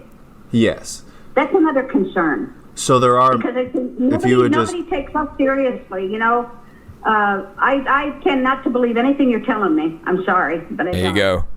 I don't believe it. So there are millions of people who own multiple homes in the United States, and he does happen to be one of those millions of people. He's the owner? Yes. Then why do you have a physical? Why? Now you hear that then, yeah? You hear that then? That was her boyfriend. She's had this on fucking speaker. As soon as she started clocking that it was someone woke, she put it on speaker straight away. And now they're going crazy. And I fucking guarantee, man, after this conversation, these two were sat there going like, the woke have infiltrated ICE. The woke have infiltrated ICE. I can't believe it. I knew it was going to happen. It's those woke Democrats. It's Tim Walz in Minnesota. They've infiltrated ICE. Oh my God, it's over. Yeah? I'm not even going to continue the conversation because it's hopeless. And so I'm not happy. I'm not happy, and that's all there is to that. Where did you meet with him? That's not the point. Where the property is listed to an owner in Florida. Where did you meet with him? Clearly. Like, they've been doing their own research on this. That guy just said the property's listed as the owner being in Florida, and it's like, what has he done? He's gone on like the land registry or something, wherever he is, you know? And he's like, oh, it says that the guy owns it, the property in Florida, but he's got Pennsylvania tags on his car, right? You know? Where? Florida. Oh, that's just wonderful. That tells me a whole lot. You know, you've been absolutely no help to me whatsoever. Thanks for calling for nothing. Goodbye. He calls her back.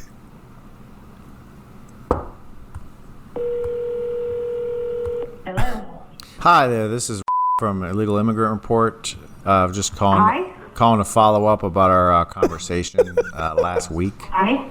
Yeah. Yeah, just for quality assurance purposes, and you know, my boss is having me do this, I just wanted to see if you were able to take a brief survey about your experience with us. I don't know if I want to do that. Okay, so actually that was the first question on the survey was from scale of 0 to 10, how likely you would be to do that. Not likely. Okay, so a 0? Yeah.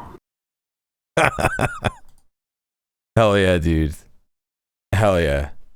No, this guy's great. There's a link to that video if you want to share it around or whatever. Ben Palmer. He's pretty good. All right, where were we up to then? All right, we just finished watching that.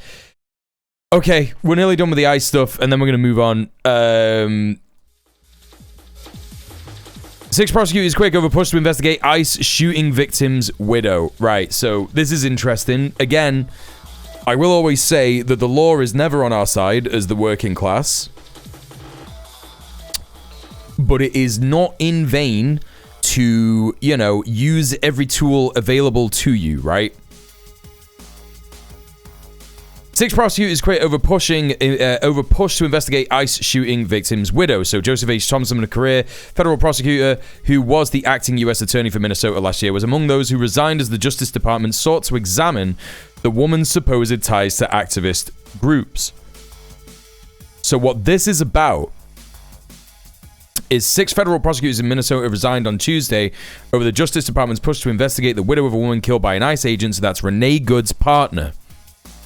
And the department's reluctance to investigate the shooter, according to people with knowledge of their decision. Joseph H. Thompson, who was second in command at the U.S. Attorney's Office and oversaw a sprawling fraud investigation that has roiled Minnesota's political landscape, was among those who quit on Tuesday, according to 3 people with knowledge of the decision. Mr. Thompson's resignation came after senior Justice Department officials pressed for a criminal investigation into the actions of the widow of Renee Good, the Minneapolis woman killed by ICE agent on Wednesday. Mr. Thompson, a career prosecutor, objected to that approach as well as to the Justice Department's refusal to include state officials in investigating whether the shooting itself was lawful, the people familiar with his decision said. The Minneapolis Police Chief Brian O'Hara said in an interview that Mr. Thompson's resignation dealt a major blow to efforts to root out rampant theft from state agencies. So what that means, the rampant theft from state agencies, is talking about the supposed fraud that Nick Shirley was talking about in his video that led to the shooting of Renee Good. So the fact that this guy resigned is pretty good. I know that you're saying stop resigning and fight. I do agree with that particularly, but it is good that it has dealt a major blow to efforts to root out rampant theft from state agencies, because the rampant theft from state agencies is implying that the daycare centers in Minneapolis are all doing fraud, and of course we all know that to be an entire fabrication by Nick Shirley and all those other fucking freaks, right? Thank you for the follow. The fraud cases, which involve schemes to cheat safety net programs, were the chief reason the Trump administration cited for its immigration crackdown in the state. So, you know, awful reporting from the New York Times there, you know what I mean? Awful reporting from the New York Times. The vast majority of defendants charged in the cases are American citizens of Somali origin, just more and more racism from New York Times. Quote, when you lose the leader responsible for making the fraud cases, it tells you this isn't really about prosecuting fraud, end quote, Mr. O'Hara said. The other senior career prosecutors who resigned include Harry Jacobs, Melinda Williams, and Thomas Calhoun Lopez. Mr. Jacobs had been Mr. Thompson's deputy overseeing the fraud investigation, which began in 2022. Mr. Calhoun Lopez was the chief of the Violent and Major Crimes Unit. Mr. Thompson, Mr. Jacobs, Ms. Williams, and Mr. Calhoun Lopez declined to discuss the reasons they resigned. The Justice Department did not immediately respond to a request for comment. Yeah, no, I think you're right, Irate Lump. I think that the vacancies will be replaced by loyalists. It is also an opportunity for, you know, for people who are, I don't know, more willing to fight against the administration to take the job. I guess all I can say is that I hope that that will happen instead. But again, possibly more likely to be unlikely. After Ms. Good was shot, Harmy Dillon, head of the Justice Department's Civil Rights Division, told her staff that she would not consider opening an investigation into whether the agent had violated federal law, according to 3 current and former department officials who asked for anonymity because they were not authorized to speak about the situation. At least 4 prosecutors who had already intended to quit or retire signaled they would accelerate their departures, those officials said. Todd Blanche, the Deputy Attorney General, said in a statement that there is currently no basis for a criminal civil rights investigation. Yeah, cool. Just listen to the Deputy Attorney General of the Paedophile administration. I'm sure he's not going to lie, right? Instead, the Justice Department launched an investigation to examine ties between Ms. Good and her wife, Becca, and several groups that have been monitoring and protesting the conduct of immigration agents in the recent weeks. Shortly after Wednesday's fatal shooting, Kristi Noem, the Secretary of Homeland Security, referred to Ms. Good as a domestic terrorist. So this is the reason that this is good. Because what it means is that this kind of an investigation that is going to be delving into community organizations that Becca Good and Renee Good were involved in, it means that those investigations are now going to be delayed. And so that gives them more time to do their best to figure out how to defend themselves from being investigated by the administration in this manner, right? Because what do we think is going to happen? Do we think that the fucking administration is going to be, you know, following procedure and doing the right thing in investigating these fucking activists? No, of course it's not. They'll probably send them to fucking CCOT, right? So, you know, a little bit of interesting news there regarding that.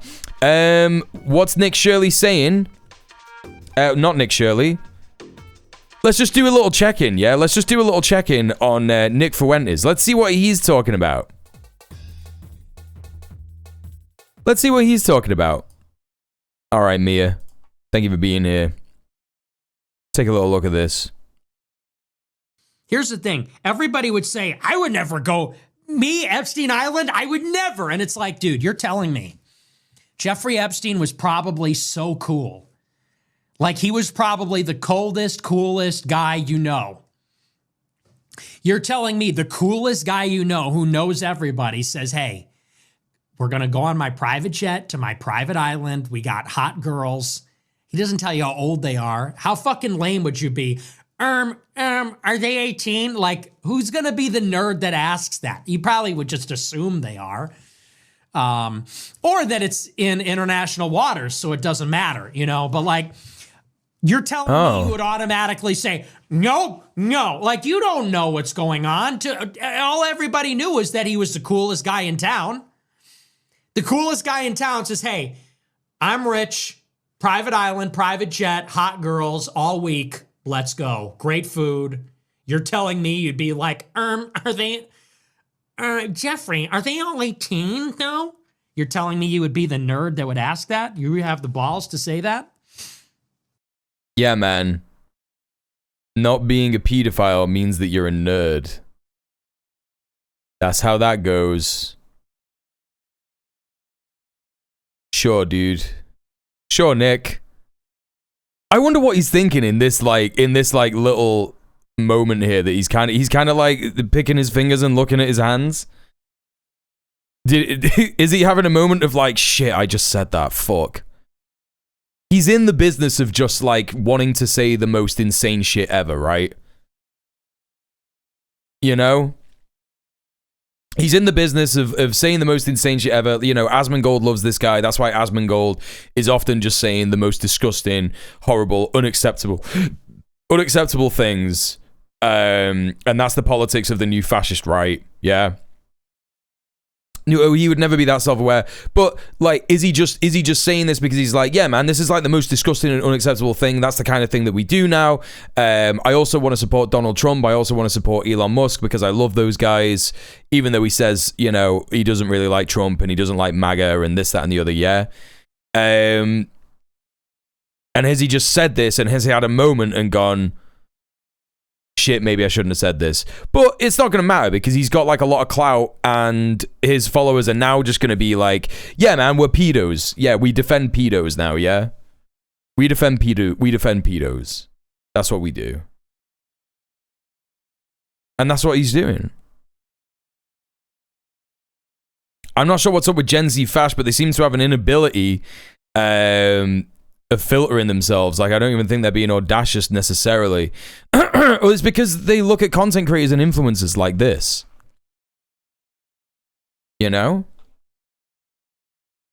That's what it is. And it's because the entire rhetoric that the right has been saying since 2016 is that it's good and fun to trigger the libs, right?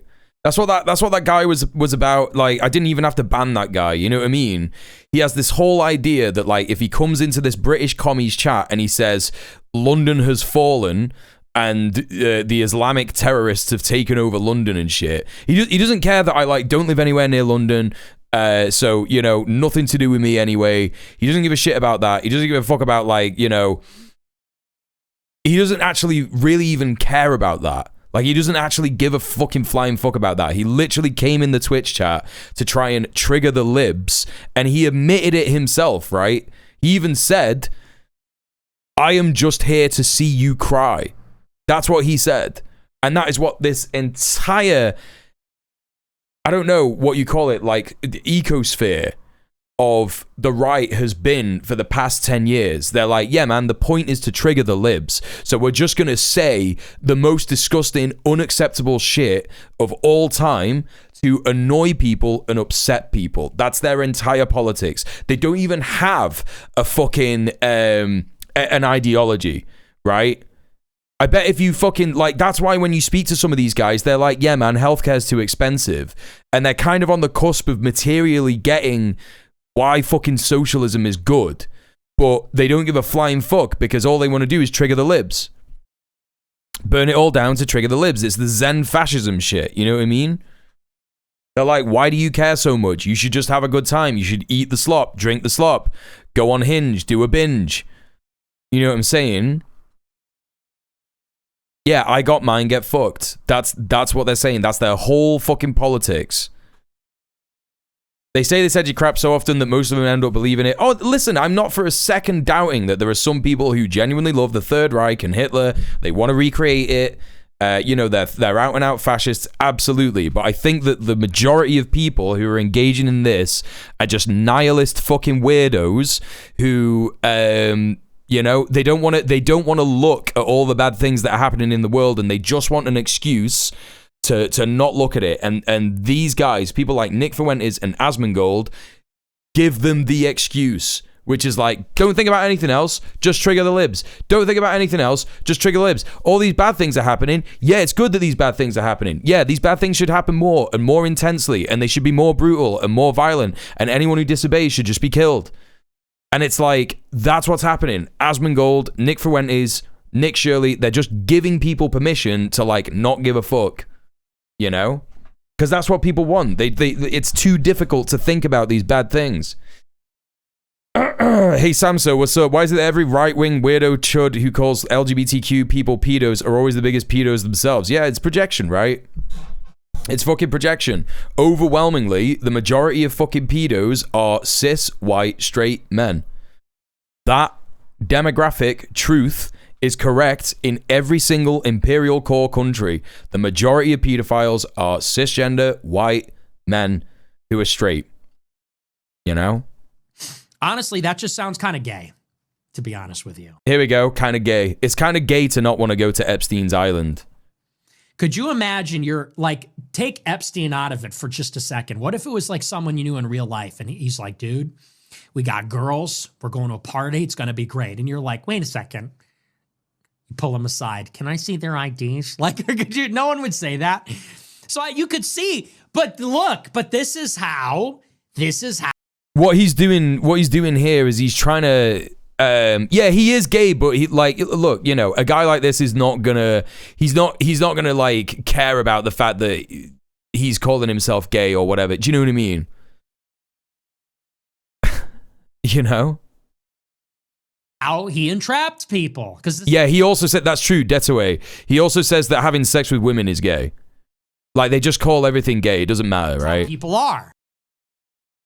Yeah.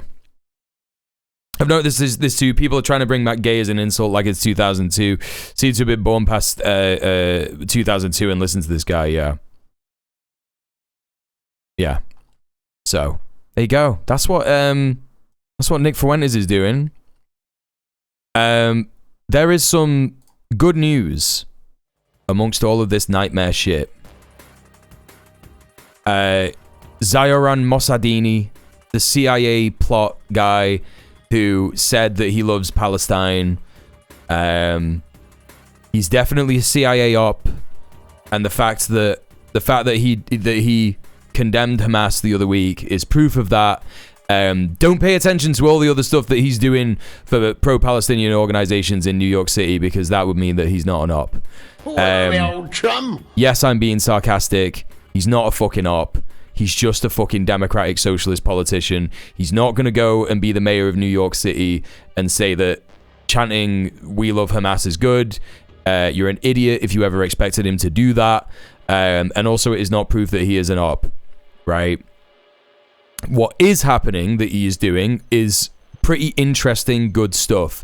And I've got a couple of sources here. We've got the Liberal Guardian that is obviously going to uncritically, but maybe also critically assess this information. But also we've got Electronic Intifada, Ali Abu Nima, who is extra critical of anyone who engages in anti-Israel action, especially from public office. So let's talk about this. This is the news that BETAR, one of the most significantly fascist Zionist groups in New York City, is ending its New York operations after an inquiry finds violent conduct. The state attorney general found far-right group harassed Muslim, Arab, and Palestinian and Jewish New Yorkers. This isn't necessarily to do with Zoran Mamdani, by the way. I was just doing a little, you know, I was just doing a little piece, right?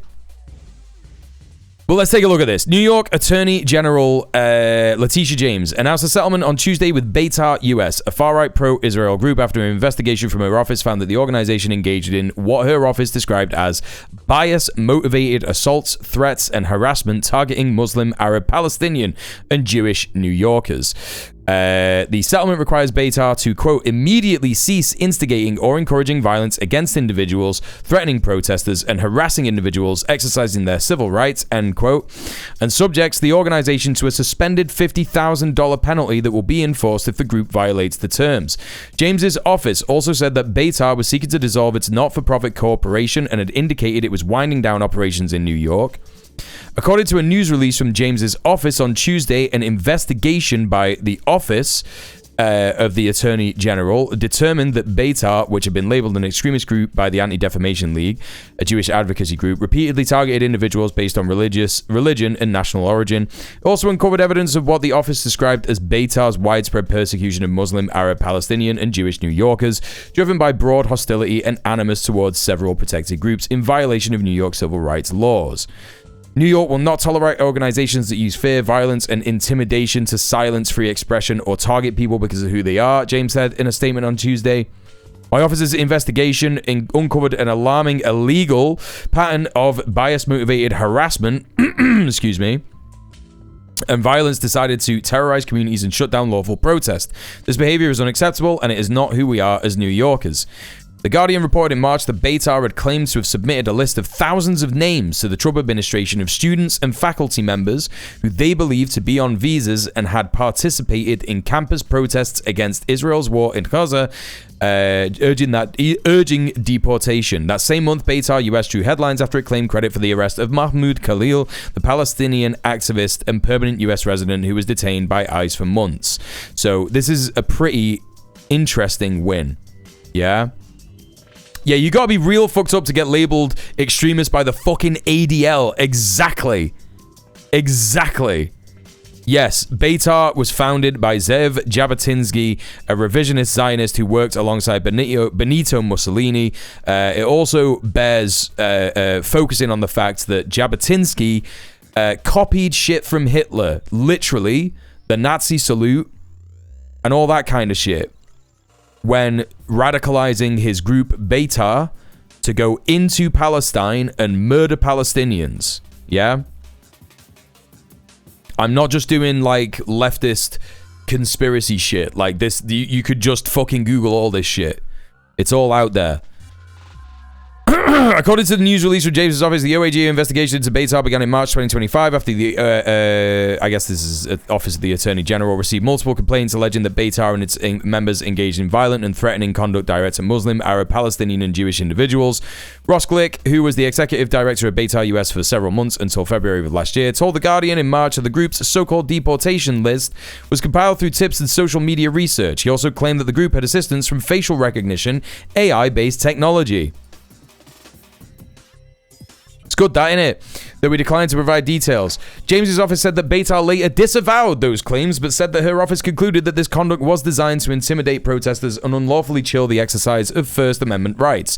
The group was also found to have publicly circulated content celebrating violence against Palestinians, including social media posts mocking civilian deaths, declaring hatred towards Gazans, and calling for further bloodshed. The investigation also cited multiple incidents of physical intimidation and assault. So this is all broadly good news about BETAR being BETAR being banned from operations in New York, which includes New York City, which has one of their biggest offices that they operate out of. Now, for those of us who are more skeptical, including myself, to be clear, yeah, I'm not saying that we should start stuck in the dick of the Democratic Party or, attorney generals like Letitia James or Zoran Mamdani or anything like that. I'm just trying to say, important to remember that there are some things that some administrations in the USA are doing which are good, yeah? Has New York really ended BETAR's campaign of Zionist terror? This is from Ali Abu-Nima, one of the founding members of Electronic Intifada, one of the best outlets for pro-Palestinian news. Let's take a little read of this. Zionist group BETAR waged a campaign of violence, intimidation, and harassment targeting Palestinian, Arab, Muslim, and Jewish activists in violation of New York civil rights laws. So that's what The Guardian said. The Electronic Intifada has also learned that federal prosecutors are investigating a February 2025 incident in Brooklyn, in which, according to the New York Attorney General, members of BETAR attacked Palestine solidarity protesters, in which at least one activist was stabbed. BETAR faces a civil fine of $50,000, but this will be suspended under a settlement agreement with the Attorney General, in which the hate group agrees to cease its campaign of violence and incitement. BETAR will only have to pay the fine if it violates the agreement. New York will not tolerate organizations that use fear, violence, and intimidation to silence free expression or target people because of who they are. James said, "My office's investigation uncovered an alarming and illegal pattern of bias-motivated harassment and violence designed to terrorize communities and shut down lawful protest." New York City Mayor Zohran Mamdani welcomed the settlement, noting that BETAR has sowed a campaign of hatred across New York, trafficking Islamophobic extremism. However, Mamdani pointedly failed to note that supporters of Palestinian rights have been BETAR's primary targets. So, yeah, that's an important thing that was missing here from Zohran's statement. Also, what I would say here is that this kind of agreement is something that could easily be bypassed, right? So it is good that they have threatened BETAR in this manner. I believe that this is the first time that this has ever happened in the history of the group's existence, which is insane. But $50,000 is something, to pay this settlement of $50,000, look, man, The Israeli lobby's got a lot of money, and they could easily fucking bypass this, and they could easily raise an amount of money to, you know, bypass this entirely. There should be more strict consequences for something like this, in my opinion, straight away. Let's read on. In December, the Electronic Intifada revealed for the first time that BETAR was the subject of a law enforcement investigation, but its substance was unknown until now. The Electronic Intifada had filed a complaint with New York Attorney General, alleging that BETAR was raising money in violation of state laws. The Attorney General confirmed in the settlement agreement that as the Electronic Intifada alleged, BETAR had been soliciting donations in New York without registering the state's Charities Bureau, as required by law. According to the Attorney General's office, BETAR is seeking to dissolve its not-for-profit corporation and has indicated that it is winding down its operations in New York. The factual findings of the Attorney General's civil rights investigation into BETAR, outlined in the settlement agreement, lay bare the group's violent extremism in support of Israel. These include BETAR describing its mission as to get Jews armed and to attend and disrupt Palestine solidarity protests. The group described its own members as cruel, aggressive, and asserted that violence is needed. Yes, this group has just been operating in New York for fucking decades, right? And also, by the way, all over Europe and all over the USA. The Attorney General also noted BETAR's notorious declarations in the midst of the Israeli genocide that not enough Palestinian babies had been killed, and, quote, "We demand blood in Gaza," end quote. According to the investigation, BETAR's blood-curdling statements were translated into actual assaults and violence against individuals in New York. The group encourages its members to bring weapons to pro-Palestinian protests. The Attorney General found, including pepper spray, knives with wrist straps, and tactical flashlights that, according to BETAR, both blinding and strong enough to whack them in the face with. Like, they just say this shit out loud, man. BETAR members reportedly forced beepers on people, an act described by the Attorney General as a threatening reference to the September 2024 operation in which Israel detonated pages held by alleged members of the Lebanese resistance group Hezbollah. In fact, Israeli's pager attack killed at least 12 people, including 2 health workers, and injured 2,800 more. At an 18th of February 2025 Palestine Solidarity rally in Brooklyn's Borough Park neighborhood, BETAR members attacked protesters and at least one activist was stabbed. The group later boasted on social media about the violence its member had perpetrated. In another incident, a member of BETAR's national leadership physically struck a woman at a protest wearing a kufiya, the traditional Palestinian headscarf, which BETAR describes as rape rags. So, just throwing in some colonial racism there with atrocity propaganda, referencing the so-called rapes that supposedly, allegedly happened on October the 7th that no evidence has been found of, you know, that Israel used to justify its genocide in Gaza. Notoriously, BETAR publicly boasted about compiling lists of ex-activists for the Trump administration to deport based on their support for Palestinian liberation. So, BETAR does not admit to any wrongdoing in the settlement agreement. A good start, but not enough. Nadine Keswani, a Palestinian New Yorker who founded the activist group Within Our Lifetime, has been a constant target of BETAR's harassment. She remains skeptical about the settlement. BETAR put a bounty on me and even encouraged people to throw things at me from New York City skyscrapers for speaking out for Palestine. Yet those who orchestrated and financed this harassment still face no accountability, Keswani told the Electronic Intifada.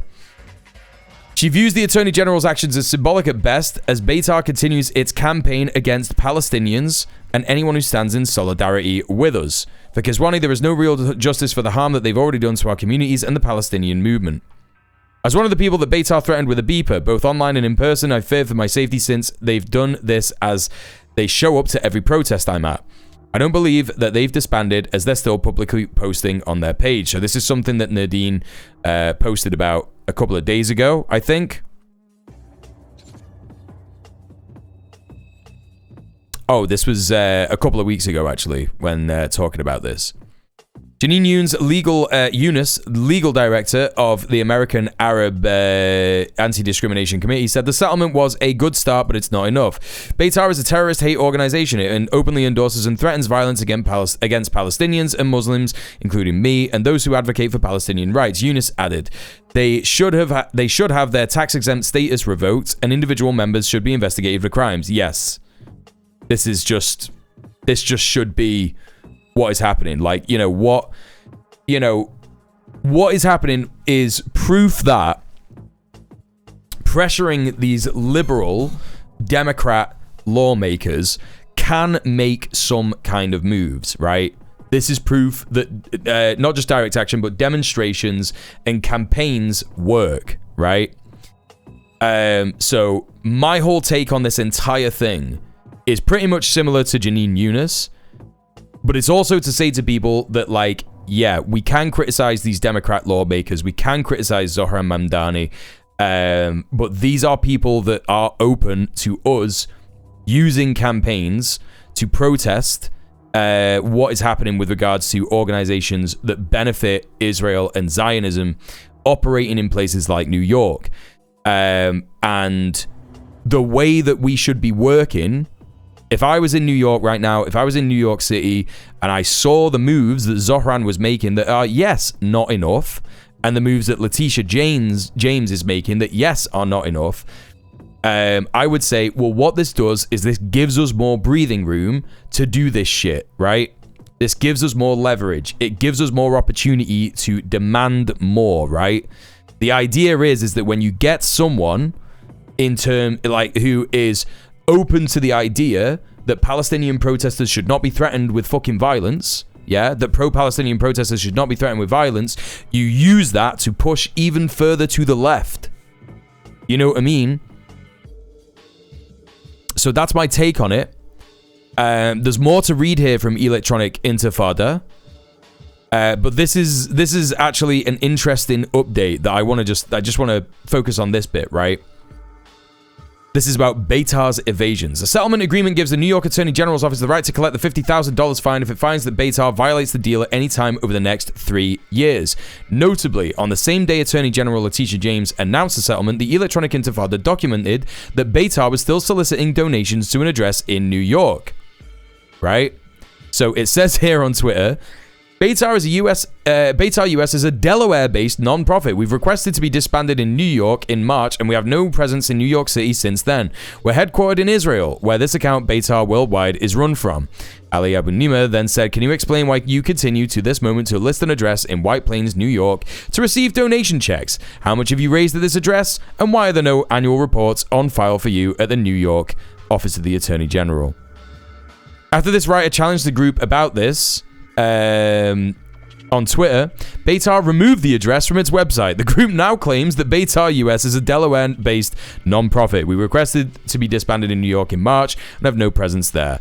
BETAR also asserted on Twitter that we're headquartered in Israel, as we saw. According to Israel's Justice Ministry database, a private company called BETAR USA was registered in Israel in 2021. BETAR has previously stated its offices in Israel share the same building as the ruling Likud party. So yeah, why are they that violent? Why are they that insane? It's because they're sat next to fucking Bibi and Smotrich and fucking Ben Gvir. You know what I mean? And that's who the fucking, like, orders are getting, essentially, you know, the people who are issuing orders to the branches all over the world are literally out there being like, yo, you should just be, like, insanely violent. You should be violent in the same way that settlers are, right? And it's just like such a fucking damning indictment on the way. Yeah, it's a barely concealed front for Likud, essentially. That's essentially what it is, you know what I mean? So yeah, really cool. BETAR responded evasively when asked via Twitter if it had relinquished its federal charitable status, which allows it to receive tax-deductible donations in the United States. So again, that's my take. It's not enough. But, you know, it's progress. And it opens the door for more progress. Yeah. Okay, so we're going to move on. We're going to talk about Iran now. So last night there were reports of US Air Force bases being mobilized in Qatar and also Iraq, near the border with Iran. Iran ended all commercial flights over its airspace. And it appears that a bombing campaign very well may have been started in Iran last night. There's very little fucking news about it because there's not really any news coming out of Iran. There's not really any news coming from the United States either. It appears that there's going to be some kind of a strike. It appears that there's going to be some kind of a campaign announced very fucking soon. Possibly it's even happened while I've been live on stream, because I'm not monitoring the news while I'm live on stream. But let's take a look at some stuff, yeah?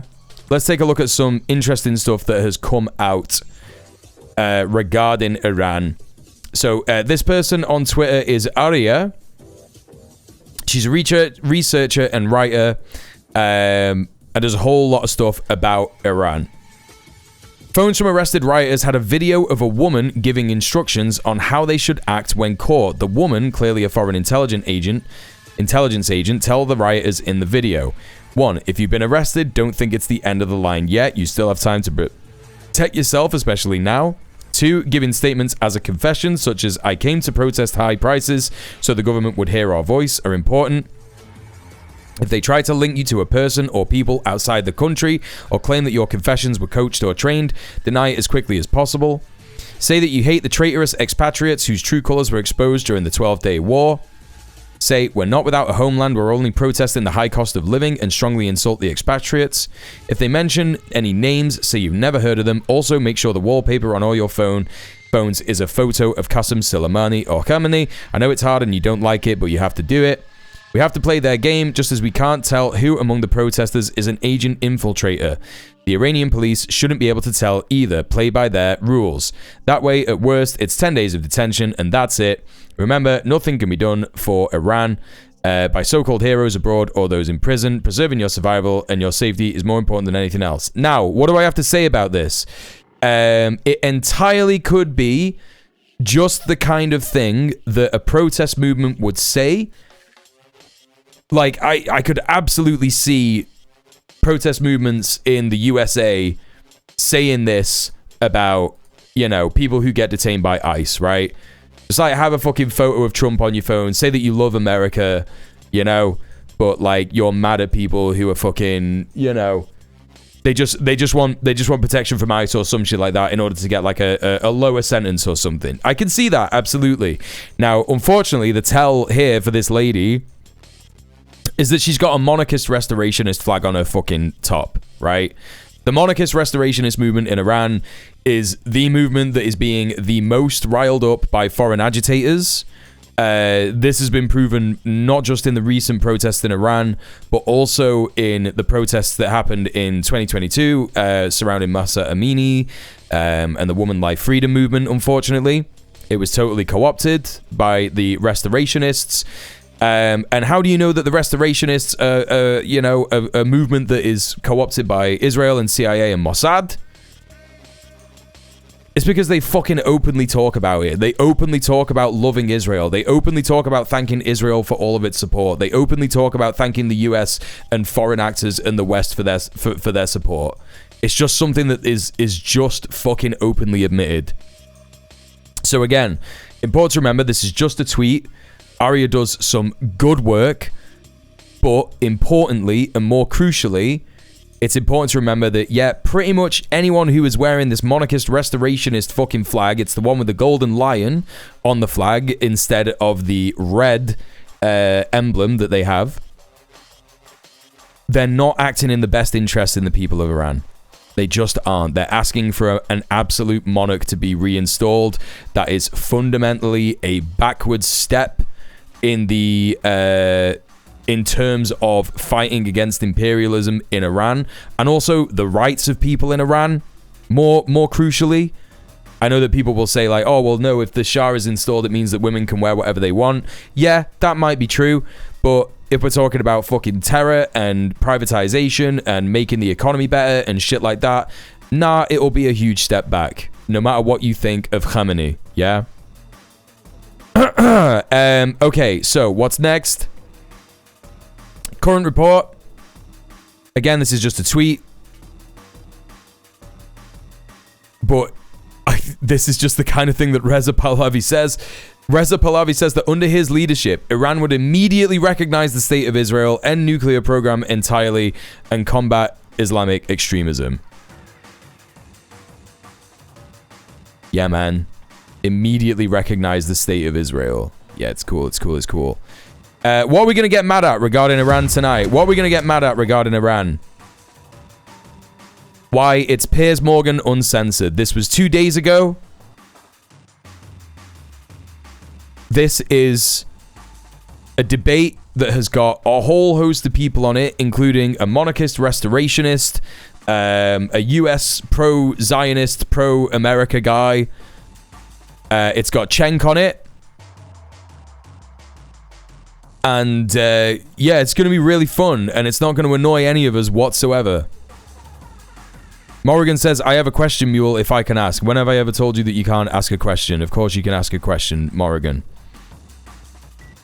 Anna is on it too, if I remember. Anna Kasparian is on it as well. Well, that's embarrassing. Why do they need two fucking Young Turks people? I don't think that she is on it. She's not on it. Anna's not on this one. I had a look beforehand. Israel seems to mostly just want to turn it into Syria with constant civil war, while the US would like to have a pro-US regime that would let it extract resources. Yeah, I mean, they both want the same thing, yeah? They both want the same thing. How do you decide what to cover on a stream? I look at news. I look at the hot topics of the news. And then look at various different sources and shit. Essentially. Israel, yeah, so Israel seems to mostly just want, they both kind of want the same thing. I would argue that the US also wants Iran in a constant state of civil war. I would argue that that is also true for the US. The thing to remember is that, like, in Syria right now, they have a pro-US regime in Al-Jalani. And there is still constant civil war, and the US is not bothered about that, right? And, yeah, they would also want a pro-US leader in Iran, but they would also want a constant state of civil war. The immiseration of the Iranian people, yeah. And they would also want, as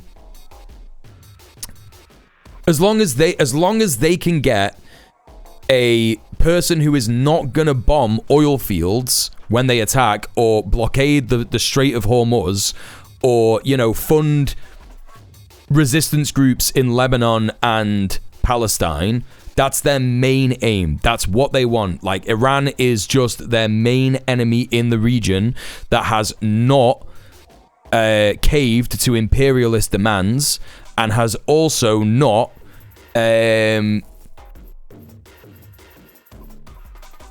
no, it's just that they've just not caved to imperialist demands, essentially. Like, you know, that's it.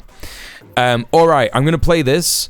I'm gonna run to the toilet real quick first, so you all get to see the intro, and that'll be fun, won't it?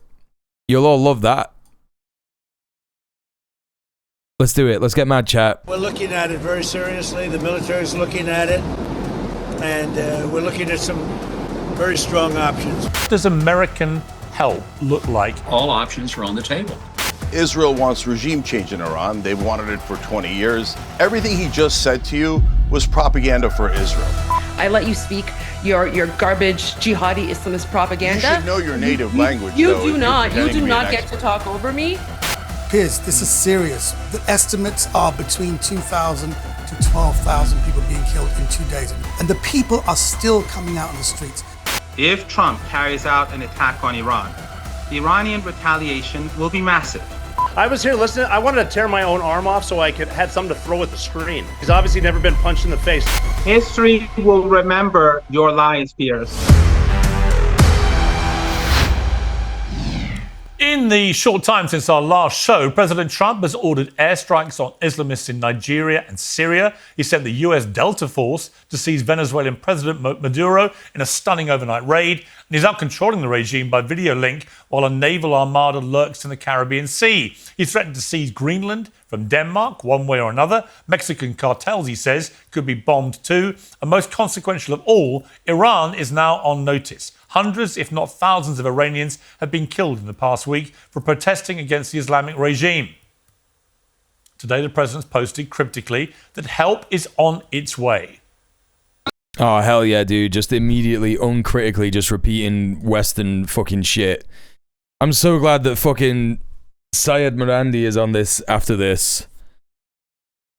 Oh, mamma mia. Wait, Omid Jalili? Wait, did he speak to Omid Jalili? No way, dude. No way! Oh my god, Omid Jalili was on Piers Morgan Uncensored. That's insane. Propaganda. You should know your native language. You though, do if not. you're You do pretending not to be an get to talk over me. Piers, this is serious. The estimates are between 2,000 to 12,000 people. Oh my god. Oh my god. Oh my god.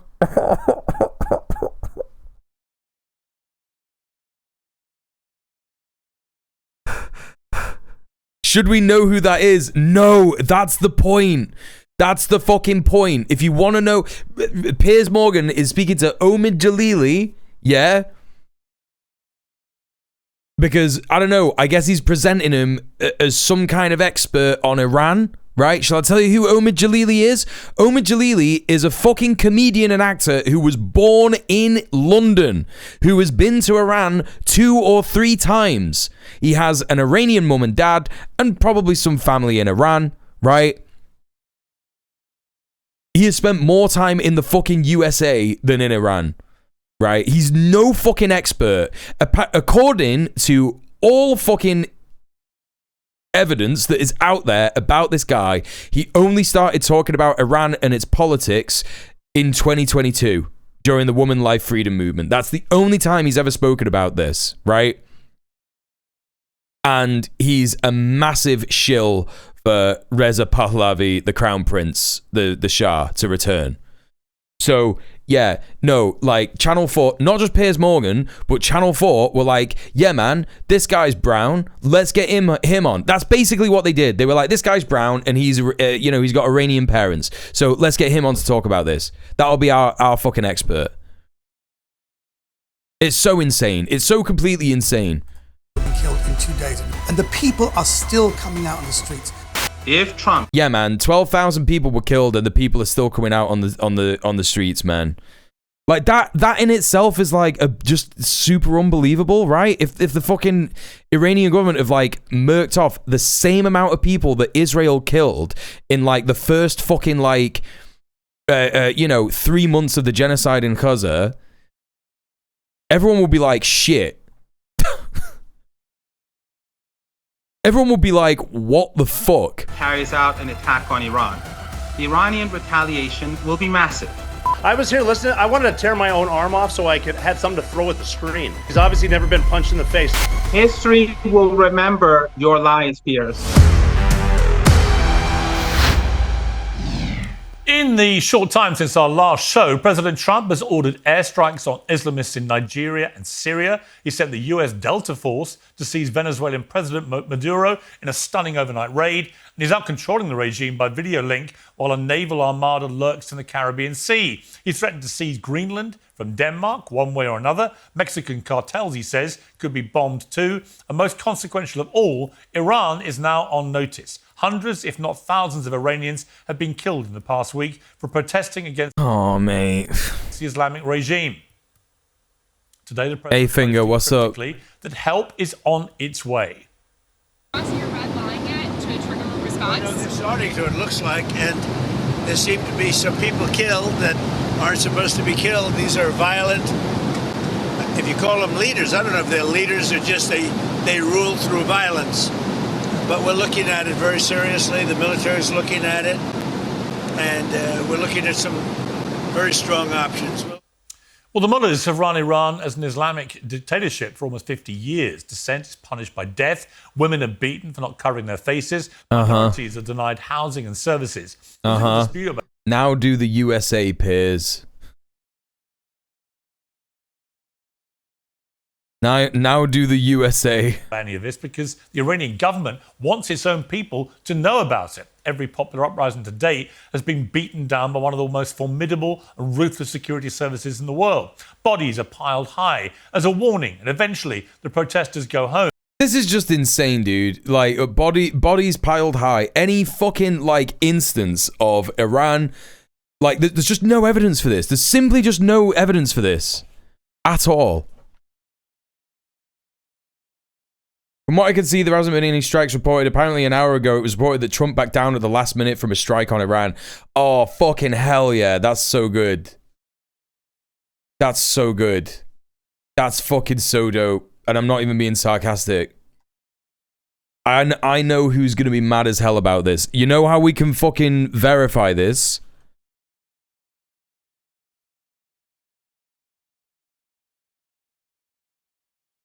Oh, hell yeah. This is so good. This is so good. Yeah, man. Netanyahu did it. Netanyahu did it. He said, hold off. He said, hold off. This is cope, right? This is cope. I'm telling you now. All you have to do to verify this kind of fucking news about Iran is you just have to type in Iran, Israel. And you'll get like the Israeli papers. If you just like, okay, so if I type in like Iran, Israel, Hayom. So this is like one of the most it's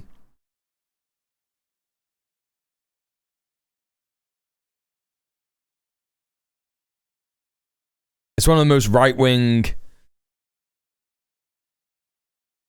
English-speaking Israeli outlets. I'm just trying to look for some news about this. Tag Iran. Here we go.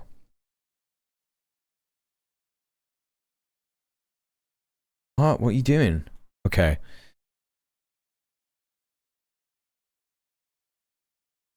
Who is behind Trump's apparent climb down on Iran? So this is the latest bit. When was this put out? 20 to fucking 8 today, yeah?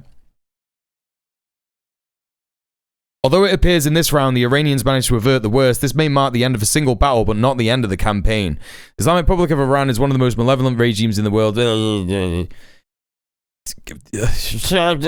Like, this is what I mean. When people like fucking Piers Morgan and Omid Jalili, who say that they like understand the criticism about Israel, right? When they just repeat this shit about Iran, it's like exactly word for word, the same shit that some of the most right-wing Israel publications says about Iran. Do you know what I mean? They're just like, oh, well, we can't really believe what Israel says, but then they just uncritically repeat what fucking outlets like Israel Hayom say about fucking Iran. Trump's red line, coming to the aid of protesters if they're killed, still stands. No president can turn his threats into a joke, especially not a president named Donald J. Trump. The ultimatum, therefore, remains in place. This is maybe true, but also probably a bit of cope. Britsby realized the Iranian people will once again be required to put their lives on the line and take to the streets. That was not easy before. It's far more dangerous now after the regime's brutality has been laid bare before the entire world. Yet just as before the drama of the past 24 hours, everything still depends on the Iranian people. If they fight for their freedom, then yes, help will come. Even when it does, it will not do the work for them. Basically, what Israel Hayom is saying here is please go out into the streets so that our fucking operatives can murder you. And then we can show the world just how many people have died. They're basically saying not enough people have died. It's worth noting that the aircraft carriers and destroyers sent by the Pentagon have not yet arrived in the region. Weather conditions over Iran were cloudy over the past few days. More broadly, Trump favors flawless operations whose impact and glory are assured. Yeah, man. This just means that he looked at the operation in Iran and was like, yeah, we're not going to be able to get through their air defense. They got new air defense from China and we're fucked, bro. That's what this means. Given that any potential attack on the Ayatollah's regime was not planned far in advance, but rather intended as a response to rapidly developing events, it's possible that the president was dissatisfied with the plans presented to him. In general, more than one consideration usually determines whether to act in such situations. They're just glazing Trump. They're just like, yeah, man, Trump is so smart. He's doing 5D chess, bro. He looked at the plans and said no. No, like, his fucking generals were begging him. That guy that was like that in the fucking, like, you know, the blacked out room when they were doing the operation on Maduro, the guy that was like that was going like, oh my God, this probably won't work. He was like begging and screaming with Trump being like, you will not win. You will not do this. We will be fucking humiliated. And he finally went, okay, shut up. We won't do it. Fine. Fine, that's it. Let's see what Times of Israel said. Prime Minister Benjamin Netanyahu asked US Donald Trump over the past few days to delay potential plans for an American strike on Iran. This is so funny, dude. Wait, so this is in the New York Times. Trump administration live updates. Israel and Arab nations urge... Fucking Israel and Arab nations, dude. Not just Israel. Okay, hang on a minute. Hang on a minute. Hang on a minute. Hang on a minute. Hang on a minute. Hang on a minute. Hang on a minute. This is so dumb.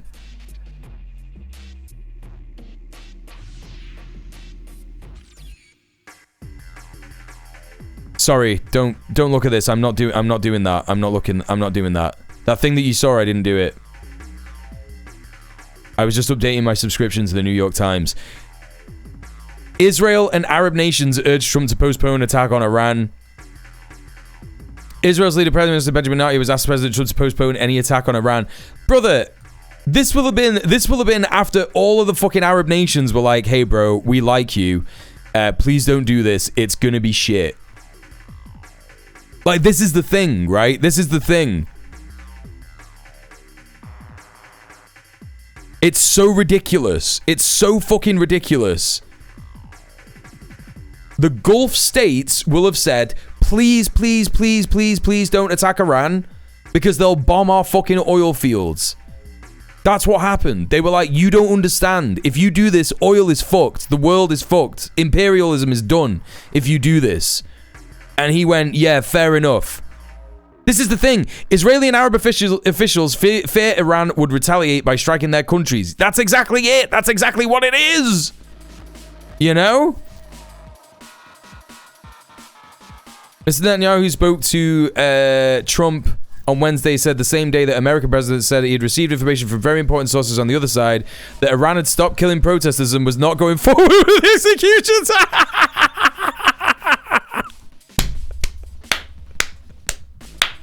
It's over. It's over. Dude, it's done. That's so funny. When we want to attack them, they're murdering protesters and they're doing executions. But now when we've realized it's bad, they're not doing that at all, actually, it turns out. Hell yeah, man. Hell yeah, dude. That's how you do stuff. We managed to get an incredible deal with Iran.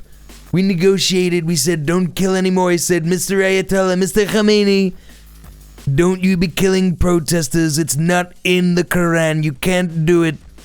And he said, you know what, Bismillah, you're right.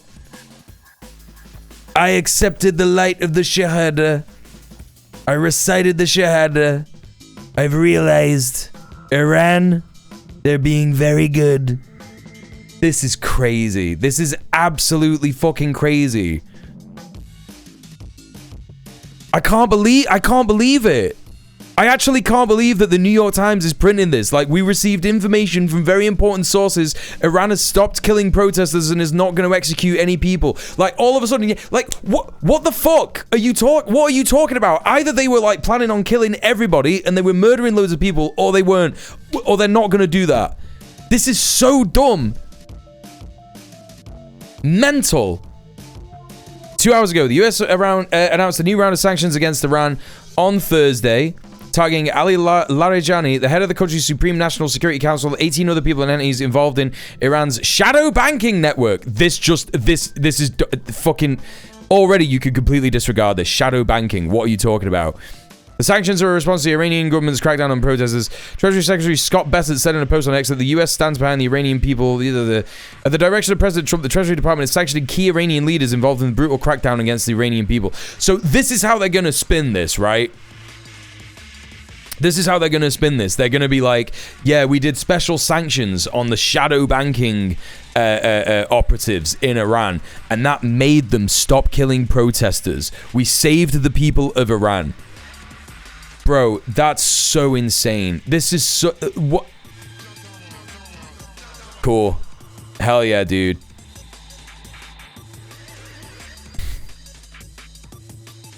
Following the New York Times report, Channel 12 reports that after a series of overnight consultations at the Korea military headquarters, Israel informed the US that while it supports any US decision, it is not currently pushing for a strike because it knows it will get clapped. That's what it is. The Hebrew Network adds that the U.S. attack remains on the table as Washington continues to assess the situation, citing 5 sources involved in or familiar with White House discussions on the matter. Jerusalem and Washington are holding daily consultations. The report continues, adding that U.S. Secretary of State Marco Rubio also spoke with Netanyahu yesterday for reportedly the 3rd conversation within 6 days. While military operations remain on the table, the current reports... They keep saying this. They keep saying this. The reason that the Times... Okay, chat, just so everybody understands how the Times of Israel operates, yeah... They cannot, even if it is absolutely certain that the US is not going to attack Iran, that they're never going to bomb Iran ever again in their entire fucking life, yeah? You know what I mean? Even if that's true, they would never fucking report on that. Because the Times of Israel needs to keep the people of Israel completely fucking invested in the idea that Iran is going to be bombed tomorrow. Any day soon, man. Any day soon, they're going to be bombing Iran, dude. Insane. Completely insane. How dare you use the US banking system that you've been sanctioned against using? Yeah, how dare you not use that? Yeah. You know? It's just so mad. It's so absolutely mad. Let's just say Trump W, if his feelings get hurt by being called a loser, then he'll demand a war. Well, yeah, he probably will, right? This is so mad. What the fuck is going on? They can't stop all those supersonic missiles that Iran has. Some, perhaps all, will get through any missile defense. Yeah, we saw that in June, right? That's why they're fucking shitting themselves about this. But also, it's this shit as well. Senior officials from American allies Qatar, Saudi Arabia, Oman, and Egypt have also been urging the Trump administration not to attack Iran over the past several days because they know that Iran will just bomb all the oil fields. I've been saying this for fucking ages. It would be the stupidest thing. It would have been the stupidest fucking thing that America could do. You know? Thank you for the follows. Appreciate that. Channel 12 asks that Israeli officials believe the protests are being suppressed and have been declined dramatically, and there is a dispute within Israel's top leadership regarding the approach towards Iran. Former Strategic Affairs Minister Ron Dermer, who played a central role in the Iran file before leaving his position last year, is advocating for a more hawkish approach and conveying this to the Americans.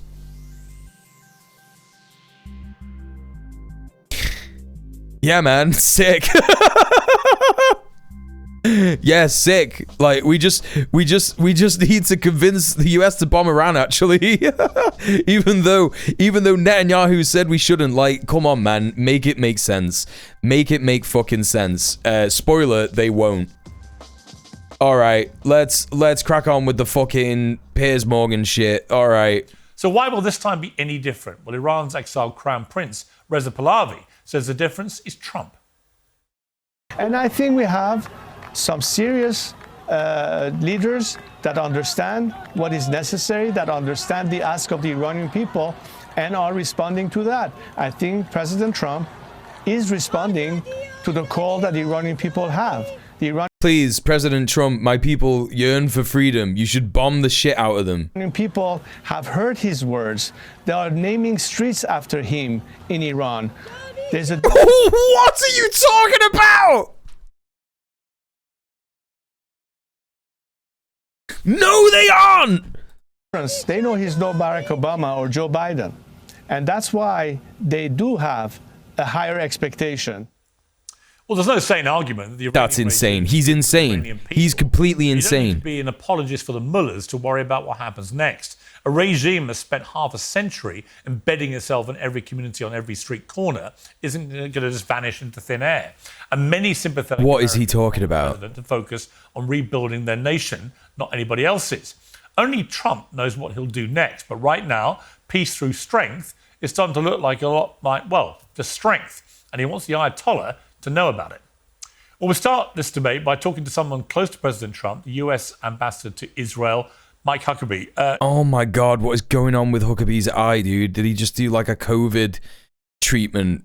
Did he just put some bleach in his fucking eye? What the fuck happened? Mike Huckabee, great to have you back on Uncensored. Thanks, Piers. Great to be back. Hell yeah. You know that this guy isn't going to be biased at all. You know, with the Israel flag in the background, the fucking American flag in the background. Hell yeah. I love flags. They're so good. So much going on in this year, and it's only, 2 weeks old. As we are about to talk, Donald Trump has posted to his Truth Social platform in the last few minutes, Iranian patriots keep protesting, take over your institutions, save the names of the killers and abusers. They will pay a big price. I've cancelled all meetings with Iranian officials until the senseless killing of protesters stops. Help is on its way. MIGA, Make Iran Great Again, President Donald J. Trump. First of all, your reaction to that post. What should we read into this? Well, I think President Trump is monitoring this situation very carefully. He's very admiring of the fact that the Iranian people are taking their country into their own hands. They recognize that if they don't stand up to... All of this is dog shit. All of this is complete bollocks. None of this is true. Trump doesn't give a fuck about the Iranian people. You know? The Ayatollahs, who for 47 years have made their lives... He's not... Also, he's not watching the situation closely. I can guarantee you that. He's not. There might be operatives who are there who are reporting stuff, but he's not watching the situation closely at all. Then he's just doing vibes-based imperialism at this point. To do it for them.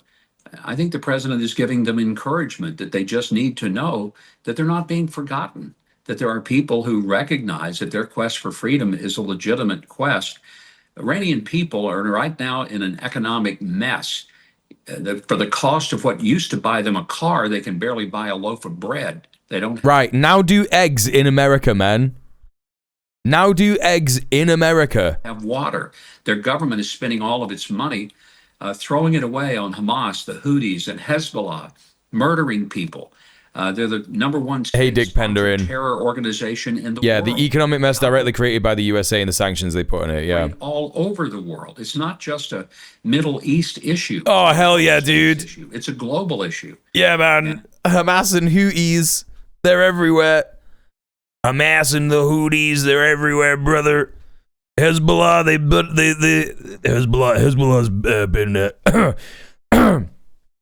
buying churches and turning them into mosques. They've been doing it all over the country. And these bad boys have not only made it difficult for people across the Middle East. There was a Hamas guy in my backyard the other week. Horrible for their own. I can smell him. Smells like a demon. Smells like sulfur.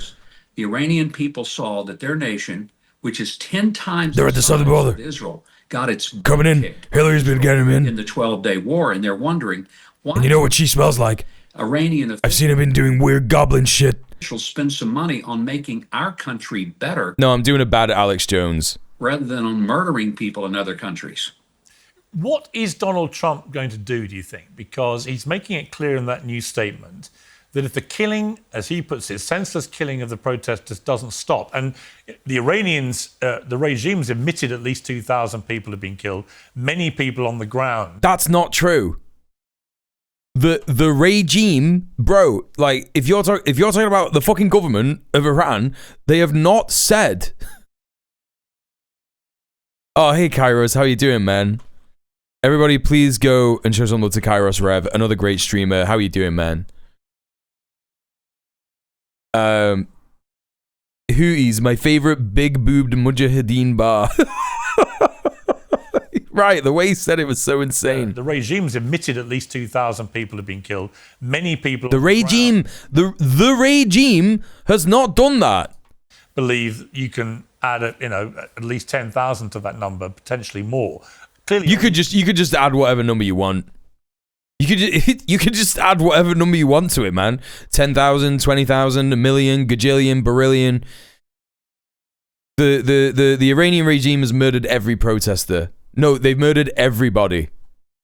They've murdered absolutely fucking everybody. Lots of innocent people are getting killed here. What does Without Donald... a doubt. Sorry. I was just saying, without a doubt, there are many. And yeah, man. In 2009, in the Green Path, they definitely have. Yeah, they definitely have. People killed, and it almost toppled the regime then. Oh yeah, it did. Yeah, I guess so. Thousands who have already been killed by their government this time. So this proportionally is a much larger movement than we saw even back in that particular moment. So, hey, Smash, what's up? We're watching something that is clearly organic, that happened from within. It wasn't something that was stimulated by a foreign government. They killed 9 billion people, yeah. The desperation of the Iranian people, and by their being fed up with a government that just seemed to forget that they were hungry, they were thirsty, and their government was ignoring them and spending all their money sending big checks and weaponry to the worst terror groups in the world. So in terms of what Donald Trump could do, Hey, trout with clout. again, Yeah, he Iran says killed me. help I'm is dead. on its Yeah. way, make Iran great again. What does that help look like? What does American help look like if the killing of the protesters continues? Come on, Piers. We know. We know what it looks Not be like. For me to say, I would tell you what the White House press secretary said today when I asked that very question. She said all options are on the table. And I think that's what the president will look at, all options. What could those be? They could range anything from economic aid to military, may just be the encouragement. I wouldn't try to put What does make Iran great again look like? It looks like this, dude. It looks like fucking this.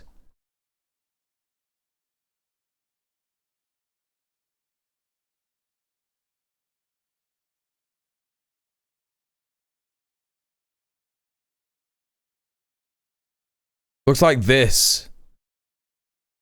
You know? I don't know if I can show this one. I can't show this one.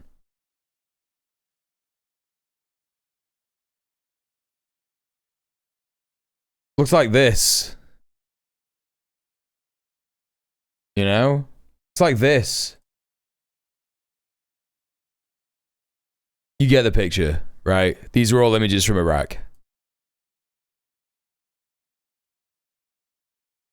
a particular option in the hands of President Trump. His instincts are better than anyone's I know, and he seems to know what to do and when to do it. Oh, yeah, man. Yeah, he does, yeah. He confounds the people who assume he won't do the right thing. Yeah, Savak torture dungeons, yeah. So I'm going to sit back myself and watch and see, but I have every confidence that when the president says something, he means it. I think the Iranians didn't understand that in the... I think you're a fucking idiot, Mike.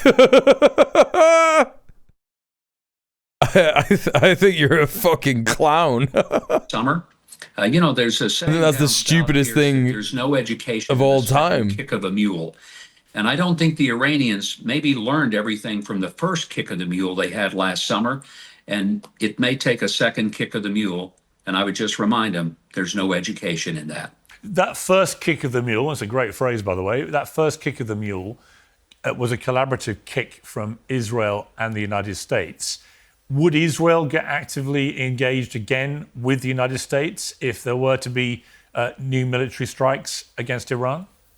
I don't think we know. I mean, nobody at this point knows. It was very apparent, and even the Mossad indicated that they were caught off guard by the uprising. So anybody saying that this was instigated by Israel or instigated by the United States, they're saying something that just doesn't match with the reality. This has happened because that's right, that's away. People are saying we want no kicking of me allowed. This oppressive and very no, I know, Glaze, I know. That has made our lives terrible, and that have put us in a position where we don't have food, we don't have water, we don't have a future, but boy, do we ever have missiles. And you know, there's a point at which people in their desperation just say, that's enough.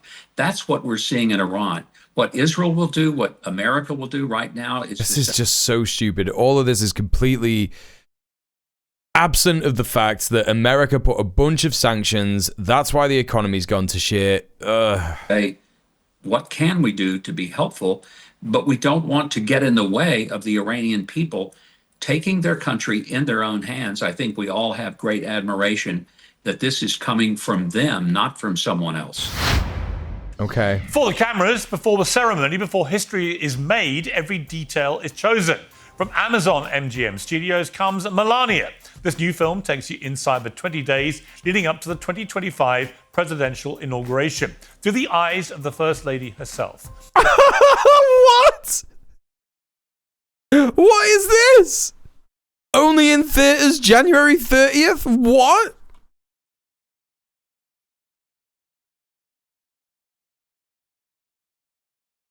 No. No. No, dude. What? She's in the film? She's in the film? You go again. What are you talking about? He's in the film? Here we go again.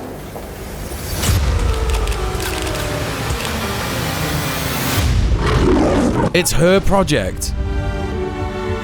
You can come in. Come on in.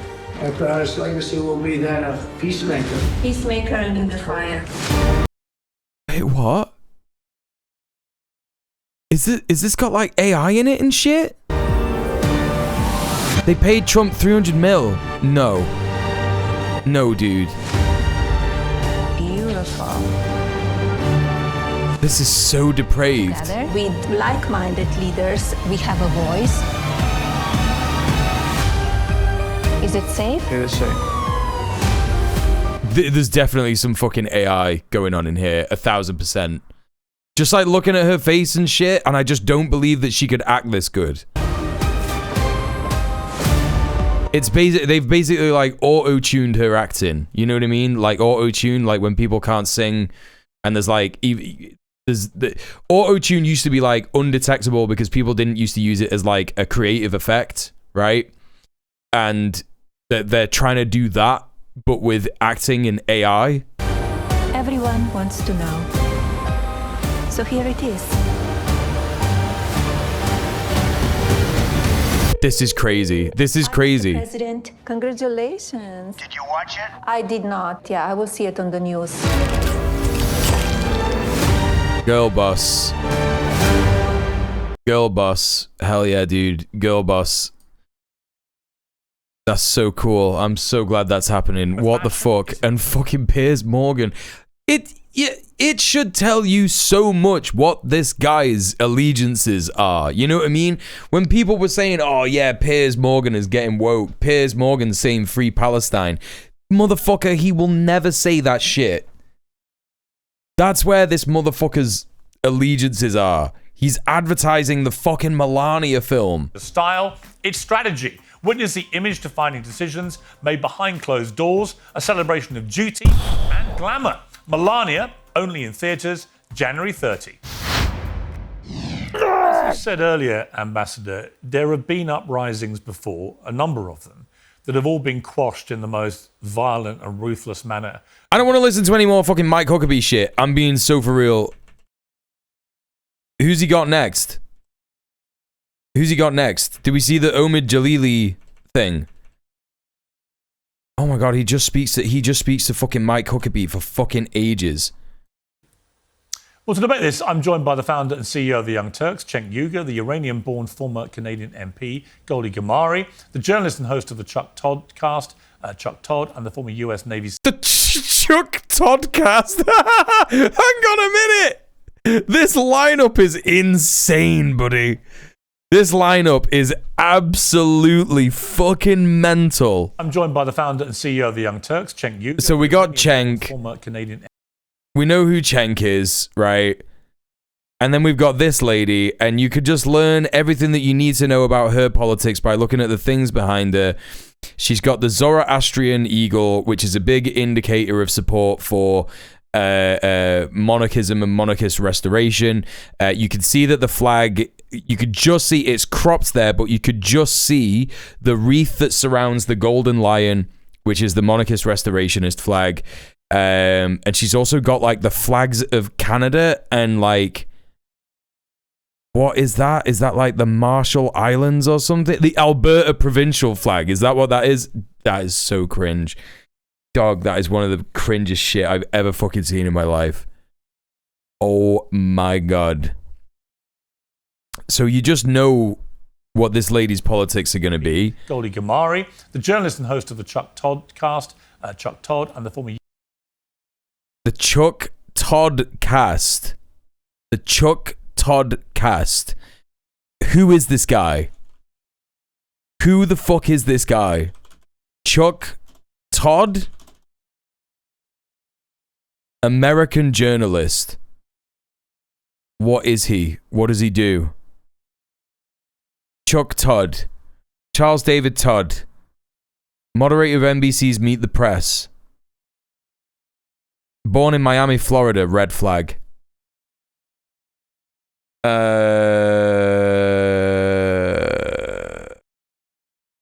don't editor-in-chief for 6 years, The Hotline. He's a political commentator. But what are his biases? Does anyone know? Todd interviewed Kellyanne Conway and Meet the Press. White House Press Secretary Sean Spicer accused the media of deluding reporting the crowd. He's a lib.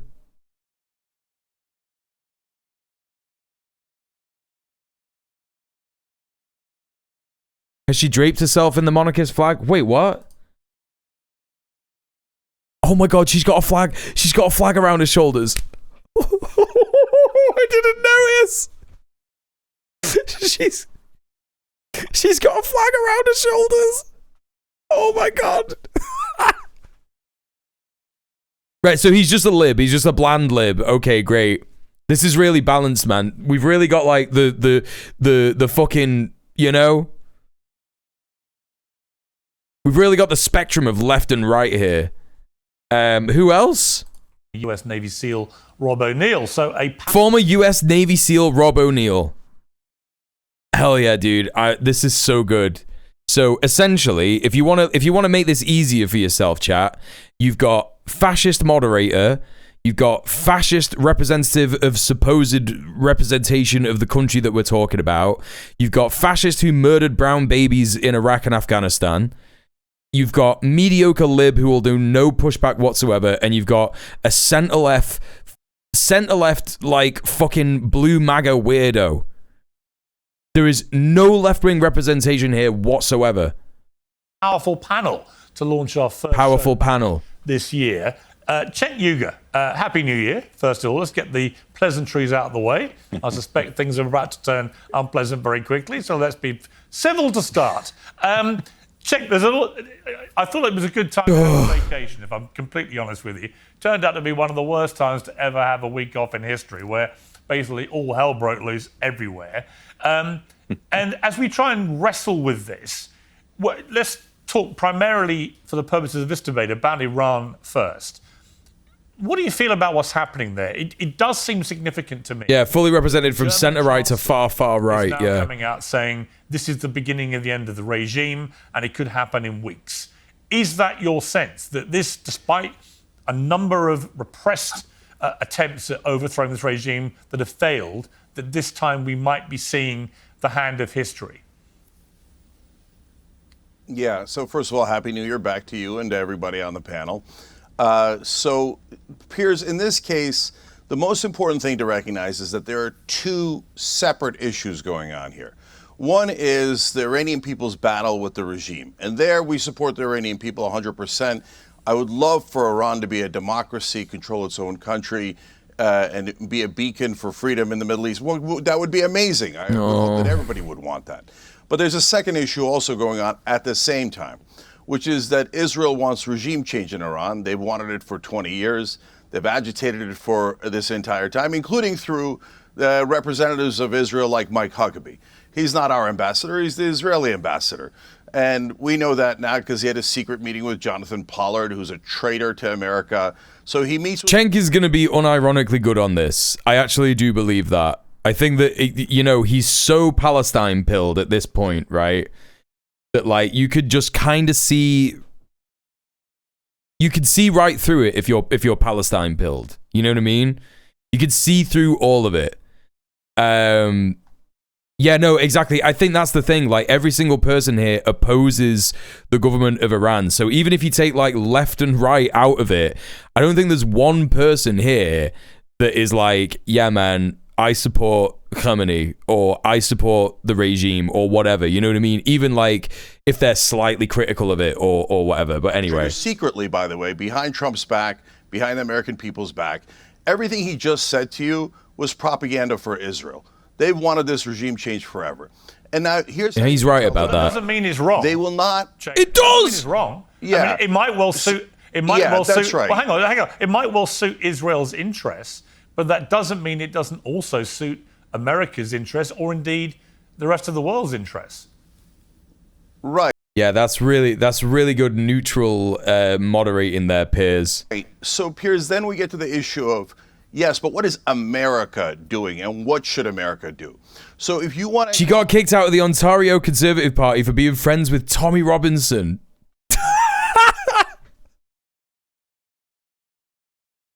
Oh, that's so sad, dude. The thing that we all know is Iran to be free. The worst possible thing you could do is bomb them. Because if you bomb them, like all countries, they will rally around the flag.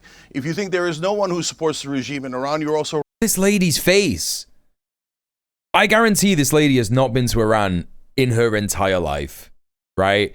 Like, Cenk literally just said, if you bomb Iran, everyone will rally around the flag. He's right. And she was like, what? Like, what do you mean? Like, she's actually being like, yeah, man, you should bomb Iran. Wrong about that.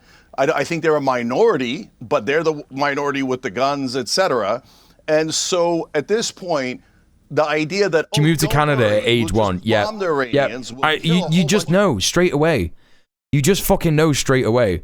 Even people, like I've said this before, even activists that I know who are Iranian, who moved here because of the woman life freedom movement, you know, and they were repressed when they were protesting for better rights for women and stuff like that. You know, they're not monarchist restorationist supporters. They're like, yeah, that's a massive minority in Iran. You know, and we don't want the fucking US and Israel to bomb Iran either. We want to be able to fight for the rights of our people within our country on our own terms. You know what I mean? It's just not the kind of position that an Iranian person would have. Even a fucking woke Iranian person who wants there to be better laws for, you know, women, queer people, civil rights stuff, etc., you know? They're civilians. It's not a popular opinion. Treated as liberators. You know, Mike Huckabee talked about 2 kicks of the mule, but except he got the wrong mule. So we got kicked in Iraq in the same exact way. Neocons like Mike Huckabee coming out there and going, oh, this is going to be easy. We're going to liberate the Iraqis, and the Iraqis are going to love us for it, etc. I don't need to get kicked by that mule twice. I guarantee you this will end in disaster if Israel forces us to get involved. If you care about the Iranian people, we should not bomb them. It will be greatly counterproductive. And I guarantee you that both Israel and America does not want democracy in Iran. What they want instead is a puppet leader. So they will bring in the former Shah, a king, a dictator who will do everything that Israel wants. And then the Iranian people will revolt against him. And then we'll go through this cycle again and again and again. This is literally how we got to the Ayatollah, by us imposing a Shah upon them. So that is a disaster. He set the bar pretty high. How can you even refute that? Oh, watch. You just watch. I know that every single one of these people is going to refute that in the most insane way. Especially this lady. This lady is going to say some of the this lady and this guy are going to say some of the worst things you've ever heard about Iran. Do not go into this war. I promise you. Anti-war means anti-war. War is not peace. George Orwell was a genius. Okay. Goldie Gamara, you were George Orwell was a faces there, genius. None of which I would describe as particularly indicating an agreement with what Cenk was saying. So what would you like to say? I mean, first of all, Cenk is not Iranian, so he has no idea what's going on in occupied Iran. Pretty sure Cenk doesn't speak Persian either, so he probably has no idea what the tens of millions... no, actually, it's Persian. Persian is the English word for Farsi, so don't correct me when I'm speaking. Straight away, man. This is so good. Persian is the English word for Farsi, and that means, yeah... I just, like, what argument is she already trying to make here? She's saying Cenk isn't Iranian, so he doesn't know what's going on in Iran. And then she says Persian, yeah? And he goes, well, it's Farsi. And she goes, well, Persian is the English word for Farsi. So insane, dude. So insane. And don't interrupt me. I let you speak your garbage jihadi Islamist propaganda. You should know your native language. You do not get to talk over me. You do not get to talk over me or interrupt me. She's so mad. Of 90 million Iranians who are out in the streets right now fighting for their lives. Bro, you can't be speaking on. I'm just gonna let Cenk do it. Yes, I am. You speak about how you know, the bombings or whatever. When did they elect you? Why are you speaking over me? Why are you speaking over me? Are you threatened by what I'm about to say? Is that why you want to interrupt me? I suggest you keep your mouth shut because you're pretending until to I'm done represent people speaking. that never elected you. Well, let But her go ahead. speak. Cheng, with all respect, she'll let you speak. Let her respond. Yeah, shut the fuck up and let her cook. Yeah, I can't wait. Yeah, actually, I do just want to hear what she says, because she's going to say some fucking insane shit. Propaganda, so now it's my turn to Also, yeah, that's another fucking thing. She's implying that every single Iranian is on the street, and that is just not true. That's also like, it's not, you don't even need evidence for that. It's absolutely mental to say 90 million Iranians agree with me, and what I'm about to say is so insane. Like, speak the truth. So do not interrupt me again. So like I was saying, Piers, Iranians right now are literally risking their lives out there, and they are saying this is the final battle. Pahlavi will return. Pahlavi is the current Shah of Iran in exile. And what people don't know is that back in 1979, that it's not actually a revolution. It was an Islamic coup d'etat. It was.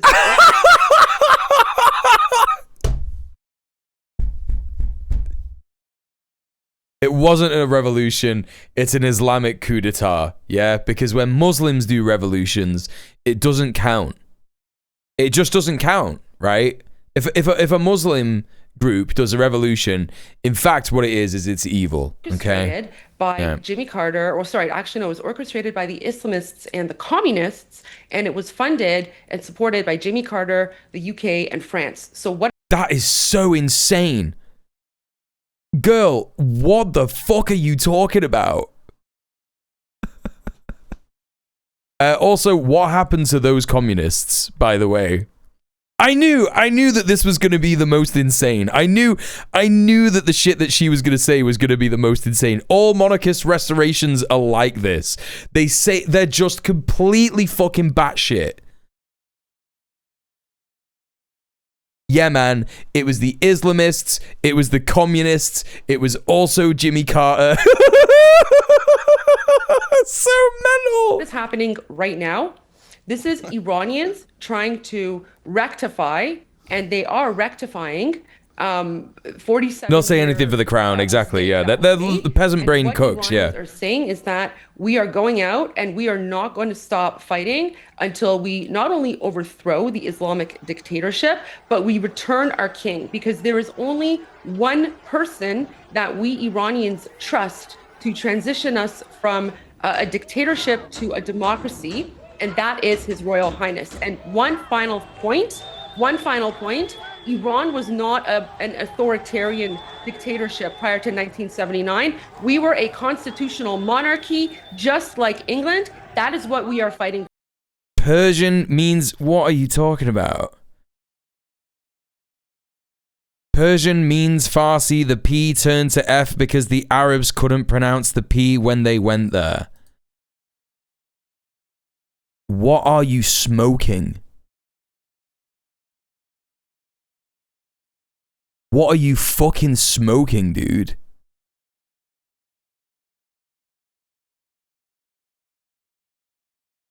So anyone who says that Iran was an authoritarian dictatorship, they know nothing about the country, because we used to be a constitutional monarchy. Yeah, man. Constitutional monarchy. Hell yeah. Today's show is sponsored by Veracity. Oh, shut up, Piers. Fuck off. Welcome back to Uncensored. Happy New Year. Thank you, sir. There's a lot going on, Chuck. You know, someone said to me, wow, what a week to not be on air. And I was like, the thing about Donald Trump is... He's got COVID reinfection brain. He's got fucking COVID reinfection brain, this guy. He doesn't remember that he just said this to Cenk like a minute ago, right? Off in Trump land.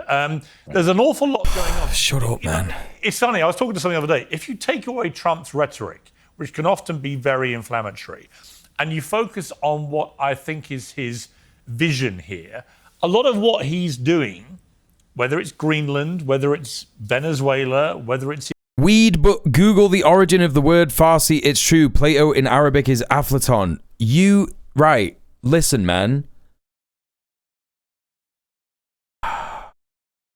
You're saying to me that Persian, which is the name that Westerners gave Iran, right, and the Persian fucking Empire, you're saying that that Western word was the word that Iranians used for themselves, and then the Arabs went there and couldn't pronounce it, so they changed it to Farsi. What are you fucking talking about? Do you have any idea how insane that sounds? Iran, I can understand the argument. You know, I may not like the way he expresses himself with some of this. I understand the argument. What do you think is the overview here for Donald Trump? Well, I think this is a case of opportunism, right? Look, I was just in the region. I was in Abu Dhabi about a month ago, which obviously is a home to quite a large Iranian diaspora. And this is before these protests got the attention. And I came away from there in my discussions and meetings with various Iranian journalists and experts. The optimism that the regime is going to fall was high then. And I had another colleague who went in country over the last 6 months. And look, what's this hell panel? You don't understand, Komradsky. This is real debate, journalism, politics. What you have to do is you have to get this like a whole host of the most insane people of all time to just chat rubbish about stuff they know nothing about. That's what you do. It's a 5D chess move from Piers Morgan, actually. Drinking water in Tehran, right? Like this, what you're seeing. This wall is so mad. The people, I think, is at a level that we haven't been able to fully understand as, frankly, as outsiders because of the media repression and how little we actually are seeing what's happening in country. But when you talk to Iranians that have either been in country or are communicating, you know, you do get this sense. So this is coming. Oh, Komradsky, every single fucking new. I know that this guy is like quoting MSNBC or whatever, but like every single fucking news reporting has been saying that the regime is going to fall, right? It's like MSNBC has been saying it, Fox News has been saying it, GB News has been saying it. Every fucking news organization has been saying it in the West. The regime's going to fall, the regime's going to fall, the regime's going to fall. And then all of a sudden, as soon as Donald Trump is like, oh yeah, we're probably not going to strike Iran. And then the bit that he's not saying is because the Gulf states pleaded with me to death. They said that they would kill themselves. They said that they would kill themselves if I struck Iran because it would mean that their oil would be fucking worthless because Iran would just bomb the fucking oil fields, right?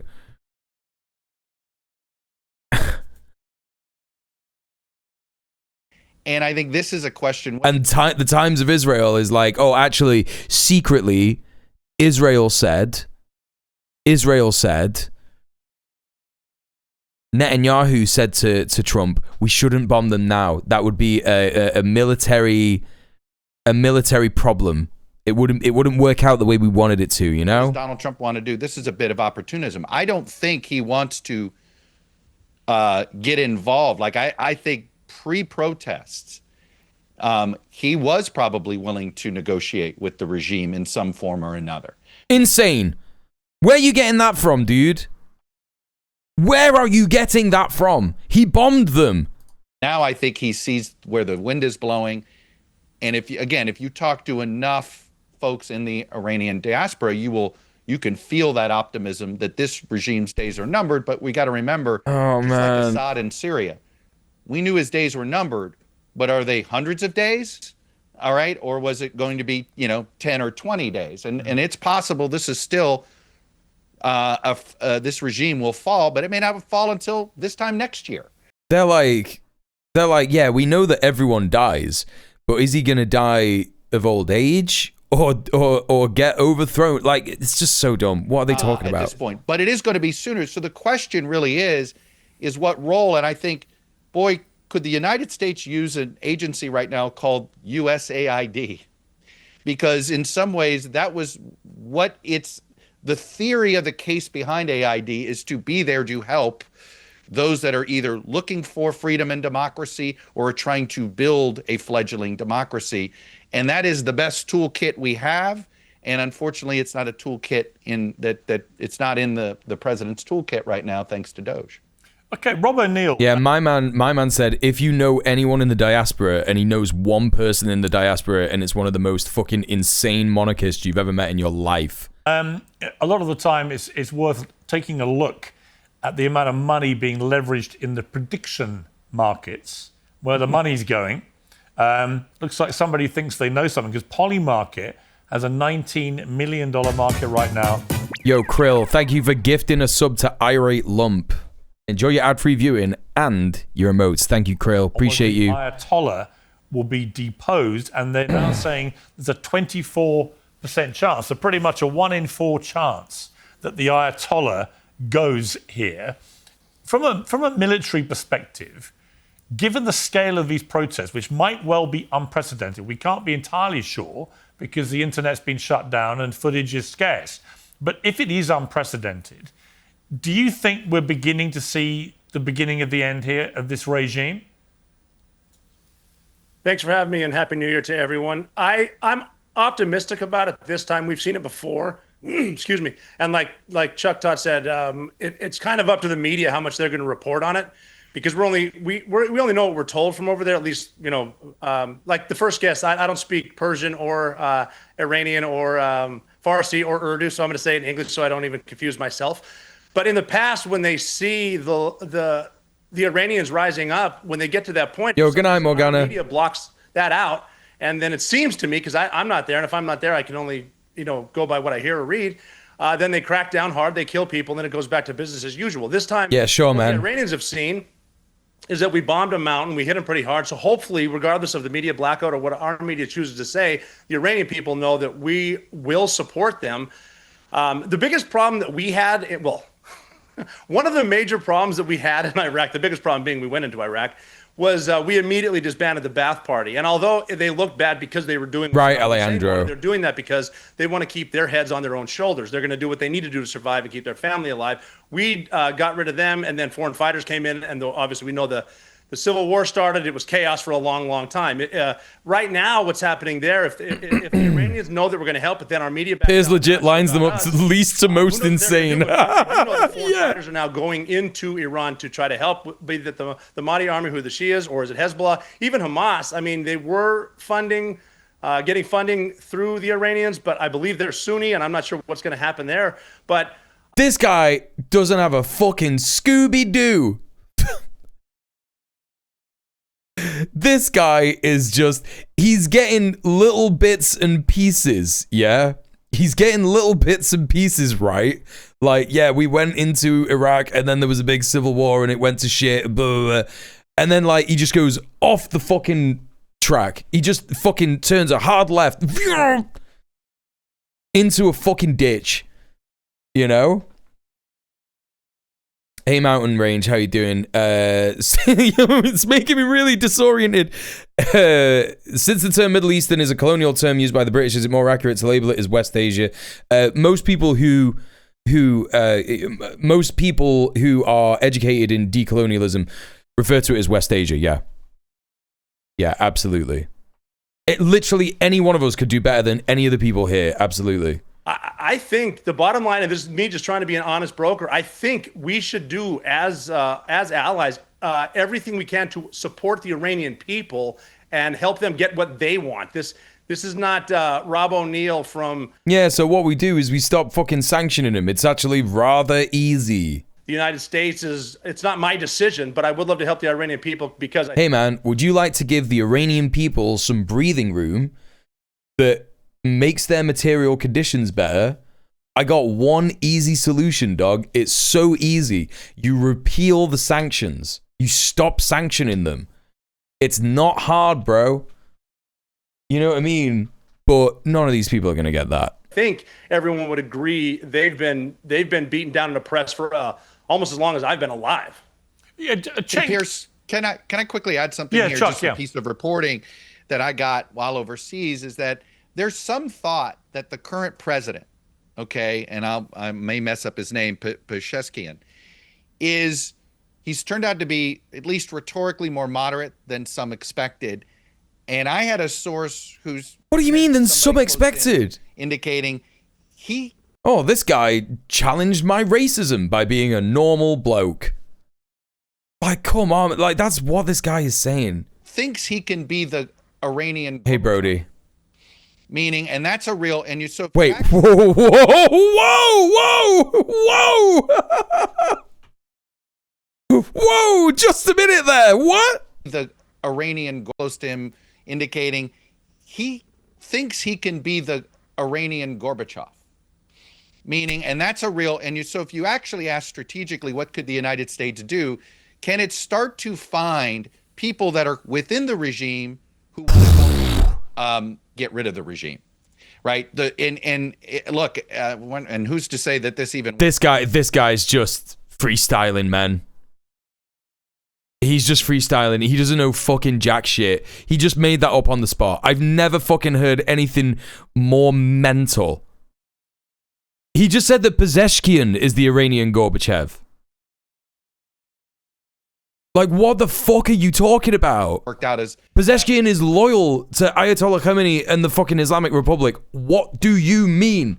There has been zero indication from Pezeshkian that he would, like, talk to, talk about, like, ending the regime in fucking, in Iran. Like, what are you talking about? That's the most insane thing I've ever heard in my entire life.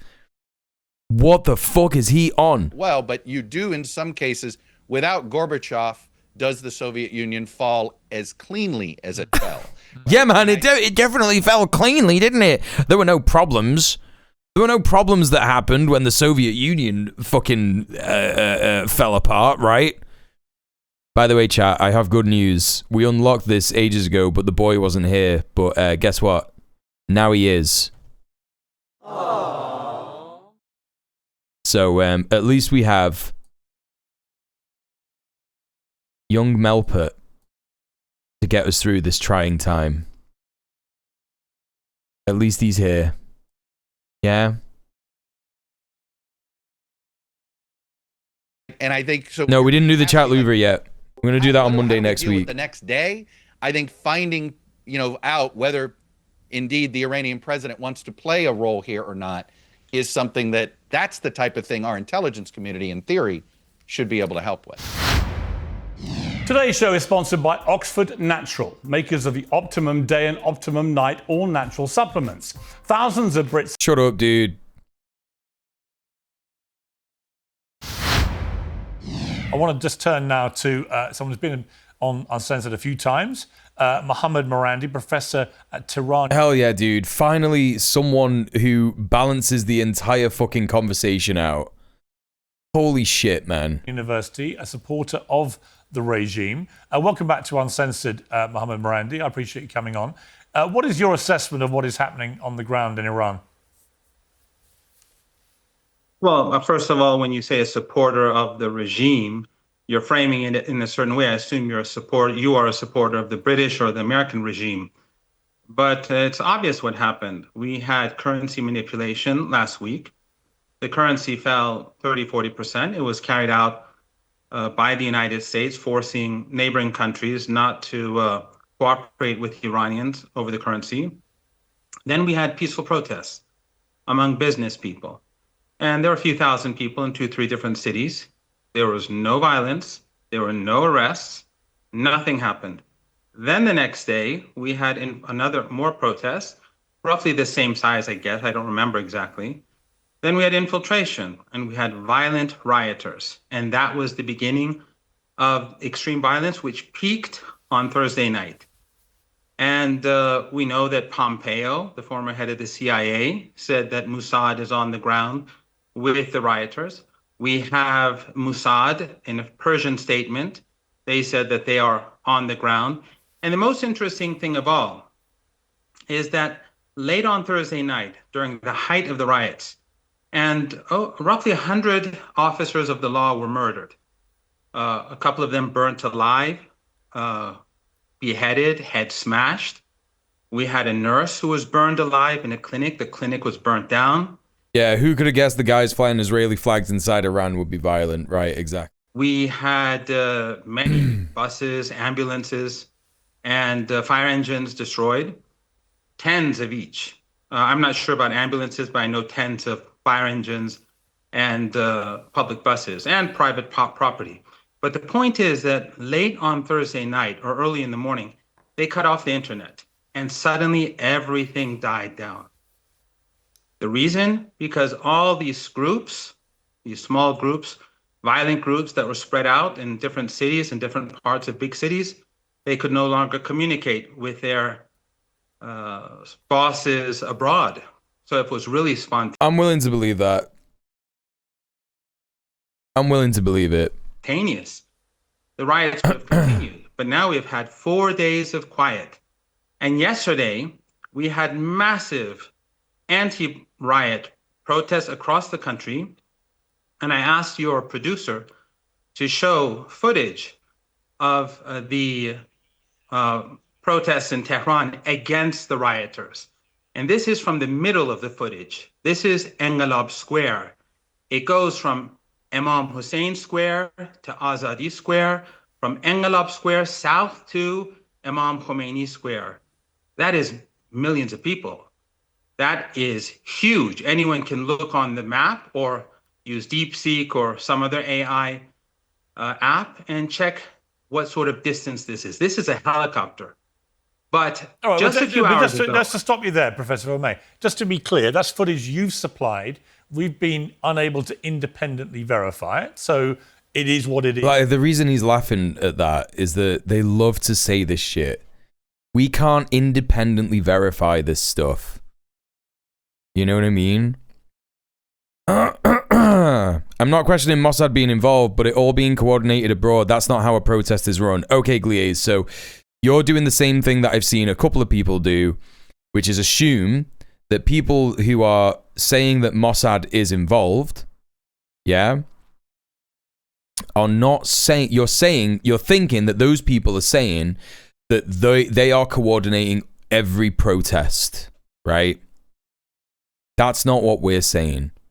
And that's not what Morandi is saying either, right? He literally said at the start, if you listen to what he said, and I'm being gentle here, if you put your Western chauvinism to one side for a minute and imagine for a minute, yeah? No, he's not implying that. And the reason that I'm telling you that is because he literally said at the start of this fucking press bit that there were protests that then got co-opted, right? And I'm being gentle here and asking you to consider, right, that maybe the regime is not everything that you hear about it, right? Maybe the way that Khamenei runs the country and the mullahs run the country and the governance of Iran, maybe it's not everything, maybe they don't do everything that the Western media tells you that they do, yeah? And I'm going to say to you straight up, that is true. They don't do all the things that the Western media say, right? I'm not super anti-Iran or anything. I'm not saying that you are. What I'm saying is that immediately going on and saying that, like, this guy is doing propaganda for the regime is a Western chauvinist position, right? What you're doing is you're agreeing with everything that Western imperialist media says about Iran, and that anyone who supports the governance and the government of Iran, including Khamenei, is some kind of, like, you know, they're just like a propaganda guy that has been paid by the government to do that, right? To be like, no, actually, everything is fine. This guy is on record saying things like, do I believe, yeah, that there have been some people who've been killed by cops? Because, yeah, that kind of happens in protests and shit like that. That kind of happens, you know, when you're running a country. Do you know what I mean? And yeah, he does, like, make excuses for that shit happening that I don't particularly agree with. But no, he hasn't said at any point that all of the protests are being coordinated from outside. What he is saying is the pretty much evidential at this point that the violent elements of the protests that have burned down mosques, that have burned Qurans, this is all pretty much, like, unheard of in Iran. And that's not to say that everybody in Iran is like a devout Muslim and prays every day and shit like that.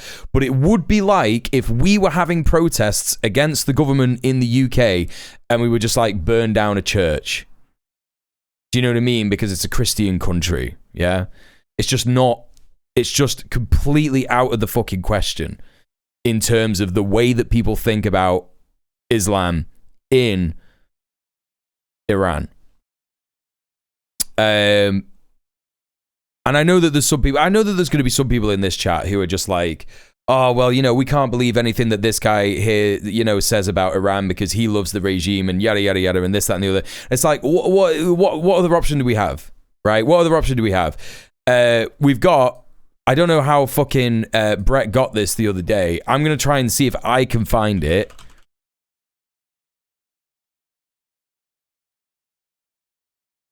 But Brett had on his stream a statement from an Iranian trade union. I think that this might be it. No, it's not this. I can't fucking find it, yeah? I'm gonna ask Brett for it. Is this it? The Statement of Workers' Councils of Iraq?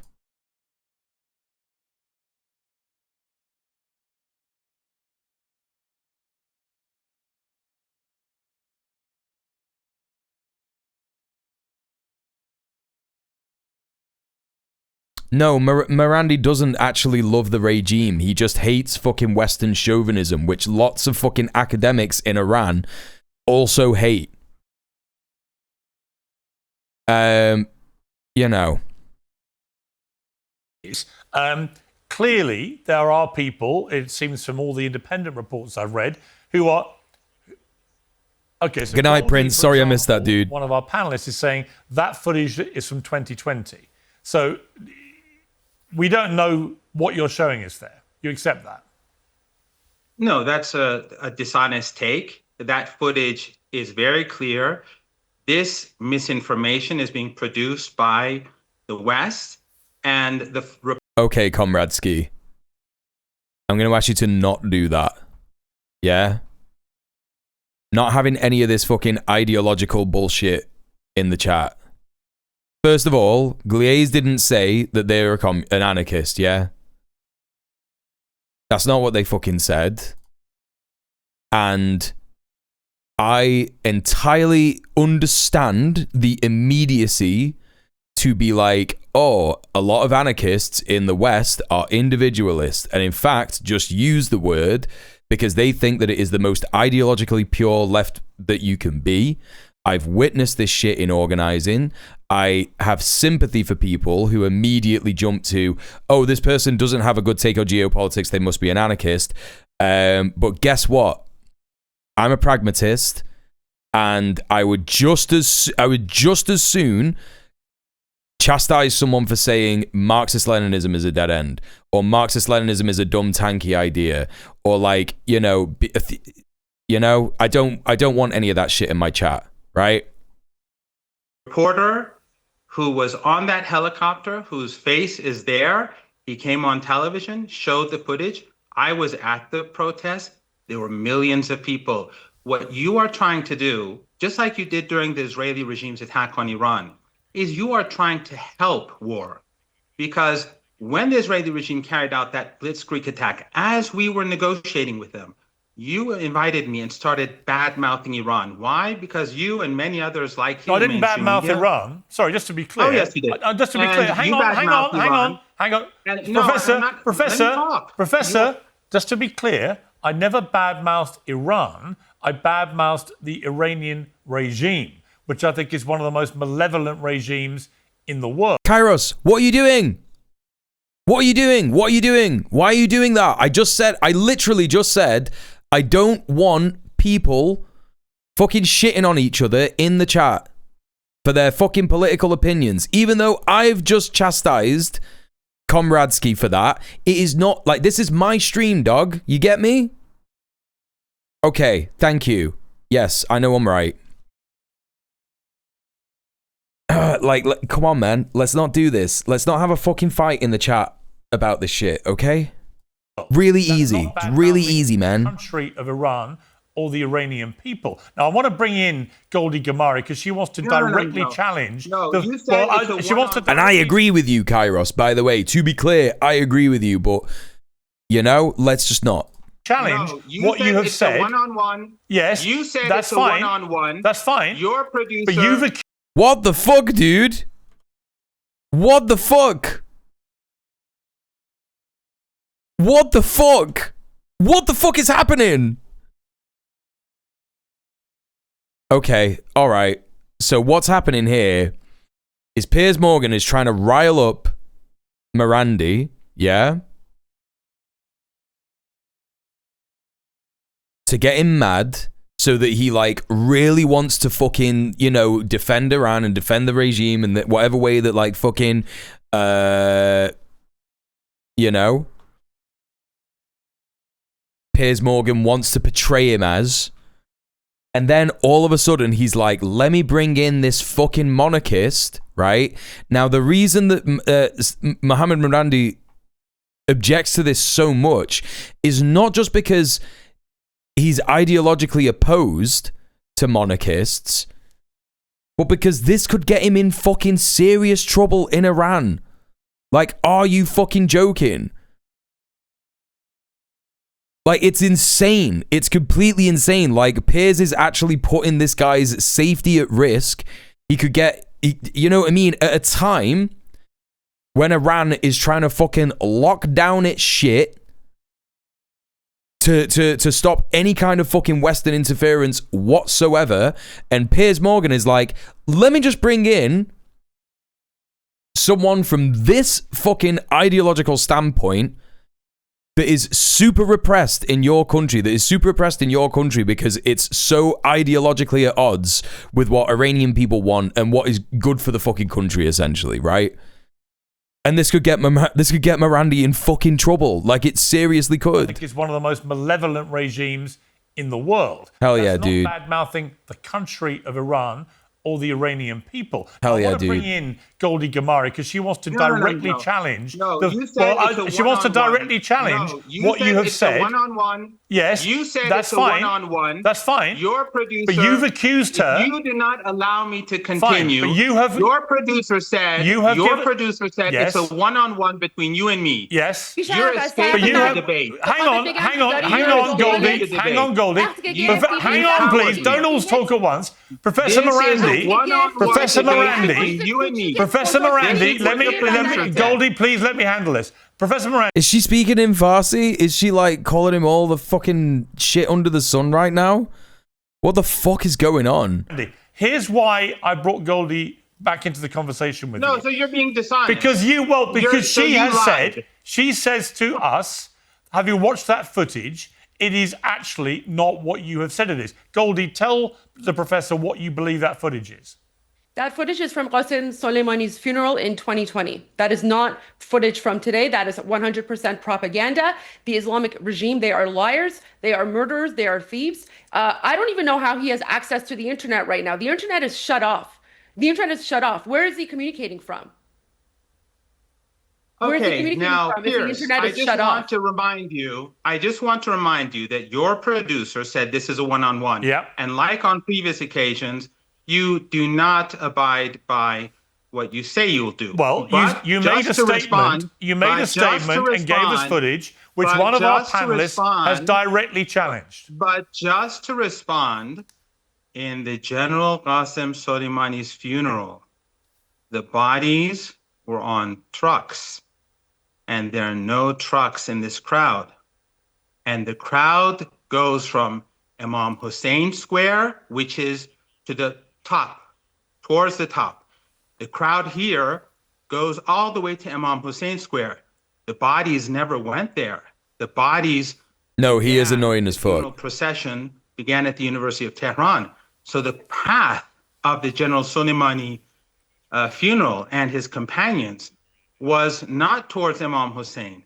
And here, where are the trucks? No, the whole claim. I mean, I don't think that she came up with the claim that it's from 2020. I think this is just something that's been going around since that footage came out. It's like what people are saying on Twitter about it. You know what I mean? But yes, also, if she is making this claim, this woman also says that Jimmy Carter made the revolution happen in Iran in 1979. So, you know, she's not a reliable source, right? Where's the funeral procession?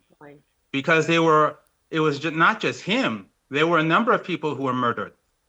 Don't pretend. No one can pretend that the rallies yesterday, which took place across Iran, in Mashhad, in Tabriz, in Maran, in Esfahan. All been debunked. Footage rally, all been debunked. All been debunked.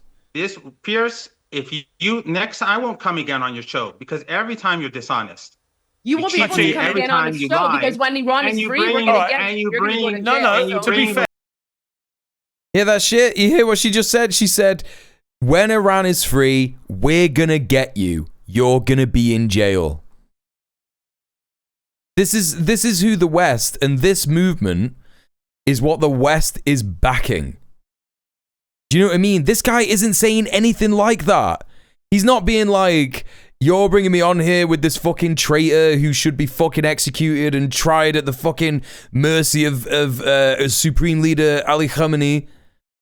But this motherfucker is out here like, when Iran is free, we're gonna get you. Yeah, man, that sounds like a free Iran, right? Yeah, man, that really sounds like a free Iran. To be fair, let me explain. Goldie, let me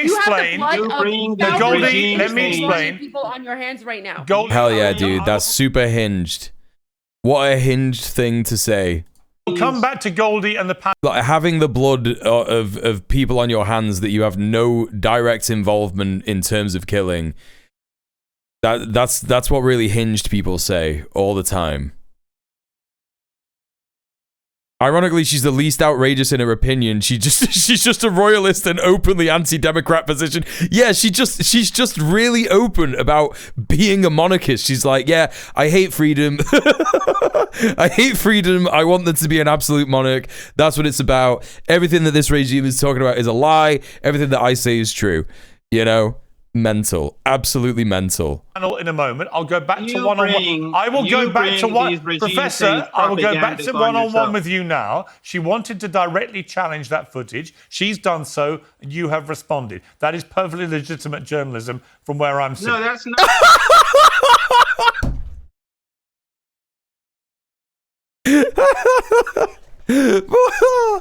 My guy said, yeah, man, what I did was totally normal. It's such a normal thing to say that this is going to be a one-on-one interview and then, like, I don't know, just bring in someone who is completely at odds, actually hates you, wants you to die, thinks that people who support your fucking movement should die.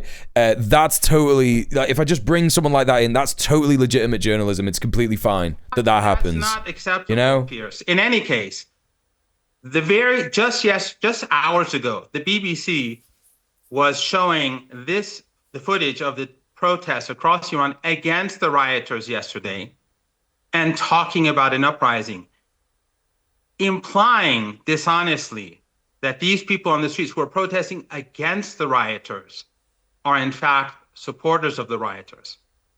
This is how it works in the West. Well, the best way, surely. All right, Professor, the best way, Professor, Professor, the best way to talk about. Professor, just one moment. The best way to clear this up is such a to allow cunt. Journalists to do their job freely in Iran, turn the internet back on, let everybody work out for themselves what is really happening. But when a regime shuts off the internet, what it's really... Buddy, before the internet was shut off, people couldn't work out what was happening. It's so stupid. Doing is not trying to stop communication between protesters, it's trying to stop the truth about what it is doing in response being communicated to the world. And what it's doing is murdering thousands of Iranians who are protesting. They've admitted killing 2,000. Reports are that maybe as many as 12,000 or more. We're seeing footage here of body bags everywhere, and that is why the regime is turning off the internet. It's not out of some great altruistic, well, we just... I love that, like, they've literally just got, like, an Iranian guy who lives in Iran on the show, and he's like, oh, the regime should just allow the internet to be turned on. Like, that monarchist lady is so completely brain rotted by, you know, the bullshit monarchist fascist rhetoric that she absorbs on a fucking daily basis, right? That even she was shocked. She was like, he's not even in Iran. How has he got internet? How have you got internet, bro? Like, she just can't compute it, you know? And he's there, like, you know, they've literally got an Iranian who lives in Iran. And yes, like, you know, say whatever you want. He makes apologies for the regime. He makes apologies for Khamenei's government and shit like that. But Piers Morgan is just there, like, confidently telling him, like, no, this is why, this is what's happening, this is what's going on. He's the only person that's in Iran that they have on this show. You know, don't want these people communicating. It's so that we can kill them, and the rest of the world can't see what we're doing. I don't know anything about monarchists in the UK. Is that a thing? Oh, yeah. Oh, fucking yeah. Are you mad? The fascists in the UK love the king. You know what I mean? They'll say all kinds of stuff like, oh, God loves the king, God save the king, and shit like that, and rah, rah, rah. It's just all the fascists. But there's a lot of just like liberals who are like, yeah, man, we need the fucking we need the monarchy. There was a fucking lib who was involved in like, you know what? I'm not gonna say it because I don't want to cause any drama. But there's a fucking lib that I know, and I quote this person regularly, who said, we need the monarchy because the king is the only person who could stop Nigel Farage from being the prime minister, right? And what they're saying is kind of true, because the king in this country, this is how you know that we still live in a monarchy, by the way, because the king in this country could refuse a government that is formed. So say, for example, Jeremy Corbyn won the 2019 election and arranged a cabinet of like socialists and shit like that, right? To do like, you know, the socialist fucking whatever you might call it revolution in Britain. He would take that government to the king, and the king would go, you're not having that.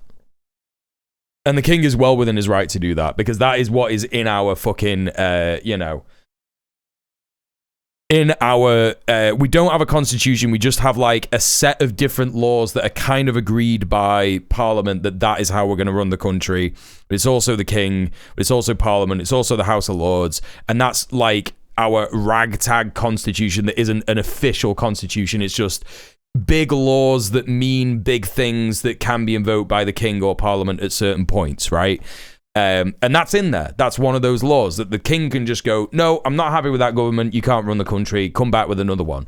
And so, yeah, if the king was ideologically opposed to Nigel Farage, he could technically do that. But he's not going to do that because the king is ideologically aligned with Nigel Farage, right? You know what I mean? Mental shit. Here's Nima interviewing the Iranian FM in English just the other day. Yeah, I'll take a look at that. No, Piers, that is a utterly dishonest take. The numbers are fabricated. No one has. The government has not given any numbers. And as I said 2,000. I'm talking, Piers. You don't want me to talk. Well, you said you're just wrong. You are just like those journalists who are talking about weapons of mass destruction in Iraq and the incubators. Well, it's funny you say that.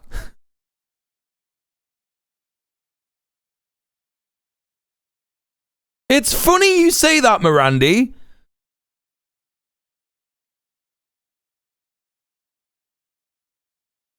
Because in the 2000s, Piers Morgan was a journalist, wasn't he?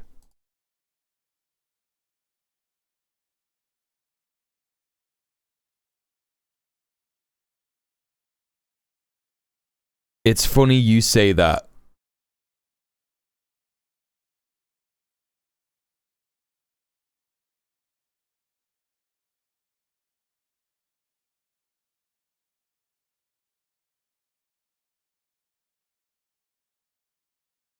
Conversations.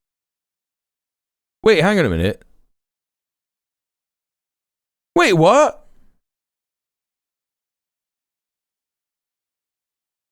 Oh my god, no. Actually, that's wrong. Oh no, that's fucking wrong.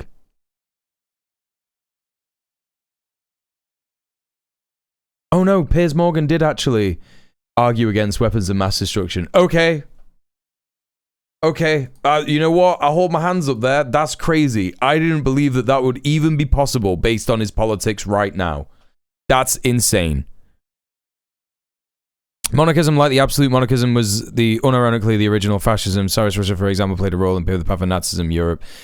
Protocols of the Elders of Zion in a desperate attempt to stop worker uprisings in Russia. Am I wrong? I don't know. The Tsars published the Protocols of the Elders of Zion. Is that right? I don't think that was responsible for Nazism, because what you got to remember is that anti-Semitism is the oldest form of bigotry, and it was going around. There were pogroms against the Jews in medieval Europe. You know what I mean? So I would argue probably not. I asked my Canadian politics teacher if the king could dissolve parliament and take control of the government. He took a long sigh and said yes, technically, but no one would follow his orders. And I was thinking, bruh, yeah, no, that's true for Canada. I think in Canada, that would all of a sudden create like a desire to break from the Commonwealth, right? If that happened. If the king like overreached and was like, you know what? It's time to dissolve the government. And I'm going to take control. I think that would make every Canadian rise up in unity, despite politics. It's why so many guests have brought it up, because it was the rare dub that they can find on him. No, but like, no, Piers Morgan apparently did advocate against the weapons of mass destruction lie. And I didn't know that. I thought that there's no way. Piers Morgan, yes, on his Iraq weapons of mass destruction evidence. Wait, did he?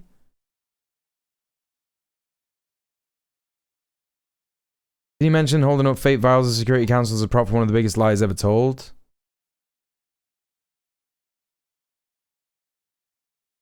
Oh, I don't know. Maybe he didn't. I've seen multiple guests complimenting on him being against Iraq. Oh, right, okay. And well, I led the campaign against that, as you may remember. Well, you've flipped.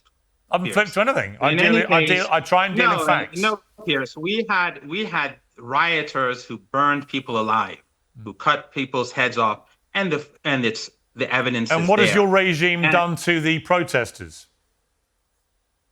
The protesters, Piers, the millions of people that came to the streets yesterday.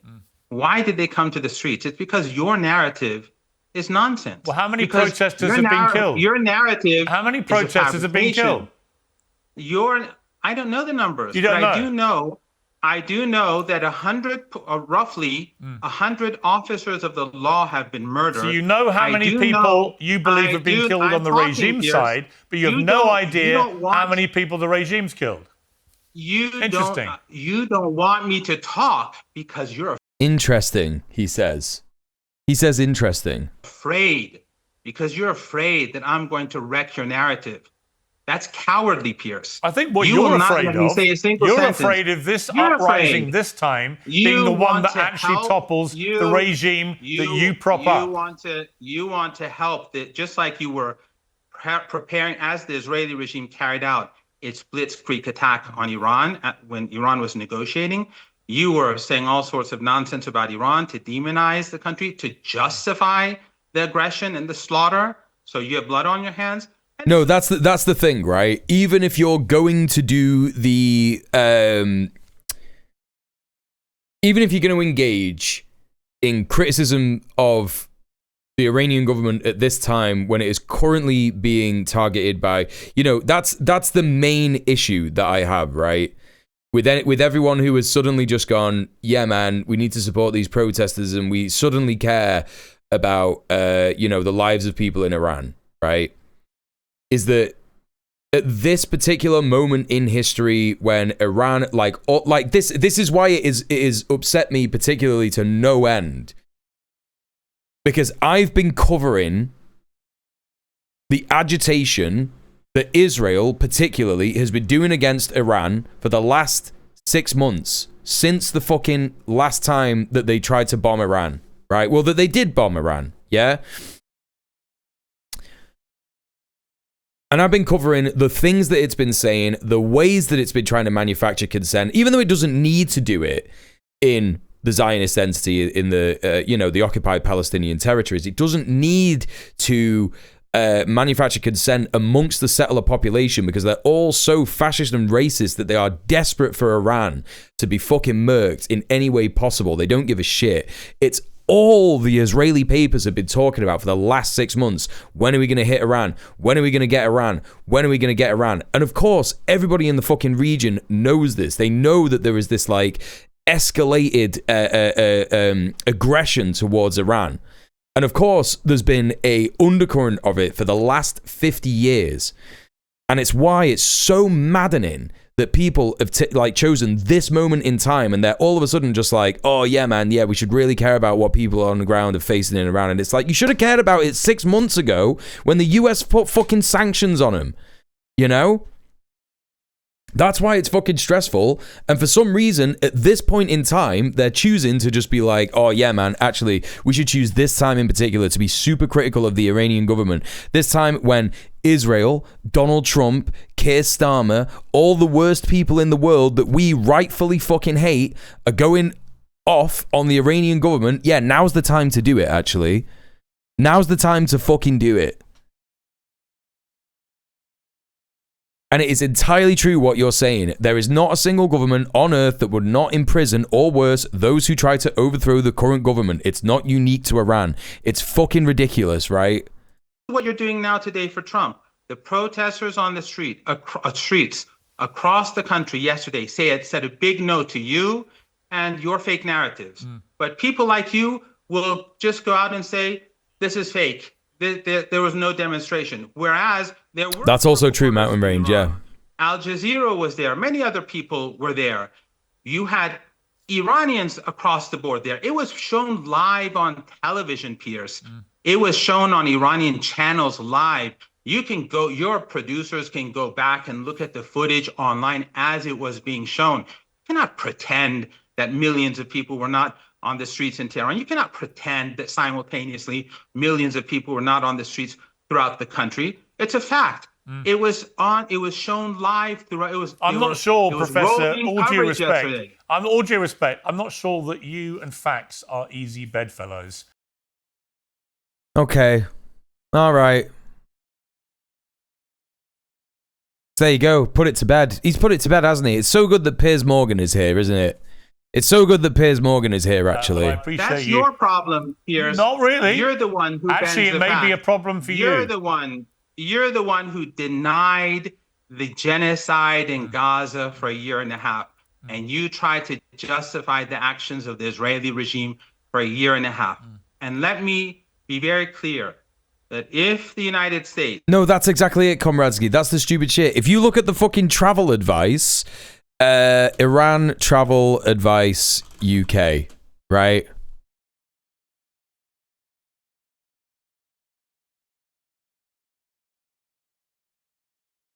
It says it advises against all travel from the UK side, right? But the thing is, is that there are still flights that will go to Tehran from the UK. Right? You might have to make a connecting flight. You might have to fly to like Turkey and then get a flight to Iran from there. You might not get like a direct flight, right? But all it says, if you go on the FCDO, on the government website in the UK, it says FCDO advises against all travel to Iran. Why is that? It's basically just for insurance. That's all that this means. It doesn't mean that you're gonna get like arrested if you fly to Iran and come back. It just means This is what it says.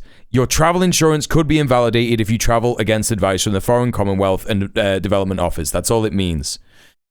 British and British Iranian dual nationals are at significant risk of arrest, questioning, or detention. Having a British passport or connections to the UK can be reason enough for the Iranian authorities to detain you. Yeah, that very well may be true, but it's also true for other countries, like America. Yeah? There was literally a Swedish guy that got fucking arrested going to America, and what is the travel advice for the United States? I wonder if it, like, United States of, or just the United States. United States of America? Or will it just be USA? Yeah. Warnings and insurance. Latest updates. Nothing. Literally nothing. It's fine.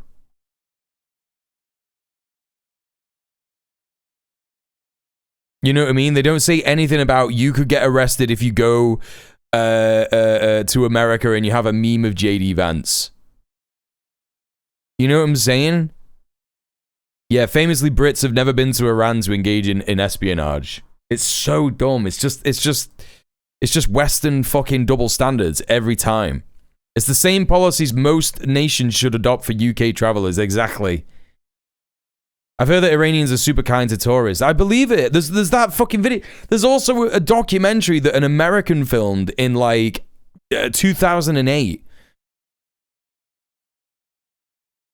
I think we watched it on the stream a couple of months ago, and it's really good. It's just like him walking around Iran and just being like, the Khomeini, yeah, the Rick Steves documentary. That's what it is.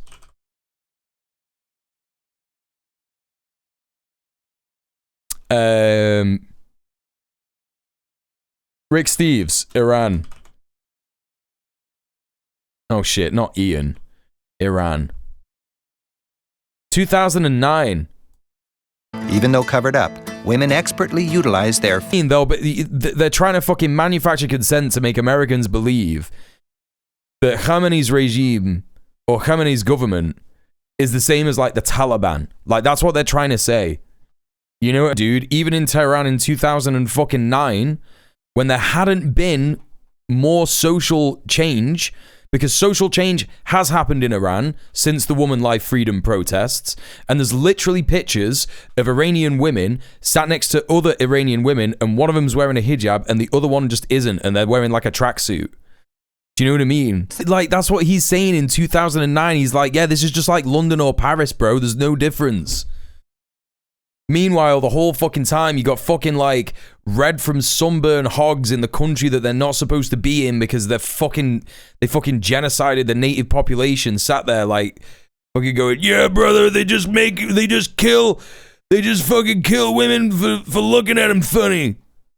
It's like, bro, you're on about the Taliban. You don't know what you're fucking talking about. Yeah, if you're worried about women's rights in the Middle East, Iran is far from the worst offender. It's fucking ridiculous. It's just so dumb. Ugh. This is my favorite phrase from Swedish Travel Ministerium. Access to internet between Iran and other countries is still severely limited. With an Iranian ISP, it's usually possible to reach websites and societal services in Iran. The ability to partake of independent media requires access to international satellite channels or satellite-based ISP. Unless you can access US media, you may not get unbiased and independent news coverage. I mean, like, yeah, but that's the thing. Why would you want... Like, just think about it like this, right? Why would you fucking want American news outlets to listen to? Why would you want Fox News? You know? If Trump carries out an attack on Iran, Iranian retaliation will be massive. And people like you... Like it was after the strike last summer, you mean? People like you... You said this last time. Like you said this last time. People like you will bear responsibility. But this is the trouble. You're full of crap, aren't you? Because you said this last time. Do you remember? It was all going to happen last time. Last time, Steve Bannon, the day after the war ended, on his show, said that the reality was that during the last 3-4 days of the war, the Israeli regime was in serious trouble. And they were begging for a ceasefire. But what happened to the retaliation that you said would happen? And Trump, because the Israeli regime was begging what for a ceasefire. What happened to your retaliation? They did retaliate, Piers. This is so insane, man. Did you see Tel Aviv? Did you see how we hammered Tel Aviv? Please. It's embarrassing. Sure. It's embarrassing. Okay. What's embarrassing? What exactly is embarrassing? The fact that you don't know what the fuck you're talking about? You're here all the time and you say it's going to be, retaliation's going to be horrific. It's going to be this. It's going to be... Bro, it was. They fucking hit the Mossad headquarters. They hit multiple military sites all over Tel Aviv. They hit fucking multiple air bases and shit. It's completely insane. He doesn't know what the fuck he's talking about. And it doesn't happen. Iran doesn't have the capability to respond. It's embarrassing for the US. They had to use up 25% of all of their SAM missiles in just 112 days. Right, exactly. It's all bluster. And also, they ran out of fucking missiles for the Iron Dome. They ran out of fucking, the 12 days, yeah. They ran out of fucking, the THAAD, is it THAAD missiles, which are like the high grade, highest level US military missile interceptor shit that are supposed to be able to like intercept ICBMs. Yeah, he's just only looked at fucking Western reporting on the strikes. Yeah. Yeah, no, the Iron Dome was very bad. I mean, okay, so the Iron Dome is only supposed to intercept missiles from Gaza and northern Lebanon, right? And that's why that obviously failed against missiles from Iran, because they're much bigger and much more effective than the, massively weakened weapons manufacturing of a literal fucking open air prison enclave. You know what I mean? But it was also the secondary defenses, like the Arrow defense, which is the one up, and then the David Sling. Yeah, David Sling, the medium to long range. And then on top of that, the fucking THAAD and Patriot missiles were totally fucking overwhelmed. And they were running out of those missiles to be able to defend so-called Israel. Do you know what I mean? Yeah, he is a genocidal shit. He never fucking stopped. People don't understand how the events leading up to and including the 12-day war unified all of Iran in support of the current government. Pro-regime demonstrations include women not wearing hijabs. Yeah, exactly. People just, they just think that, like, nothing happened after the Women Life Freedom protests and shit like that. And it's like, they reneged on some fucking shit. They literally reneged on women not wearing the hijab. It's crazy. And what it seems to be... Even some Western leftists who are normally pretty good on anti-imperialism did not know that they walked back the rules about the morality police and women wearing hijab. It's crazy. It's just like all of a sudden, as soon as Iran pops up in like the popular discourse, people are just so ready to just be like, oh yeah, they're super bad. They're so bad, actually. Professor, now is the people of Iran have had enough of this bullshit and they're rising up. And as the German Chancellor says, I believe this is the beginning of the end of that regime. And puppets like you that have helped prop it up are going to look very stupid when that day comes. Bro, he's an academic. He's a professor at Tehran University. How is he a puppet? What do you mean? Thank you very much indeed for joining me. Lies, Piers. I'll go back to the panel. Piers, thank history you. will remember your lies. Yeah, okay. I'm sure they'll remember someone's lies, and it won't be me. But thank you. So confident about that shit. Always a pleasure to talk to you, Professor Morandi. Let's go back to the panel. Robert Neal, your reaction to that? I had a hard time listening to it, I'll be honest, Piers. I had to mute that guy. I can always tell when I'm listening to someone. I had to mute that guy. Here's what I did. I turned off my ears. Yeah. I heard a brown guy speaking and I had to turn off my ears. Hell yeah, dude. That's so cool. That's definitely not indoctrination, is it? Two things. He speaks in front of people who were forced to listen to him, and he's obviously never been punched in the face. I was here listening. I wanted to tear my own arm off so I had something to throw at the screen. I mean, I'm not sure. Oh, buddy. You don't know how funny that would have been. What kind of ratings that guy's going to get you. I'm serious. I don't know what he was talking about. He's a mouthpiece. He looks like the butcher of Baghdad. I wasn't listening. Can we talk about? He looks like. He said he looks like Saddam Hussein. Buddy, the racism awards just called. You've been nominated. Yeah, you've been nominated. You got another question? Well, I think the interesting thing to me is that he, after the airstrikes in the mountain last summer, he came on and was full of the same bluster about the retaliation's going to be horrific and yeah, but it was. Wish it had never done this. Israel wish it had never done. He did just do all brown guys are the same. They chucked a few fireworks at Tel Aviv and that was it. In other words, I don't think Iran has anything like the military capability he and other puppets of that regime like to pretend they do. No, they absolutely do not. And but again, as a guy who thinks that we should not have invaded Iraq, and I was excited about it, but I think we shouldn't have.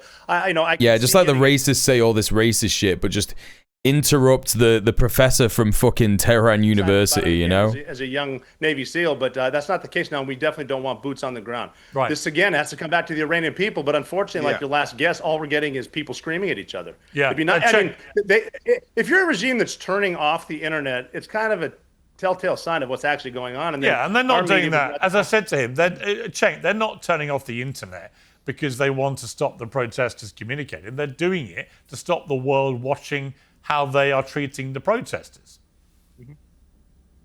Tank's just going to agree with that. The idea that the regime are good guys is absurd. So there's been Iranian propaganda here. There's been Israeli Hell yeah, propaganda. dude. But what I care about is that Hell yeah, dude. Just both sides it, Cenk. Yeah, man. You're so good. You're so good. What a great guy. American people. And the propaganda I'm sick of is pro-war propaganda. So we've seen this movie before, and you guys are falling for it like suckers again. This all dependable, enlightened, centrist Cenk. Yeah. Iranian people would like to be bombed, and how they would love for America to conduct Israel's war for it. And we should do regime change, and it'll be easy. We'll be greeted as liberators. It'll be cheap. We won't have to put troops on the ground. Bullshit. You can't run a country from afar. At some point, you're going to have to put... A soldier without a political education is a future war criminal, yeah. Harmed. And when they get harmed, then they're going to come back on TV and say, I can't believe the Iranians did this. I can't believe the Venezuelans did this. We're going to have to hit them more. And then they're going to put in more ground troops. It never, ever works. So if you believe, Piers and everyone else, that these riots, these protests are legitimate and have nearly toppled the regime, that's wonderful. I don't like this regime. Let them keep going. But the minute you bomb them, first of all, they're going to lose all credibility on the ground. The protesters are. The regime is going to love that action. They're going to use that to rally the Iranian people to their side. It is going to be deeply counterproductive. And then if it is somehow successful in toppling the Ayatollah, I guarantee you Israel and America are going to insist that Iran be run by a different dictator. Right. So... yeah, obviously Cenk is just like he's missing the anti-imperialist side of it, right? You know what I mean? I think that he does have a point in terms of, yeah, we shouldn't intervene in people who are like trying to fight for their freedom kind of shit. He probably doesn't believe that the majority of violence that's been committed is by protesters who've been co-opted. Do you know what I mean? And not even necessarily protesters, but just like actual foreign agents. You know, Mossad are fucking boasting about it. They're putting out Farsi language shit to be like, yeah, you gotta keep fighting. You should be more violent. You should take control of your institutions. Yada yada yada. The Zionist back Crown Prince Shah is also telling him to do this and this, that, and the other. You know? So Cenk is missing this shit. The parts of the protests that are like legitimate are obviously the ones that I also support. I would also like the Iranian people to have a better life. And he is also right. If you actually do truly support that, bombing the country is not the way to get it, right? So Cenk has a huge blind spot in arguing about this, but he's broadly right. The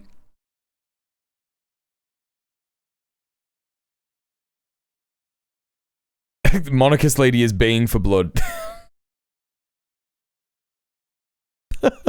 Yeah. Yeah. I think I had something extra to add to that, but I think I might have forgot. So let's crack on. They can call him Shah, they can call him king. It doesn't matter. That brother's a dictator. And we tried it before, literally with a different Shah, with his dad. And when we tried that, it was so bad, it was so oppressive that it led to a... She's just going, nah. She's just going, nah. Every time we interfere with Iran, it creates massive blowback. And then the American people have to pay the price in blood and treasure. I've already seen this disastrous movie in Iraq. I do not want to repeat it. And I'm seeing the same exact bullshit propaganda supporting this war of regime change. And yes, it's obviously on behalf of Israel. Who are we kidding? Look at the Israelis. Who even is she? So the Canadian chat has confirmed that she was a sitting MP, member of parliament.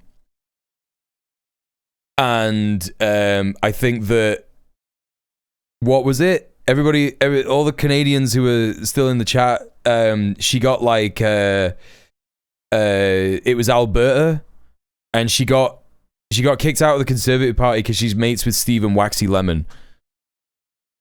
Yeah, she got kicked out of the Tory Party, the Canadian Tory Party, because she's mates with Tommy Robinson.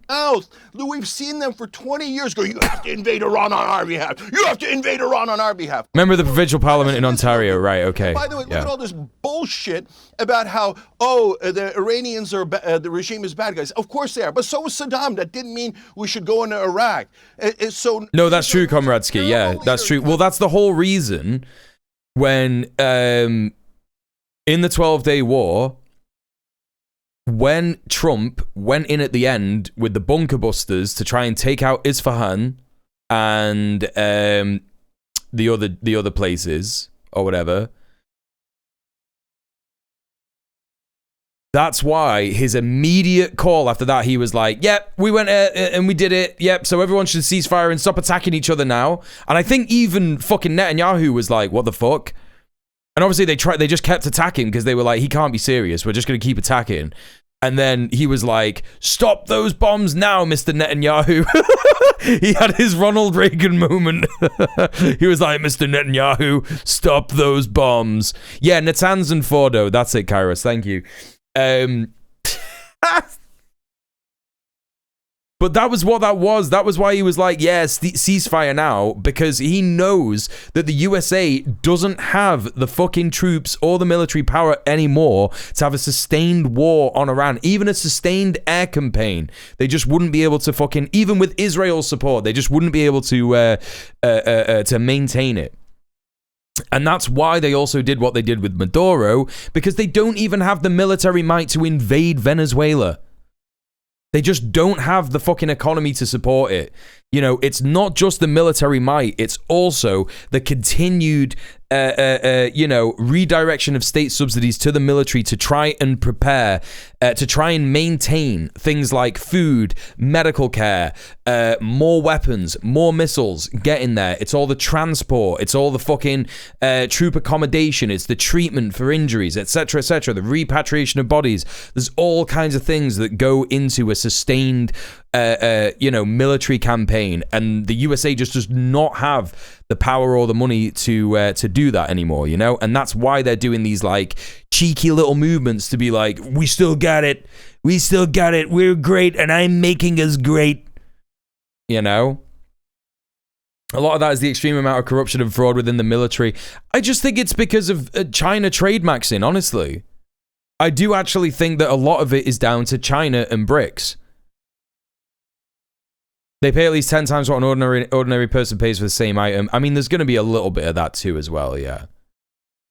But yeah. Abuses his people so badly in North Korea. How come there's no propaganda against him? Because Israel, it doesn't have North Korea within Greater Israel. So since it's not related to Israel. Oh, Cenk, you are such an idiot, dude. Fucking hell, man. Didn't mean we should go into Iraq. So Kim Jong-un's a terrible leader, abuses his people so badly in North Korea. Yeah, sure, dude. No propaganda against him because Israel, it doesn't have North Korea within Greater Israel. Yeah, I got news for you, dude. Israel talks shit about North Korea all the time.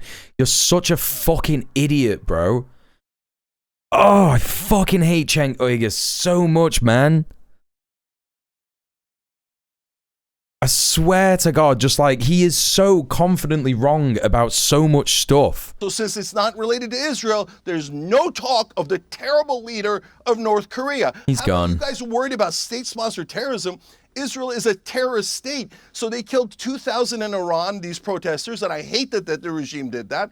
Israel killed 70,000 Palestinians. They occupy 5.5 million of them, and they say they're never going to free them. So why are we helping a terrorist state start another disastrous war in Iraq that we're going to have, in Iran in this case, that we're going to have to pay for? Okay. Taking the rail home from Minneapolis, wish me luck. No eyes. Yeah, good luck, man. Good luck, Abraham. Another disaster, and I guarantee it, and it'll be for Israel again, and then they'll pretend that it wasn't, and they'll call everyone an anti-Semite. This, I think that Cenk's kind of going off the Israels a little bit. I'm not gonna lie. I think he's like, does he think that what is he trying to do? What is he trying to do, man? Is he trying to appeal to? He must be trying to just appeal to the broader anti-Israel sentiment. He must be, right? He must be doing that. He has spent a lot of time with Tucker and fucking Marjorie Taylor Greene. It's his selling point. Yeah, he's the critical of Israel guys. You know?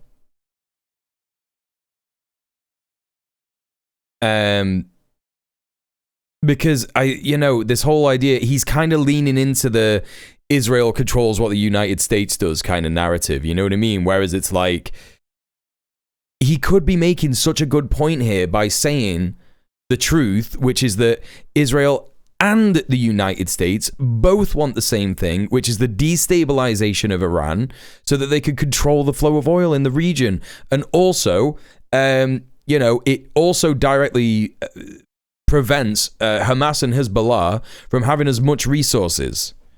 You know, it's just fucking hell, man. He could be winning so much here.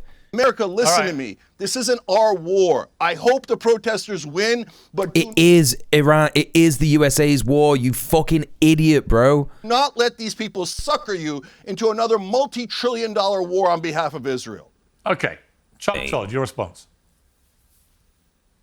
Well, I actually don't think that. I mean, I sort of, sometimes we all debate the extreme potential ideas when I don't think that's what's happening here. I think, look, as much as I am concerned that President Trump has got the YOLO virus, meaning he's more likely to do things that might not, that are politically unpopular because he wants to do it. He wants to legacy build or whatever it is, whether it's Venezuela. He's right about that. He's right about that part of it. Well, whether it's overthrowing the Cuban regime, Greenland, etc. Look, I think any sort of military assistance here will is more likely to backfire than not, right? That is what history has taught us. At the same time, finding a way to support these protesters is something that we should be leaning into. We're the United States of America. When people want freedom and democracy, if we're not standing by them, who is, right? Oh. That doesn't mean you do it with tanks. It doesn't mean you do it with bombs. And by the way, it's not just Israel that wants this Iranian regime. Liberals are so insane, dude. Like, I just can't. You know who the number one supplier of drones is to the Russians to kill innocent Ukrainians? It's Iran. You know who else would like to see Iran gone? Pretty much the entire Gulf Peninsula, that regime gone. So this, in fairness, this is not about Israel. So what? Not everything is about Israel when it comes to the Middle East. He's a genuine moron, isn't he? Yeah. Israel has been a priority of this country for a long time. I understand that. But in this case, this is about the Iranian regime. Kidding, of course, Chuck? I'm not going to die. But the Iranian regime here is been a bad actor to a lot of people, not just the state of Israel. Yeah. Goldie, let me bring you in here. Hell yeah, dude. I can't wait for this. Do you feel this is different to previous uprisings? She's going to say yes. Yes, absolutely. This is different. This time around, the stars have aligned, Piers. So this isn't the Hell first yeah. time that we have tried to overthrow the Islamic dictatorship. We've been That's trying true. for the last 47 years, in fact. But this time, we have a leader. We have His Royal Highness King Reza Pahlavi, who has His Royal he's heeded the call Highness. of the Iranian people. He is going to be stepping in. He's also heeded the call of Israel, who support him uncritically as well. As a transitional leader, he's going to be taking our country from a brutal Islamic dictatorship into a functioning secular democracy. Now, what type of Hell yeah. Monarchs are often in favor of democracy, aren't they? that's going to be based on a national referendum that the Iranian people will vote for. So whether they want This is some insane wish casting, man. This is the most insane wish casting I've ever seen in my fucking entire life. Yeah, man, what's going to happen is we're going to reinstall this absolute monarch, and then there's going to be a really cool referendum where everyone gets to decide what happens. And it's going to be it's actually going to be a really flat democratic structure. It's going to be the most horizontal democratic structure that you've ever seen in your life with this absolute monarch. Constitutional monarchy, or whether they want a republic. Yeah, man. The monarch is going to give the people a referendum to say whether they want him or not.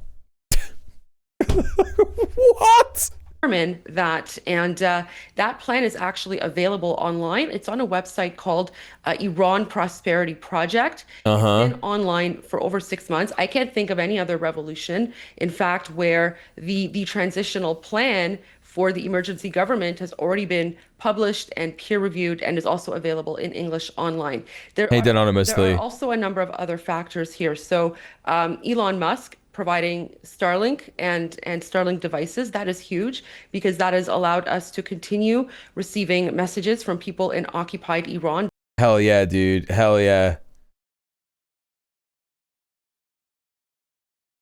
The Iran Prosperity Project is a national economic plan put forth by the National Union for Democracy in Iran. Wow, dude, that sounds like an organization in Iran. National Union for Democracy in Iran. Sounds like it's in Iran, doesn't it? Let's take a little look.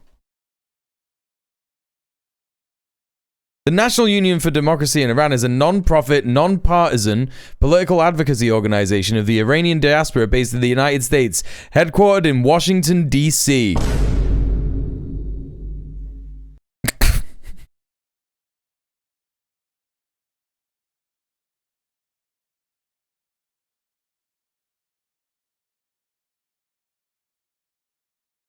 What do they want? Oh, on the 30th of April 2025, just before Israel started bombing the shit out of Iran, Prince Reza Pahlavi officially launched the Iran Prosperity Project in Washington, D.C.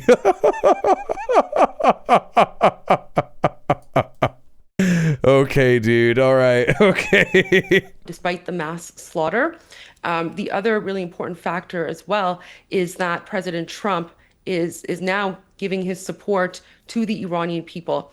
And we're not asking for boots on the ground, nothing like that. But when you look at President Ronald Reagan's support for the oppressed people is what led to the fall of the Berlin Wall, and there were no boots on the ground there.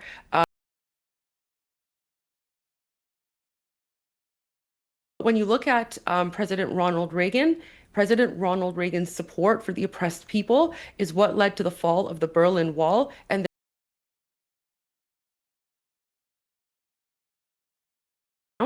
nothing like that. But when you look at President Ronald Reagan's support for the oppressed people is what led to the fall of the Berlin Wall.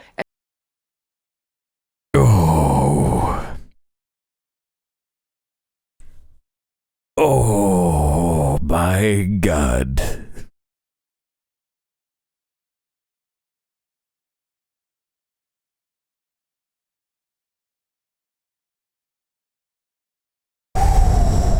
And there were no boots on the ground there.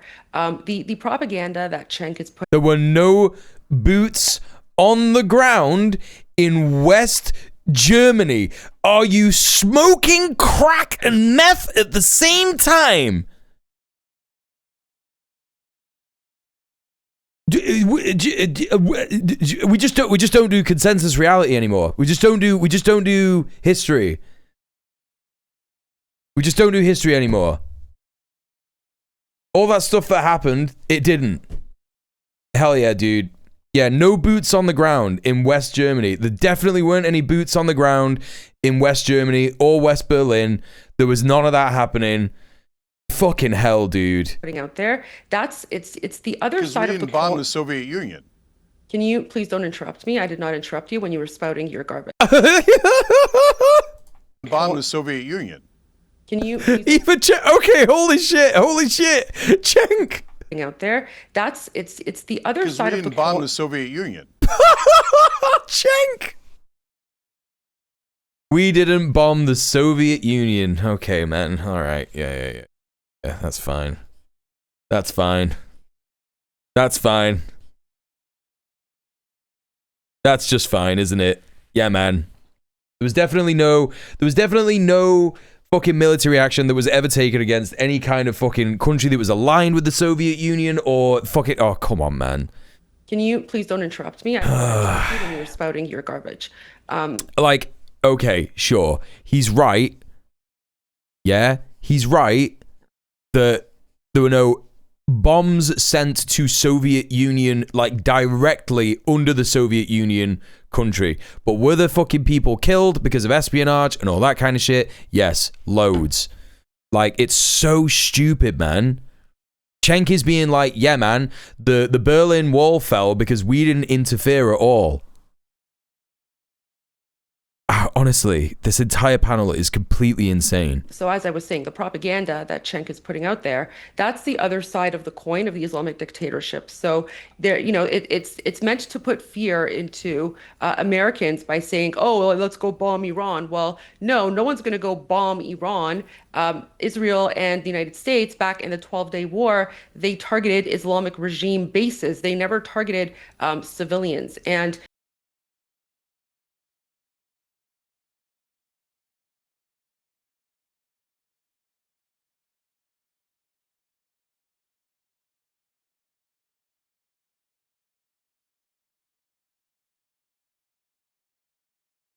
Iran fought a 12-day war with Israel from June 13th to 2024 in 2025. Iran reported that over the course of the conflict, 1,190 people were killed and 4,475 were injured in Iran, civilian and military casualties.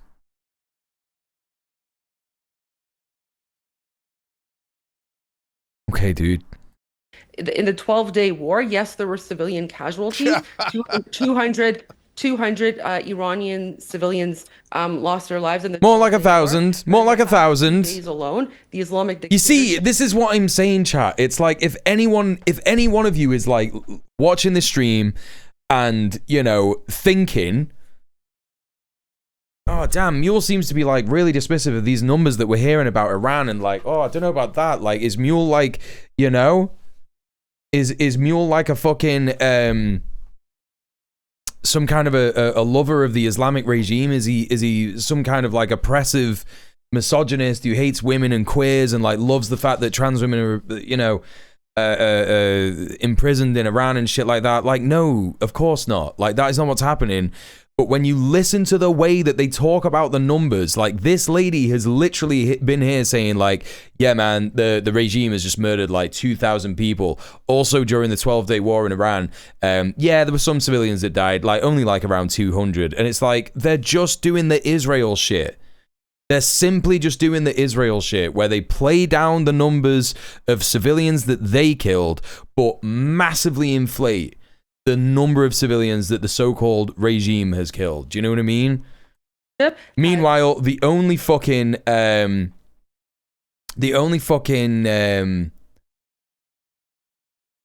actual opposition to any of this stuff, Syed Mohammed Morandi, was interrupted loads of times by Piers Morgan and cut off in the end, and had a fucking ambush happen when Piers Morgan brought this fucking monarchist restorationist on without him knowing that he would, And she started like speaking in Farsi and like saying that she was going to fucking murder him and all this shit. And she started threatening him and saying, as soon as Iran is free, we're going to come for you and put you in jail. Like, it's just insane. Slaughtered over 12,000 Iranians. And that's at a minimum right now for what we know. So what Iranians are saying is that they will fight until the very end. Same bat buddy that I do. Yeah, I got the body bat buddy. It's great. At this point, it's either liberty or death. And so they are still going out, they are still fighting. And the one person that has mobilized us Iranians around the world to rise up and overthrow the Islamic dictatorship is His Royal Highness King Reza Pahlavi. So, God, you're such a peasant. People like Cenk can He's such a complain and peasant. bark all they want, but ultimately their opinion is irrelevant. We Iranians, we've already decided what we want. And like Americans are out here just being like, yeah, man, we should put a king in charge. All of a sudden, Americans are just like fine with kings. They're just like, yeah, man, kings are good, actually. You know? The Tea Party, it's just a misunderstanding, actually. We shouldn't have done that, and we should have let fucking King Edward or King James or whoever the fuck was in charge at the time. We should have just let him remain the king of America and just remained Britain. And rename New York to Tippington-on-Sea. You know what I mean? Self-determination is our right. Okay. I've got to leave it there. Hey, Zach, what's up? Talking about? Can I? No. Can I just say she keeps pretending to speak for the Persian people? There's been no vote. She doesn't represent any of them. It's so some do like the Shah. I don't dispute that. I think that they're very King George, mistaken in that. There's some earnest people who believe. Everybody, go take a fucking look at Zach and his stream. Perfect puppet for Israel. Great Australian content creator, lefty. Does a lot of education. Staying up. Yeah, I've been doing it a little bit recently. I'm gonna end the stream pretty soon, but like, yeah. And I just wanted to watch the rest of this. Oh, well, the UAE also wants them gone, and Turkey who are you wants Iran speaking gone. for? Why do I care about those countries? You're I don't care about those countries. I care about us. Can I ask Rob one last question? Rob, you're military. You're a Navy SEAL Team 6. No one even in Iran how knows who you are, many cares military... who you are. Hold on, let me ask Rob a question. Hey, is Israeli puppet... Hold on a second. Can I ask Rob a question? She's just like speaking in fucking Farsi and like having a fucking go. It's so insane, dude. It's so crazy. She's just like insulting him and shit. Oh, you meaning yourself? Oh yeah, I bet it's late as fuck for you there right now. Yeah. It's so insane. It's so insane. She's gonna be saying all kinds of insane things about Cenk in Farsi. She's gonna be saying things like, "I'm gonna fucking kill you as soon as the Shah's back in charge. I'm gonna fucking extradite you for like crimes against mocking the Shah." So insane. I get the distinct impression that most of the Shah supporters in the diaspora are not in Iran. You would be correct. If we're talking about percentages of people, percentages of supporters of the Shah in Iran, I'm pretty sure this information is just out there. How many people in Iran support the Shah?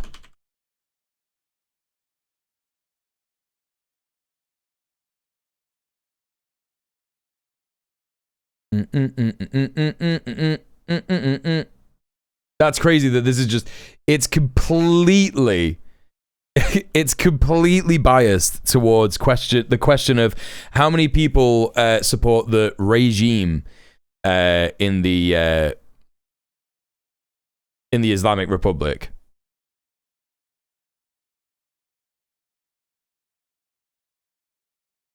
Hello, me old chum. Thank you for the follow. It's just not. It's just this. I thought this would be really easy to find out. No.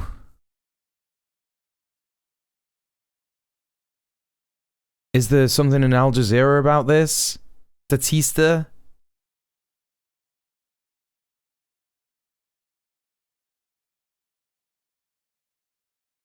I know he's the Shah's son. I guess I'm searching for the Shah, aren't I? And I should be searching for the Crown Prince. No, you're right. Support Reza Pahlavi. Hey, Parko's language.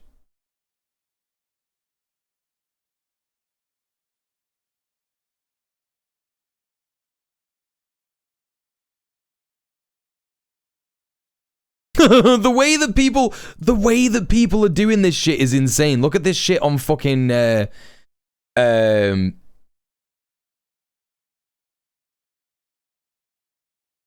Oh my God.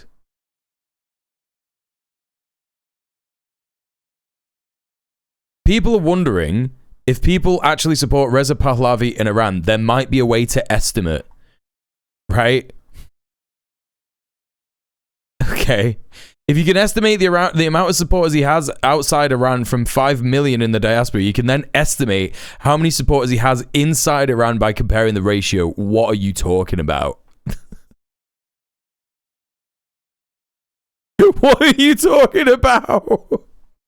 The main assumption here is 60% support outside Iran, and that phone use is roughly similar. It does not care about percentages inside Iran, just raw numbers. Whatever, man. Sure. That'll just automatically work. What you just do is like a bit of maths. Oh man.